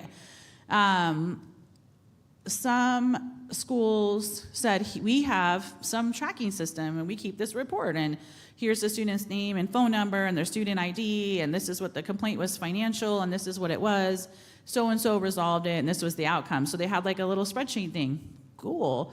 That worked for me. And then if I saw some sort of pattern, then I can ask more questions. Hey, do you have any follow-up documentation or whatnot? So we do kind of unlike routine compliance survey, we kind of there's some parts of this that we're like, provide us what you have. We're not asking you to create a new process or create something. Most of you already are tracking this in some way, shape, or form.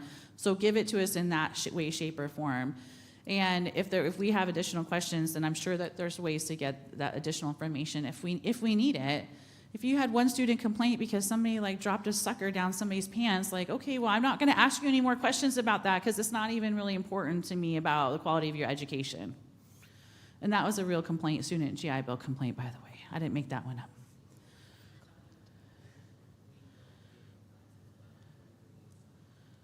What do you mean? Here. You get the mic.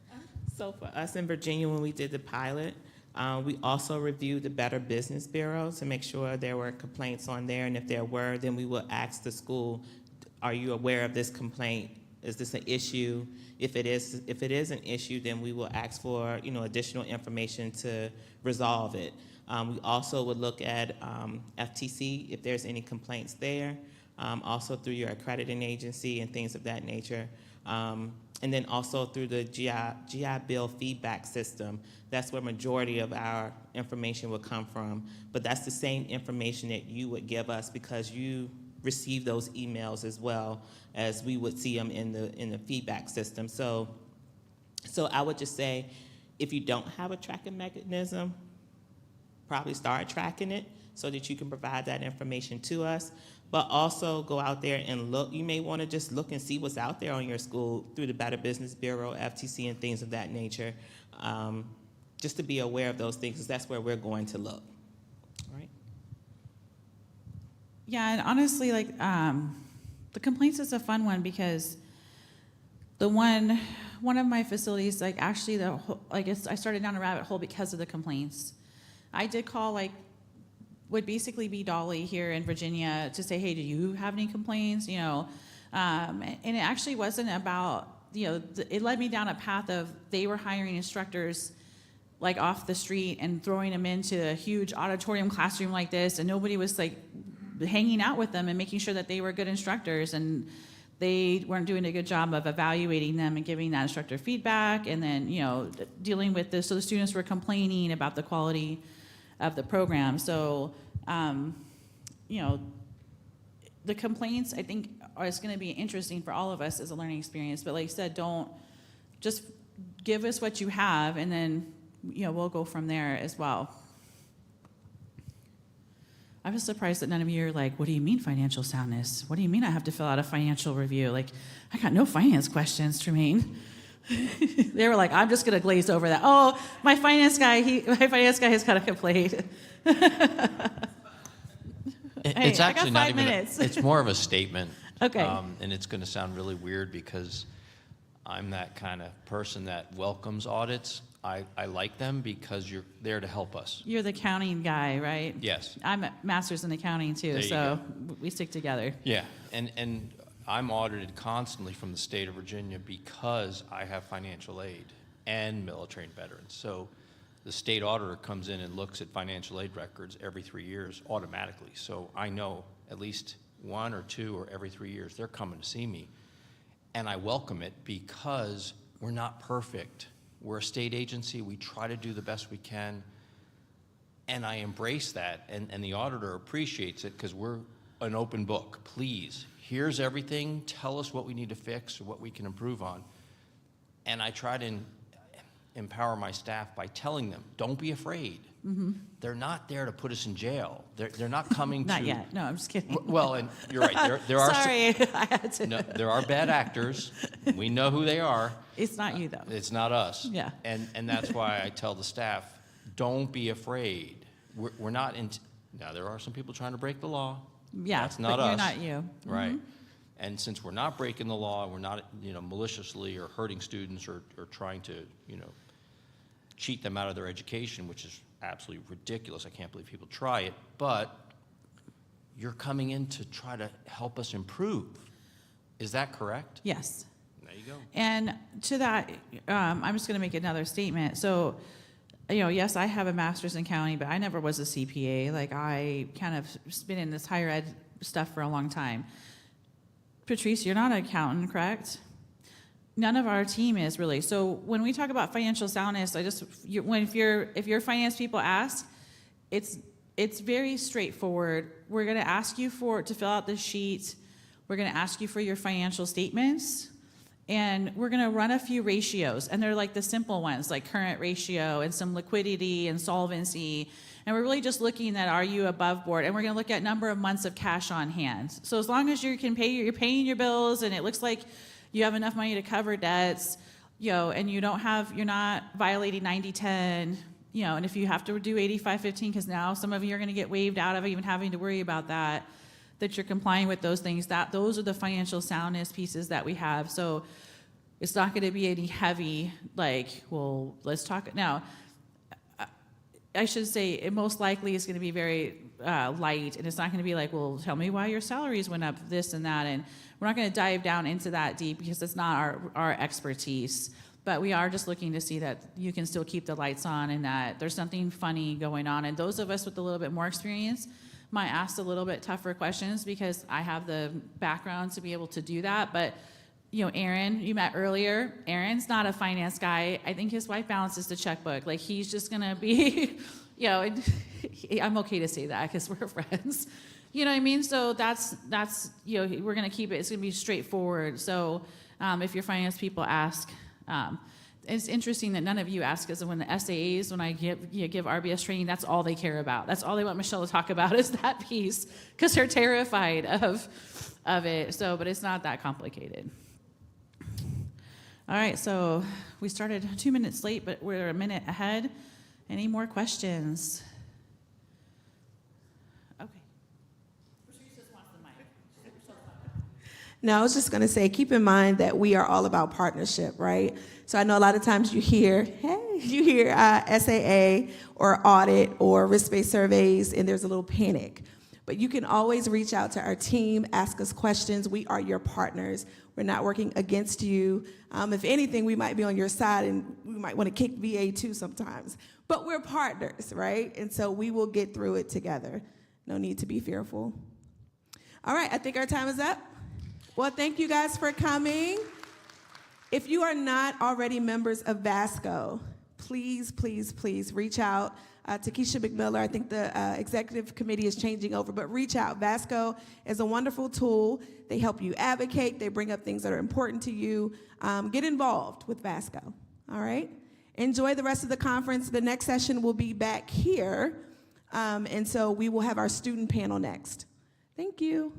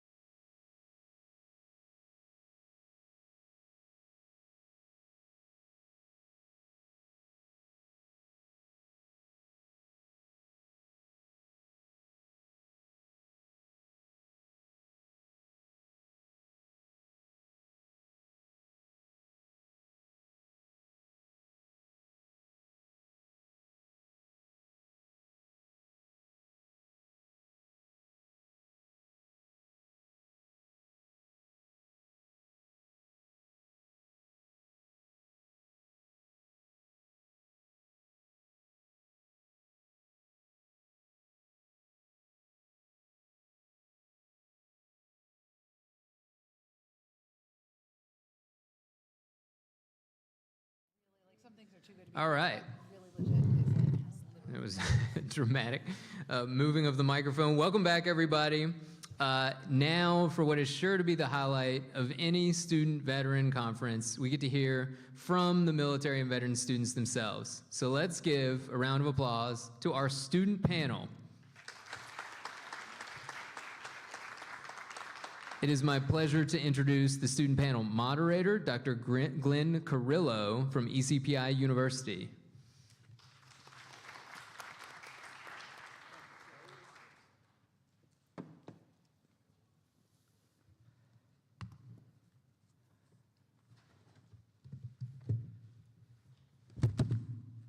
Well, that wasn't a very good start, was it? Can I unplug this? Sure. There we go. Good afternoon. As Mr. Foster indicated, I'm Dr. Glenn Carrillo from ECPI University. And on behalf of our university and our SVA chapter, let me say we are delighted to be here. One of our university's mantras is students first. Our panel today will discuss the issue of what academia is doing for them, hopefully not to them, and what they are doing well and how they can improve. Our military is actually 17% female. 28% of veterans in school are female. Our panel doesn't exactly reflect that, but I assure you that is only a coincidence. In fact, on most campuses, the student veteran population ranges anywhere from 5 to 30%. And on universities that have more than one campus, it can be as high as 60%. Each of our panelists will discuss the impact of academia on them. And before we get to those questions, I would like each of the panel members to introduce themselves, and we'll start with Elizabeth Matthews on your right. I thought I was safe down here at the end. I thought I was last. Hello, nice to be here. My name is Elizabeth Matthews. I am currently working towards my doctorate in educational leadership at VCU. I was introduced to the military lifestyle in 2015 and became a military spouse. I'm one of those in 2018. My partner is Navy and retired, and he is home all the time in the same space where I run my business. I am the owner of EMG Consulting in Virginia Beach, and that's about it. Hello, my name is Nisha Ubiles. I am a... Okay, no problem. You need to pull that microphone a little closer to you as you answer up. No problem. Hello, my name is Nisha Ubiles. I am an ODU student. I am a junior, and I study in real estate. I've done one contract of in the United States Navy. My main reason for being here is to, network with people, and I want to become a serial entrepreneur and not put any limits on myself with any business opportunities that I can do, and yeah. Faith? Good afternoon, everyone. My name is Faith Bolauskas. I'm an ECPI student pursuing my bachelor's in cybersecurity. I'm very nervous with public speaking, but we're working on it. That's what the communications class is for. I did 5 years in the United States Navy. I was an aviation machinist mate. I worked on the F-18 fixed-wing platform. I really enjoyed the experience, and I carried that on to the transition of what I'm working towards today, including but not limited to my bachelor's, which I am proud of. I'm from Lancaster, Pennsylvania, and I am 29. I'll be 29 for the next 10 years if anyone asks for the record. Thank you. Good afternoon. My name is Franklin. I go by Ben Benabisi Jr. I go to William & Mary. I'm a second-year a graduate student at the School of Education studying clinical mental health counseling for military and veterans. So William & Mary's got the only program that has a specialty treating the military and the veterans.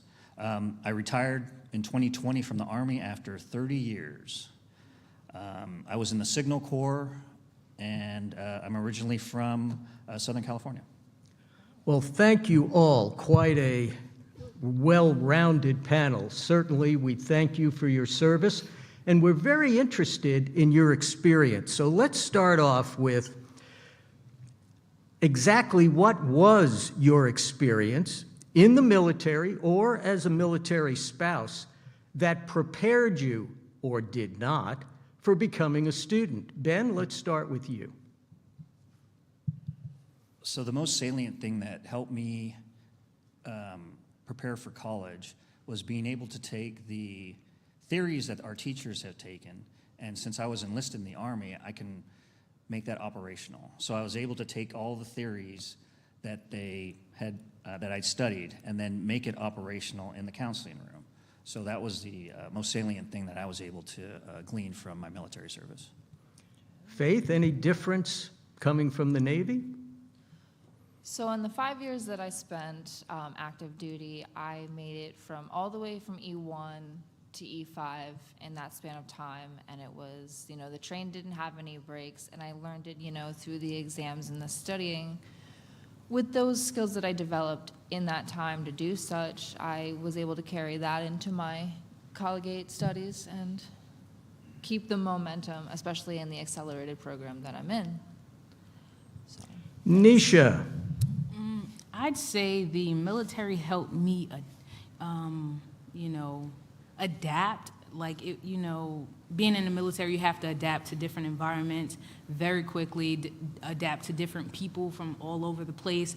So I feel like that really helped me prepare for school, specifically that specifically, yes. And I'm going to talk about what my partner brings to the table coming from the military. I overall think that sometimes veterans are underestimated for all the skills and abilities and training that they have had. But he brought in, he is able, also have a 3-year-old, and so it's a lot. One child is a lot of children. But he is really able to help balance the schedules, my business schedules, our child's schedules, our schedules, and work really well and be really flexible with all that. And being through the teamwork times, I couldn't pick a better teamwork, loyal partner than he is, and I know that that is part of his military background. Very nice. Thank you, guys. Most of the people in our audience are related to academia, either staff or administrators. And I'm sure they are interested in knowing what tools you used to research or actually find the school that you enrolled in. Elizabeth, let's start with you. When I was seeking out the program that I was going to enroll in, I had a list of must-haves. And as I went through everything, I ended up with VCU as the only one left on my list. It was not a top contender, and I probably couldn't have ended up in a better fit. So I don't know how that really truly answers the question, but I just used all the information that I knew that I needed in a program, and that's how I got to where I am. Before Nisha answers, let me add an addendum to that question. How much did geography play in your decision? Did the school have to be within a certain mile range to be in your circle of consideration? I did need an online program. That was a component. And I did need because I'm on the dependents program, I did need a Virginia school. Nisha? I'd say I was on the Naval Station base and everything like that, and me and a few friends had just went to ODU for one of the restaurants and everything like that, and when we went there, I liked the environment. I liked that it was very diverse. And then I also set up put an appointment to set up a tour and everything like that to get a, feeling of the, campus and everything like that. And it sold me once they had like a real estate degree. So, and not too many colleges that I know of have that degree or, so that's what really sold me, honestly. Faith? So as going through the TAP process and the separation process, I looked into the GI Bill comparison tool, and I did an open house of ECPI. Not really decided on a major, didn't know what I wanted to do. I had a couple bouncing around, so it took COVID and then some for me to finally actually pursue the program. COVID was a massive barrier, actually. It was kind of unprecedented, but we were able to break that in the household. So I'm grateful for that. Aside from the comparison tool, I also used VA resources. I did a lot of research before I actually called the school. Took a lot of work on my end for my decision. While I was active duty, there was also base resources available as well. I'm not trying to sell the school. I make no money selling my school, but I enjoy it, and it's not a regretted decision. Ben? So for me, it was that I didn't have to take any placement tests. So I didn't have to take the GRE, GMAT, or whatever else I needed to take to get in. So that was one of the main components. The other one was the flexibility. If I continued to work when I got out of the military, whether it be online or some sort of part-time colleges, and then the internet. So the internet was really important. So the hardest thing for transitioning is finding out what you want to do. So I know I wanted to serve and to help in a different capacity. So it was the website and talking to other people that allowed me to narrow down William and Mary. And the geographical thing did have. I didn't want to go across the river. I'd rather stay on the northern side of Virginia.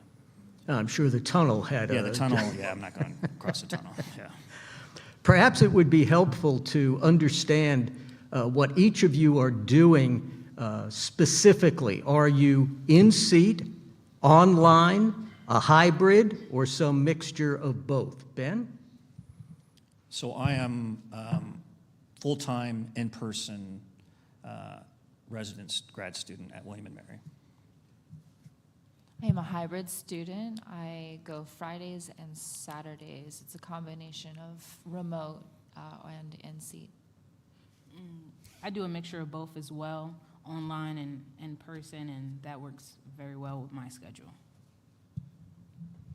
My program is all online, but we did have a full day on campus when it started.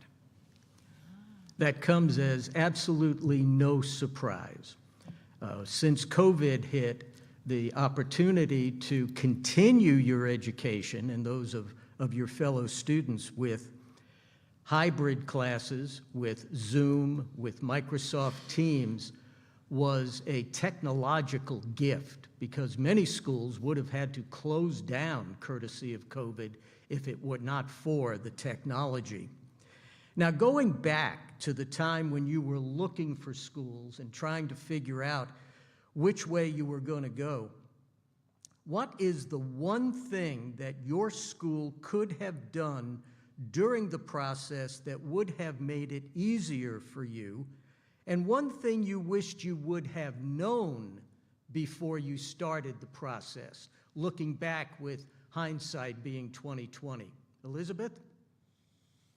So I'll go into a little bit more about what my criteria was. I needed a school in Virginia. I needed it to be online. I knew I wanted to do educational leadership.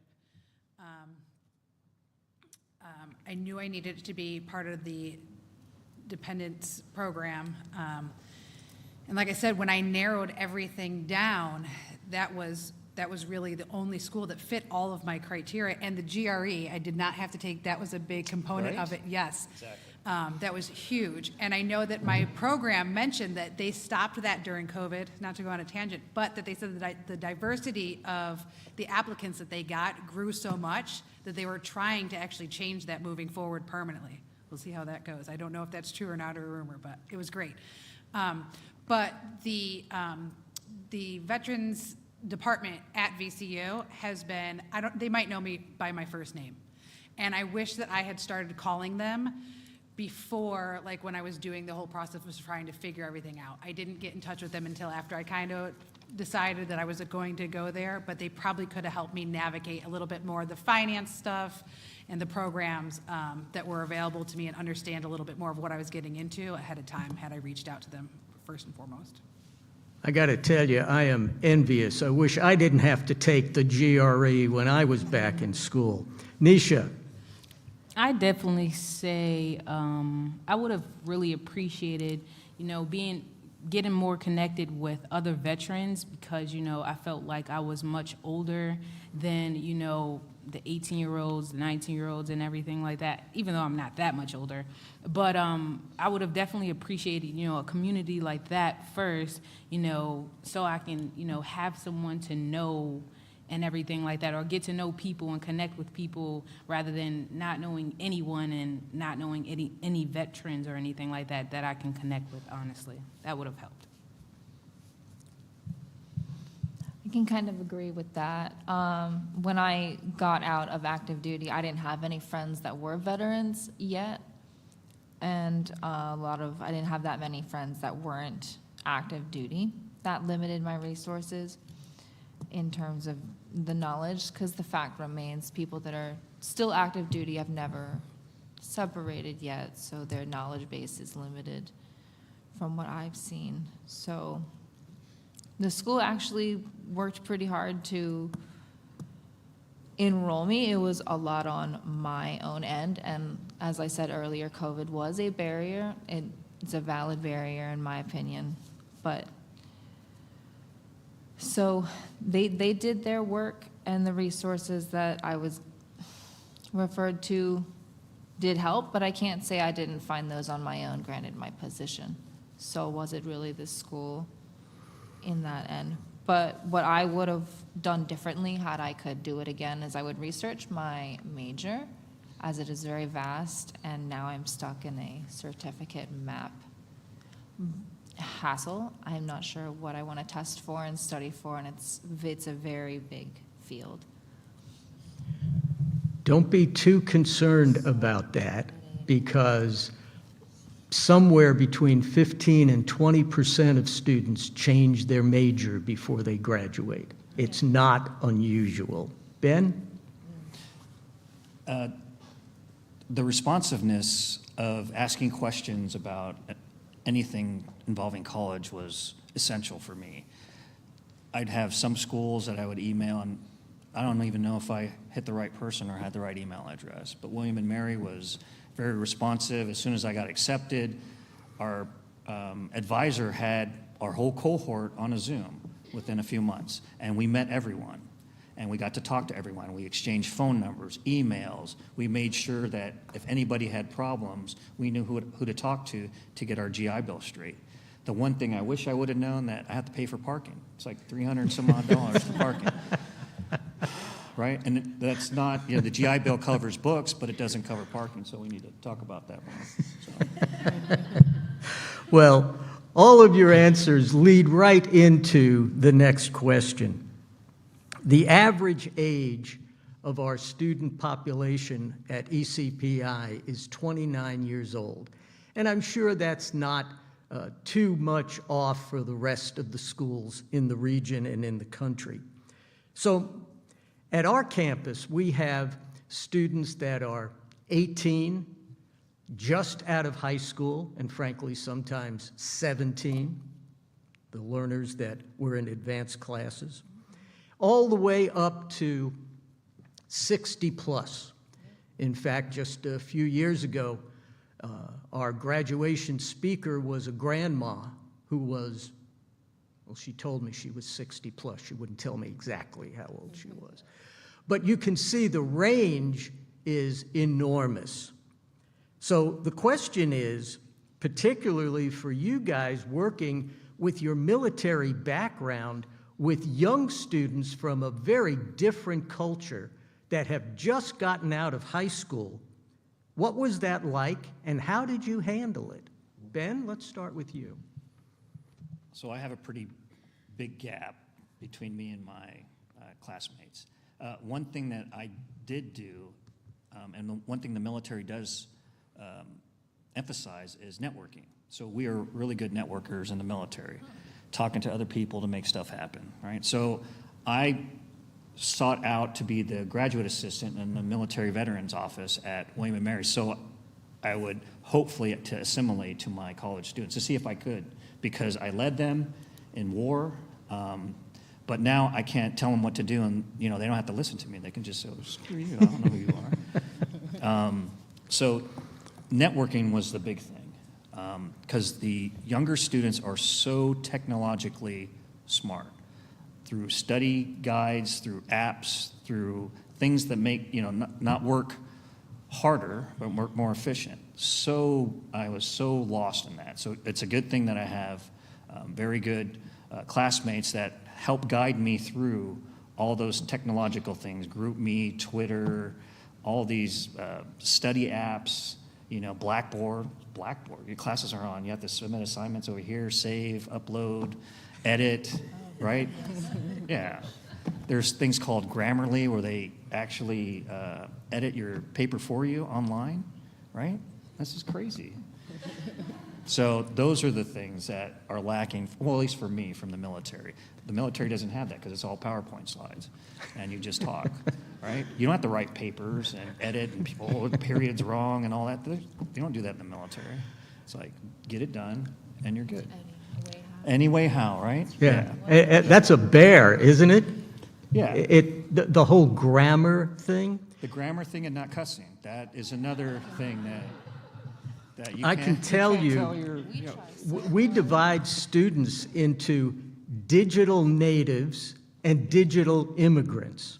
So I can fully appreciate you kind of treading water in a world where everybody's swimming around you. The way we found is that the students who are digital natives, those are the ones who step up and offer a hand to those of us who are baby boomer generation that need a little help with the technology. The students today have a very hard time relating to somebody who can't operate a computer. They have grown up with a device in their pocket that has answered any question they have. It's a whole different world. But once they realize that they can be doing a good deed by helping out the students who are having technological difficulties, they do step up, and they are delighted to do so. Faith, has that been your experience? Falling right underneath the average age at my school, directly in the bracket there, only reinforces that I made the right decision. But the range is also true. We do get students that are 18 and younger, and they do find their way into classes with me. And I agree with the shared experience that can be, because just that you have 18 and 19, but you also have retired 20 plus years next to you in your networking class, and they did it. And now you have just another student resource if they share it with you, and you learn that much more. The younger students give you a bit of a nostalgic. If you were E5 or above, you had subordinates, not saying your classmates are your subordinates, but they learn from you, and it gives you that sense of satisfaction that I'm sure anyone that reached those kinds of ranks felt when in the service. One of my favorite stories is the student who walks into the library and sees an Encyclopedia Britannica. And they ask, "What is that?" And the librarian says, "It's the encyclopedia." And the student says, "Really? You mean somebody printed the whole thing out?" That's the difference today. When I tell students when I was in graduate school, I lived in the library. I had a stack of 3x5 cards this thick with citations. They look at me like I have two heads. Why did you do that? Why didn't you just put it in your computer? Nisha, what has been your experience with those younger students? Well, I am 24 years old, so I'm not that much further than they are, but I still felt really uncomfortable. Well, not uncomfortable, just I couldn't really relate to the younger students because they were more focused on like, you know, partying and everything like that, and I just kind of felt weird trying to like party with like 18 and 19-year-olds. So I don't really connect with them, honestly, and, you know, I'm more so focused on my goals and what I'm trying to accomplish, so I'm not really focused in on partying and well, who doesn't like to party, but I'm not really focused on that as far as like when it comes to my everyday life and everything like that, so I don't really associate with the younger students, so yeah, that's my experience. Nisha, you telling me that you ran into college students who wanted to party? I am shocked. Elizabeth, what do you got to add to this? I also am ironically 29 years old. And will be for the next 10 years? Absolutely. Or at least, but we'll assume for today that maybe I'm not.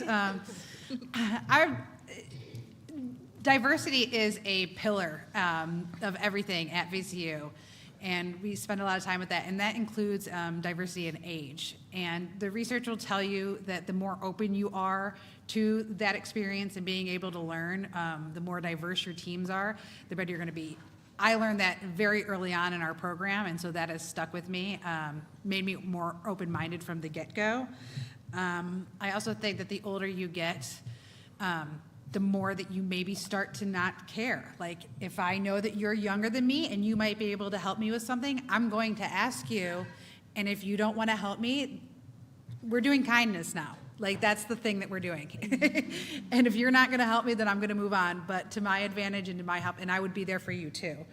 And then who knew, like, there's like internet tools that will like write your reference pages for your entire paper. And I was talking to somebody about this earlier here, and they were like, and I said, you know, I feel a little bit out of the loop sometimes. And they're like, well, thank goodness that you're doing this now with all these resources. And I'm like, you're right. Because 10 years ago, had I been having to write my own reference pages, I would not have gone back to that life. So I think I'm embracing it overall. As we said earlier, many of our audience members are administrators or staff, and I'm sure they would be very interested in hearing what advice you would give to a new student veteran as they start their time in college. Faith, let's start with you. I like this question. It's one of the first ones that I took notes on, but I would tell a student getting ready to separate and transition, perhaps pursue their first degree, perhaps even in their family for the first time ever, take it seriously. I know a lot of GI Bill students just go in, get paid, C's get degrees, and I disagree. You know, the GPA does matter, just like your credit score matters, but it matters nonetheless. Let's digress there. Too many don't take it. You know, it's an entire endeavor. My colleagues here know, I'm sure. You know, when you say C's get degrees, we tell our students, and I don't know how many of them take it seriously, but many, particularly in the technical field, when they do interviews, they will not interview somebody below a certain floor of GPA. It's often 3.0. Sometimes, in a very technical field, it's 3.5. And so they need absolutely to pay attention if they want to succeed in the field that they have chosen. Ben, what would you tell that brand new student veteran? Don't be afraid to ask for help. So I've working in the office of student veteran engagement at William and Mary. We witnessed quite a few veterans that had a hard time struggling through class, and they didn't ask for help. They didn't ask their fellow classmates. They didn't ask us. They tried to do it all their own. So they have families. They have obligations. They're trying to take college courses at William and Mary that is very vigorous. They've been out of school for probably, 5 years, and they're trying to do it on an island. And that's where the office comes important, to reach out to them, because by the time we hear about it, it's almost too late. You got to drop classes, get incompletes. The office here is very aggressive. They'll talk to the professors, they'll talk to the staff if they're having problems, because veterans need certain accommodations because of what they witnessed. And some veterans are so proud they will not acknowledge their disabilities of what they saw at wartime. So that's my biggest thing is. Well understood. One of my sons attended William and Mary and graduated, I'm very pleased to say. And I had the opportunity to talk with the president of the school at that time. And he told me one of his issues was the requirements to get into William and Mary at the time were so stringent that virtually everybody who attended was #1 in their high school class. And when they get here, they're not #1 anymore. And it's a big mental issue for them to climb that wall. So asking for help is absolutely essential. Nisha, what are you going to tell that new student veteran? I'd say there are plenty of resources out here that, would love to, help us and, help us through the entire process. Like a lot of students, they don't, take advantage of those opportunities or even go look for those opportunities. They just go to class and pass their classes and, try to hurry up and get done with school. But there's plenty of resources, plenty of communities, and plenty of, organizations that's willing and that's, very welcoming to, veterans and, new students and everything like that. So I think that is very important, to just go out and try to get in with a whole bunch of different communities that's at your school and what they offer. Elizabeth? Yeah, one thing I didn't mention is that my husband also did go back to school while we were together, and I want to echo what Ben was saying, is that he did have, and he did give me permission to talk about his experience here today.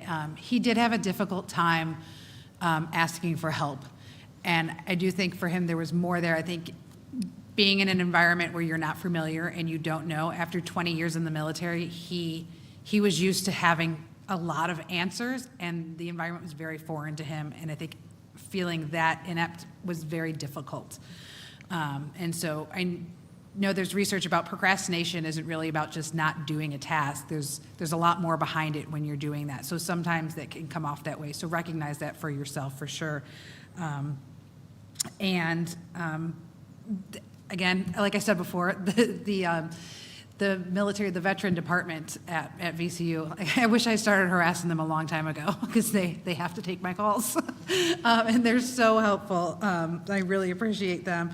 And I would also echo again what I said previously: don't underestimate the skills that you have and the 20 years of, or 20, 35, 10, whatever years of experience that they would have from their military. It is invaluable.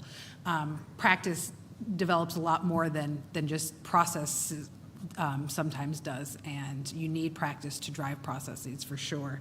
And then I always tell this to entrepreneur students too, that consider a business degree as a minor.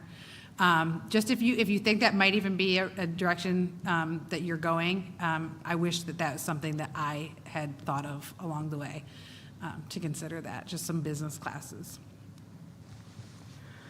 I have the privilege of addressing our new students at orientation. At ECPI, we have an accelerated curriculum, but I think the 3 points that I emphasize apply to all students across the board. If you want to succeed, you have to do 3 things. 1, show up. You have to be in class.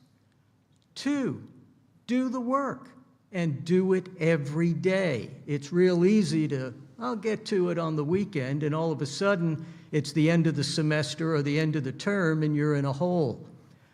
And 3, ask for help when you need it.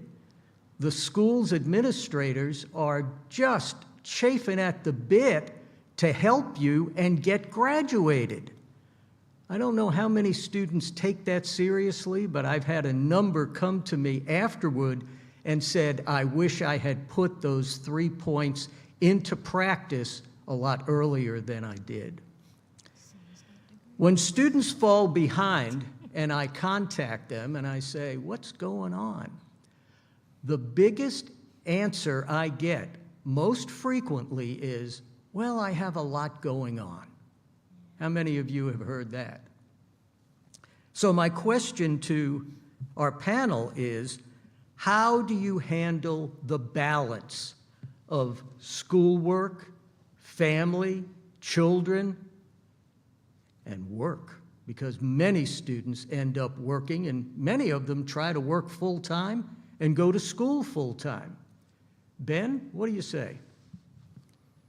It's easy for me because I'm single. So I'll tell a story of one of my classmates. So she's a mother, and one night we were working on a paper.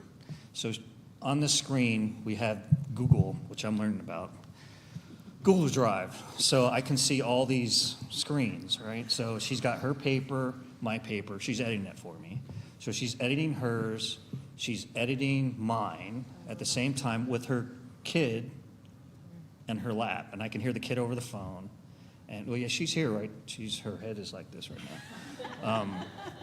And then she's talking to her father, who's fixing her car, and then instructing him how to, I think it was cooking a meal.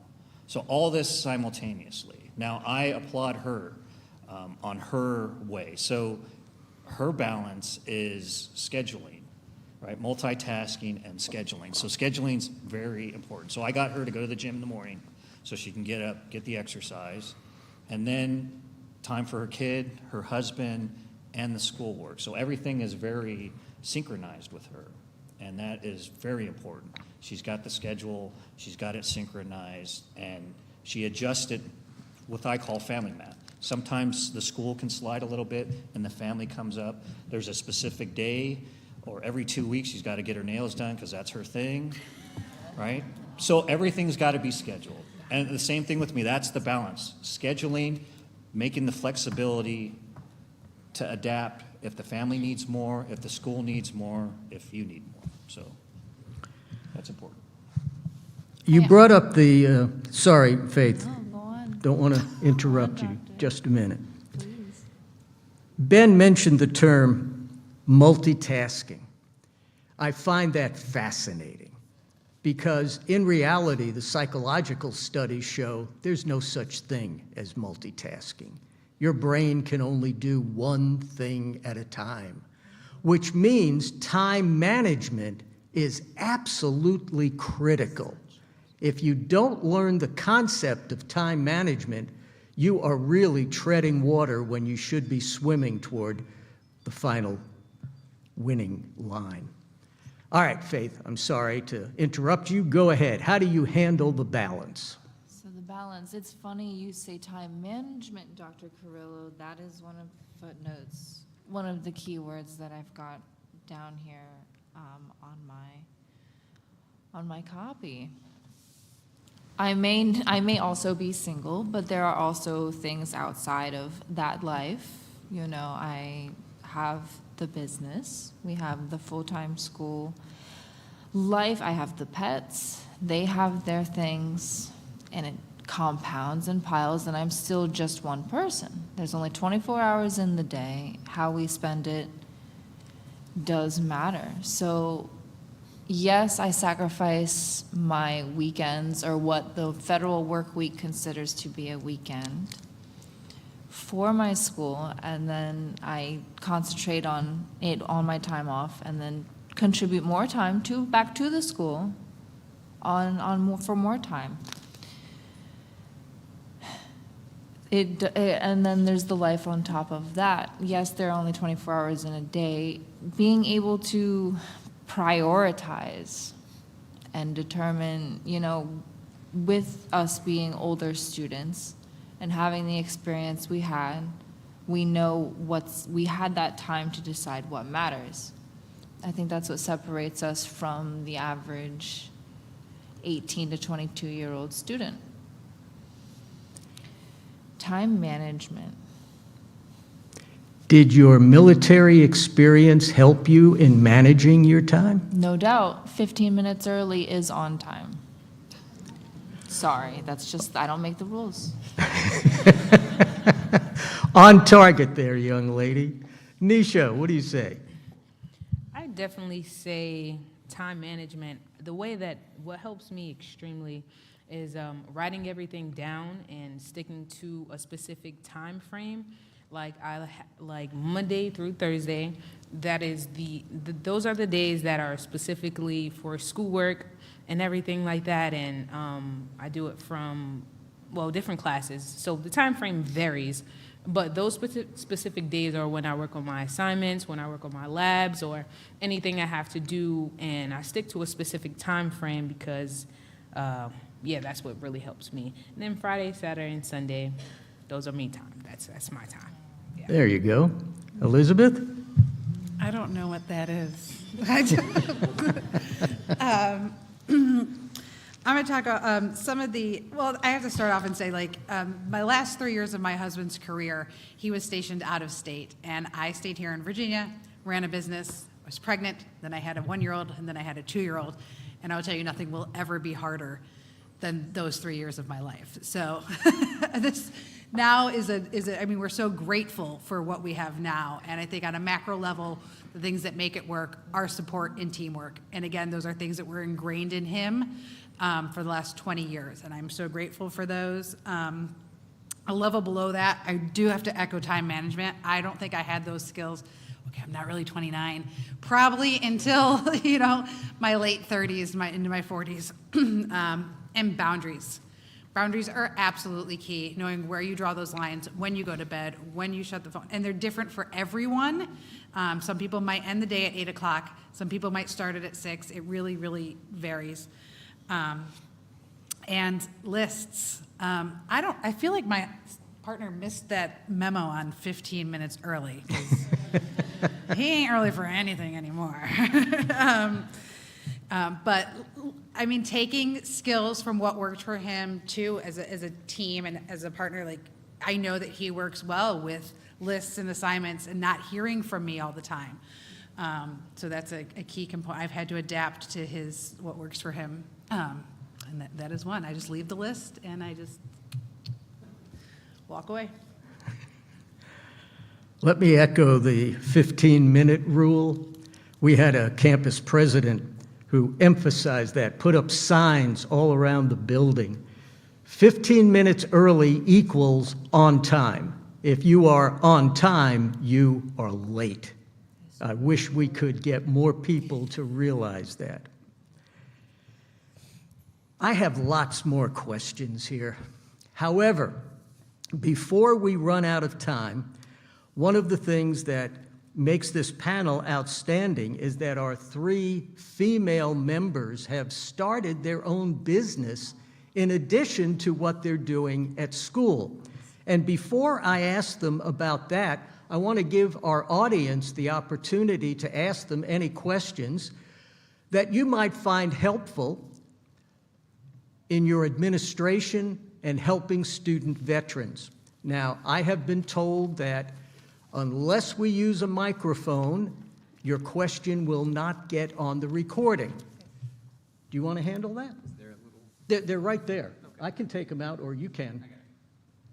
Charlie has volunteered to pick up the mic and walk out in the audience, and it's up to you. What questions are on your mind that we haven't covered?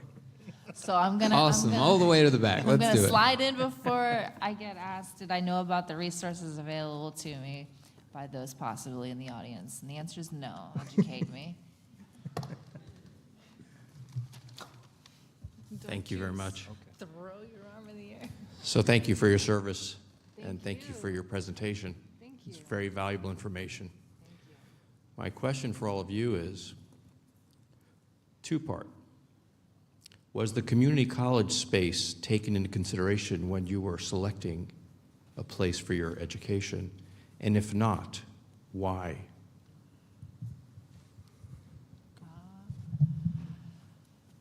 Community college, yes and no. Yes, in essence of I wasn't sure in the industry that I'm trying to break into, being IT, whether or not I could just get a certification and go through a boot camp and take it simply, or use the GI Bill comparison tool and see what kind of education is available in my vicinity for the right amount of benefit in exchange. And ECPI in my proximity happened to be the best contender.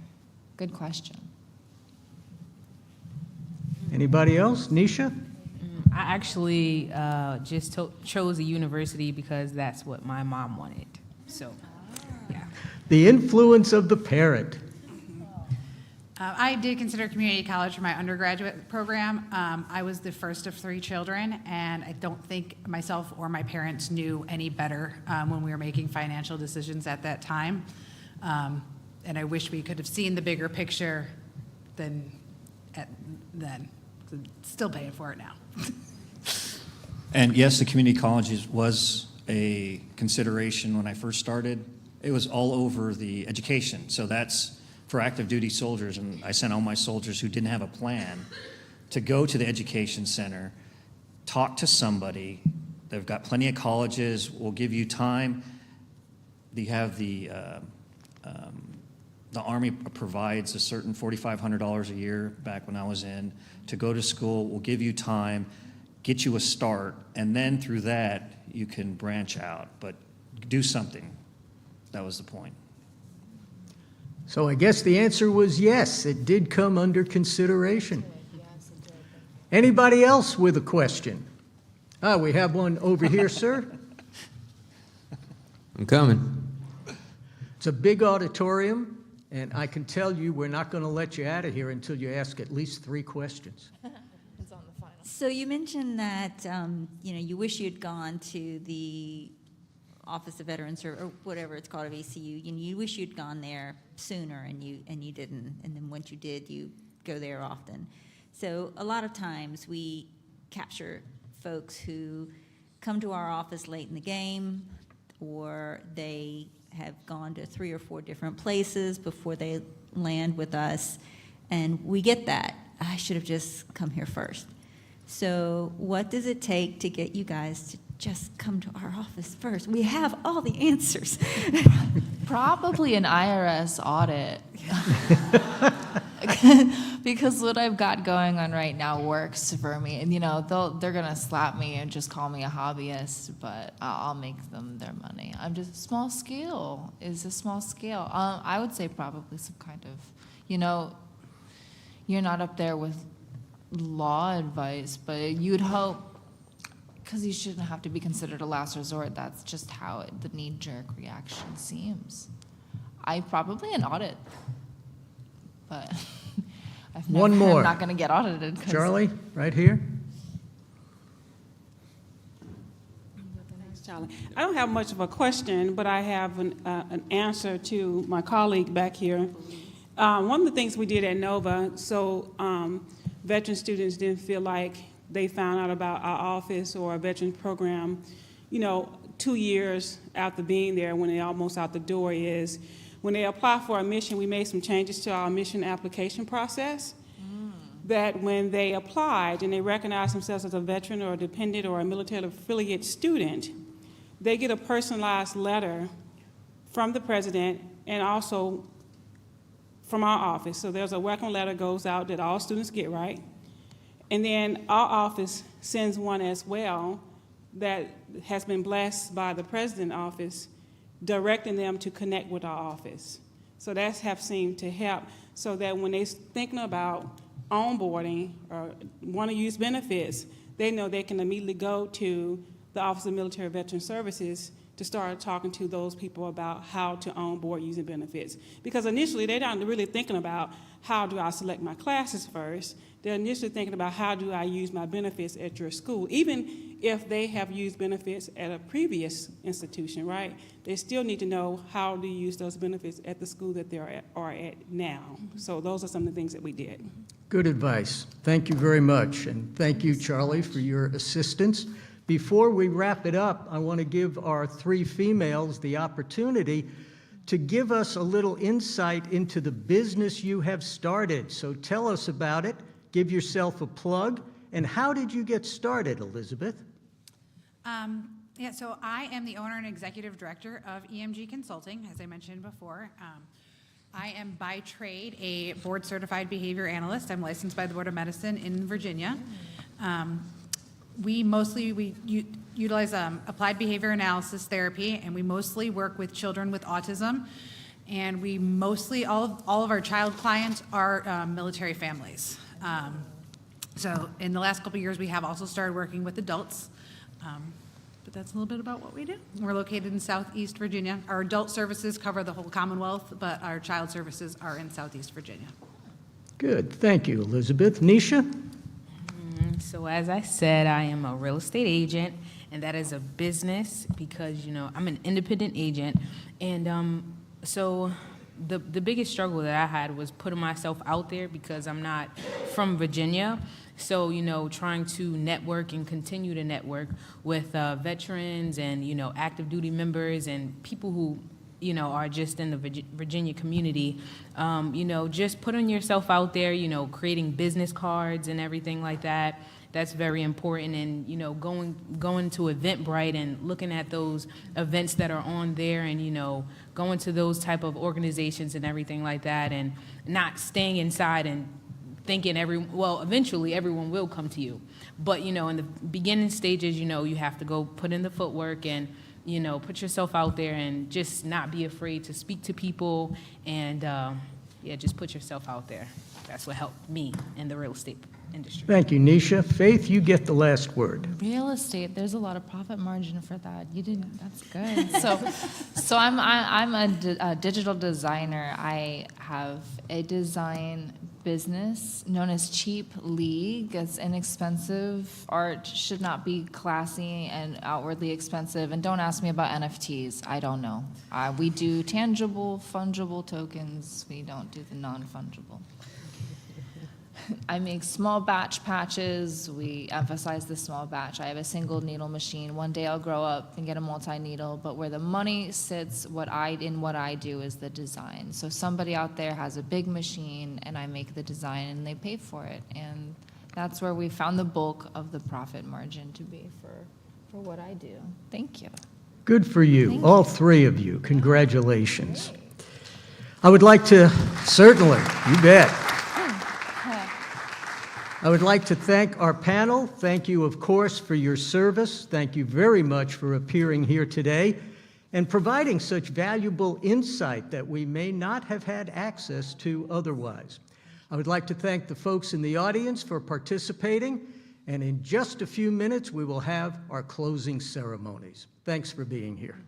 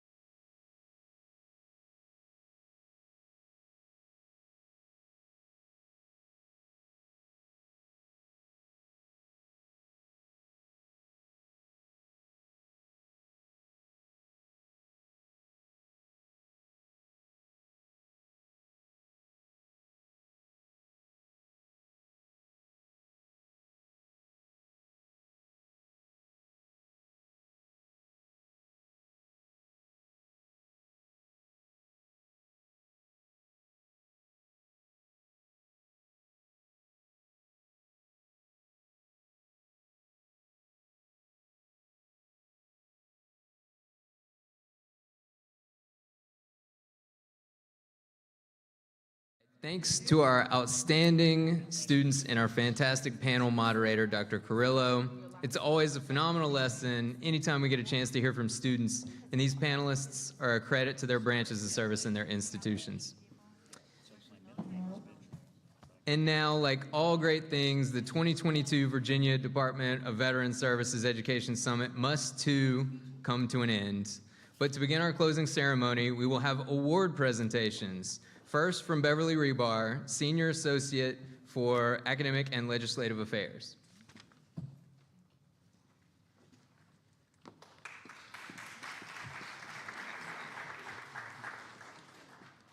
Hey Hey, good afternoon, everyone. Again, Beverly Rebar. I'm with the State Council of Higher Education for Virginia, also known as SCHEV, which makes us all Chevies who work there. And we're very proud to co-sponsor this event. And I'm so delighted that my colleagues on the planning committee named me as the person who gets to hand out the awards for the afternoon. So I'm going to go ahead and get started with awards. And we'll start with, and the way this will work is I'm going to announce the winner and describe a little bit of why they're deserving of the award, and then we'll have the presentation by Annie Walker. I think that's how it's going to work. So the Admiral John Harvey Career Achievement and Military Education Excellence Award goes to Charlie Foster. And Charlie, Charlie was nominated because he epitomizes the essence of a dedicated, selfless service in direct support of a growing cohort of talented and promise-laden veteran students at the College of William & Mary. Working tirelessly to ensure that veteran students at William & Mary are welcome, included, and empowered, Charlie provides world-class student support services in an inclusive and warm environment. Regardless of challenge or opportunity, Charlie's been supporting veteran students in a variety of ways since 2017, from bolstering the efforts of veteran student organizations, connecting veterans with resources on and off campus, to helping with applications, GI Bill benefits, transferability of courses, and other support services. Charlie has led William & Mary's efforts to comprehensively support veteran students. With an eye towards the future and the limitless potential of the population he serves, Charlie has been equally impactful in finding internship and employment opportunities for the tribe's student veterans. He has thoughtfully coordinated initiatives across all schools and programs, worked to expand veteran enrollment, and seek support for those and other university veteran programs. Recent successes, such as expanding enrollment in student veteran organizations, conducting Green Zone training for staff and faculty, and the identification of scholarship and internship opportunities, and coordinating university-wide Veterans Day activities, have all been through Charlie's vision and leadership. Well-deserving, and I've so enjoyed working with him.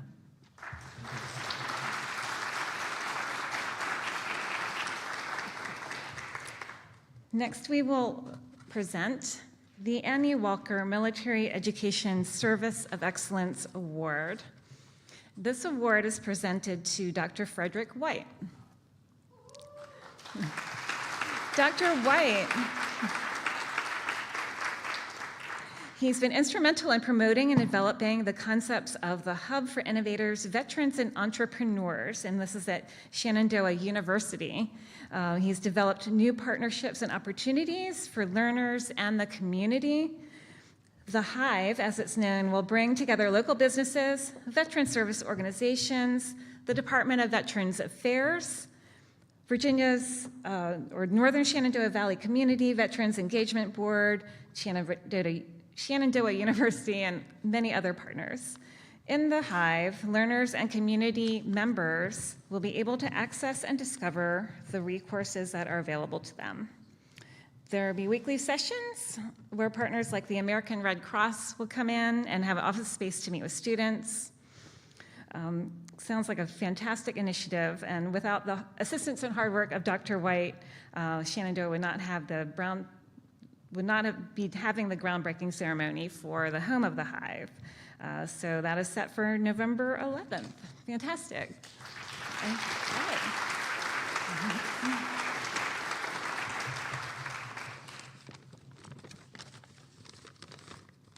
And finally, we also have an award for an institution that is exemplary in excellence in serving student veterans. And this year that university is ECPI, East Coast Polytechnic Institute, and I'm not sure who will be,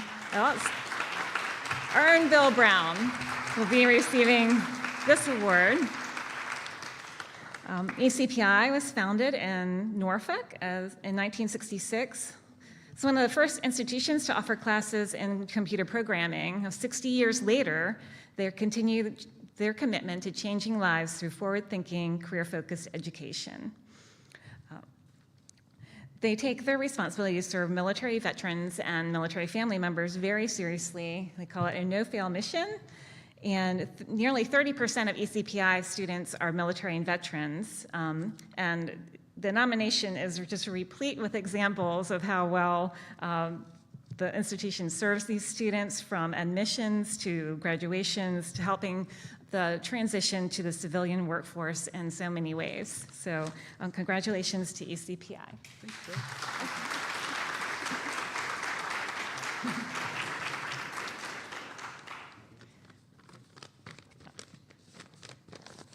Thank you, and SCHEV really is excited to be a part of this. An important part of Virginia's strategic plan for higher education is promoting and improving our graduation rates, our persistence and success of all Virginia students, and an important part of that is serving our veteran students as well. So I'm very happy to be here. Thank you.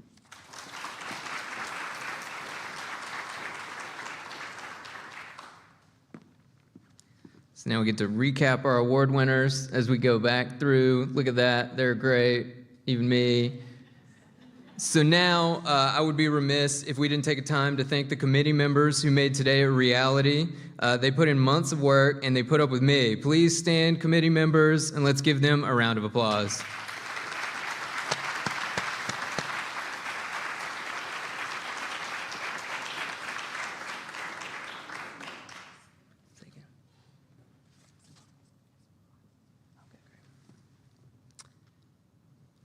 Next, let's thank the outstanding sponsors who made all this possible: the Virginia Department of Veteran Services, Veteran Education Training and Employment State Approving Agency, William & Mary, the Virginia Association of School Certifying Officials, the Virginia Advisory Council on Military Education, and the State Council on Higher Education in Virginia.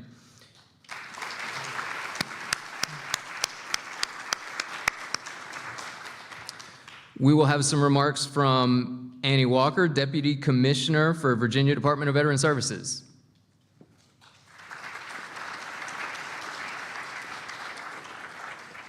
Good day, everyone, and I'd like to give everyone in the audience a Hang 10 award for sticking with us through the end of the day, so give yourself a round of applause. And as Charlie, thank you so much. When we met at the War Memorial, I told you we really wanted to work with you and William & Mary more closely, and thank you for making this happen and for supporting us with this. And all of our partners, thank you so much. And the committee members, thank you, because you are just long friends and individuals that we know are dedicated to the cause. So I really thank you and appreciate all of your support, and all of the support for the school certifying officials that are here today, all of the school leadership positions that are here today, and of all of the attendees, thank you to the student veterans, because it is you who we do this for. So it is now my pleasure to introduce my boss, Commissioner Daniel Gade.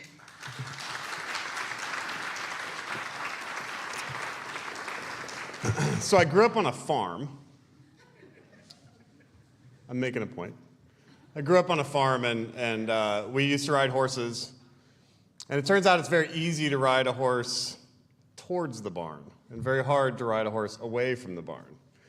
And the reason I tell you that is because I know that everybody in this room right now is smelling the barn. You're all eager to get out of here, and I'm the only thing standing in your way. So I'm going to be very brief. My association with higher education has been quite long.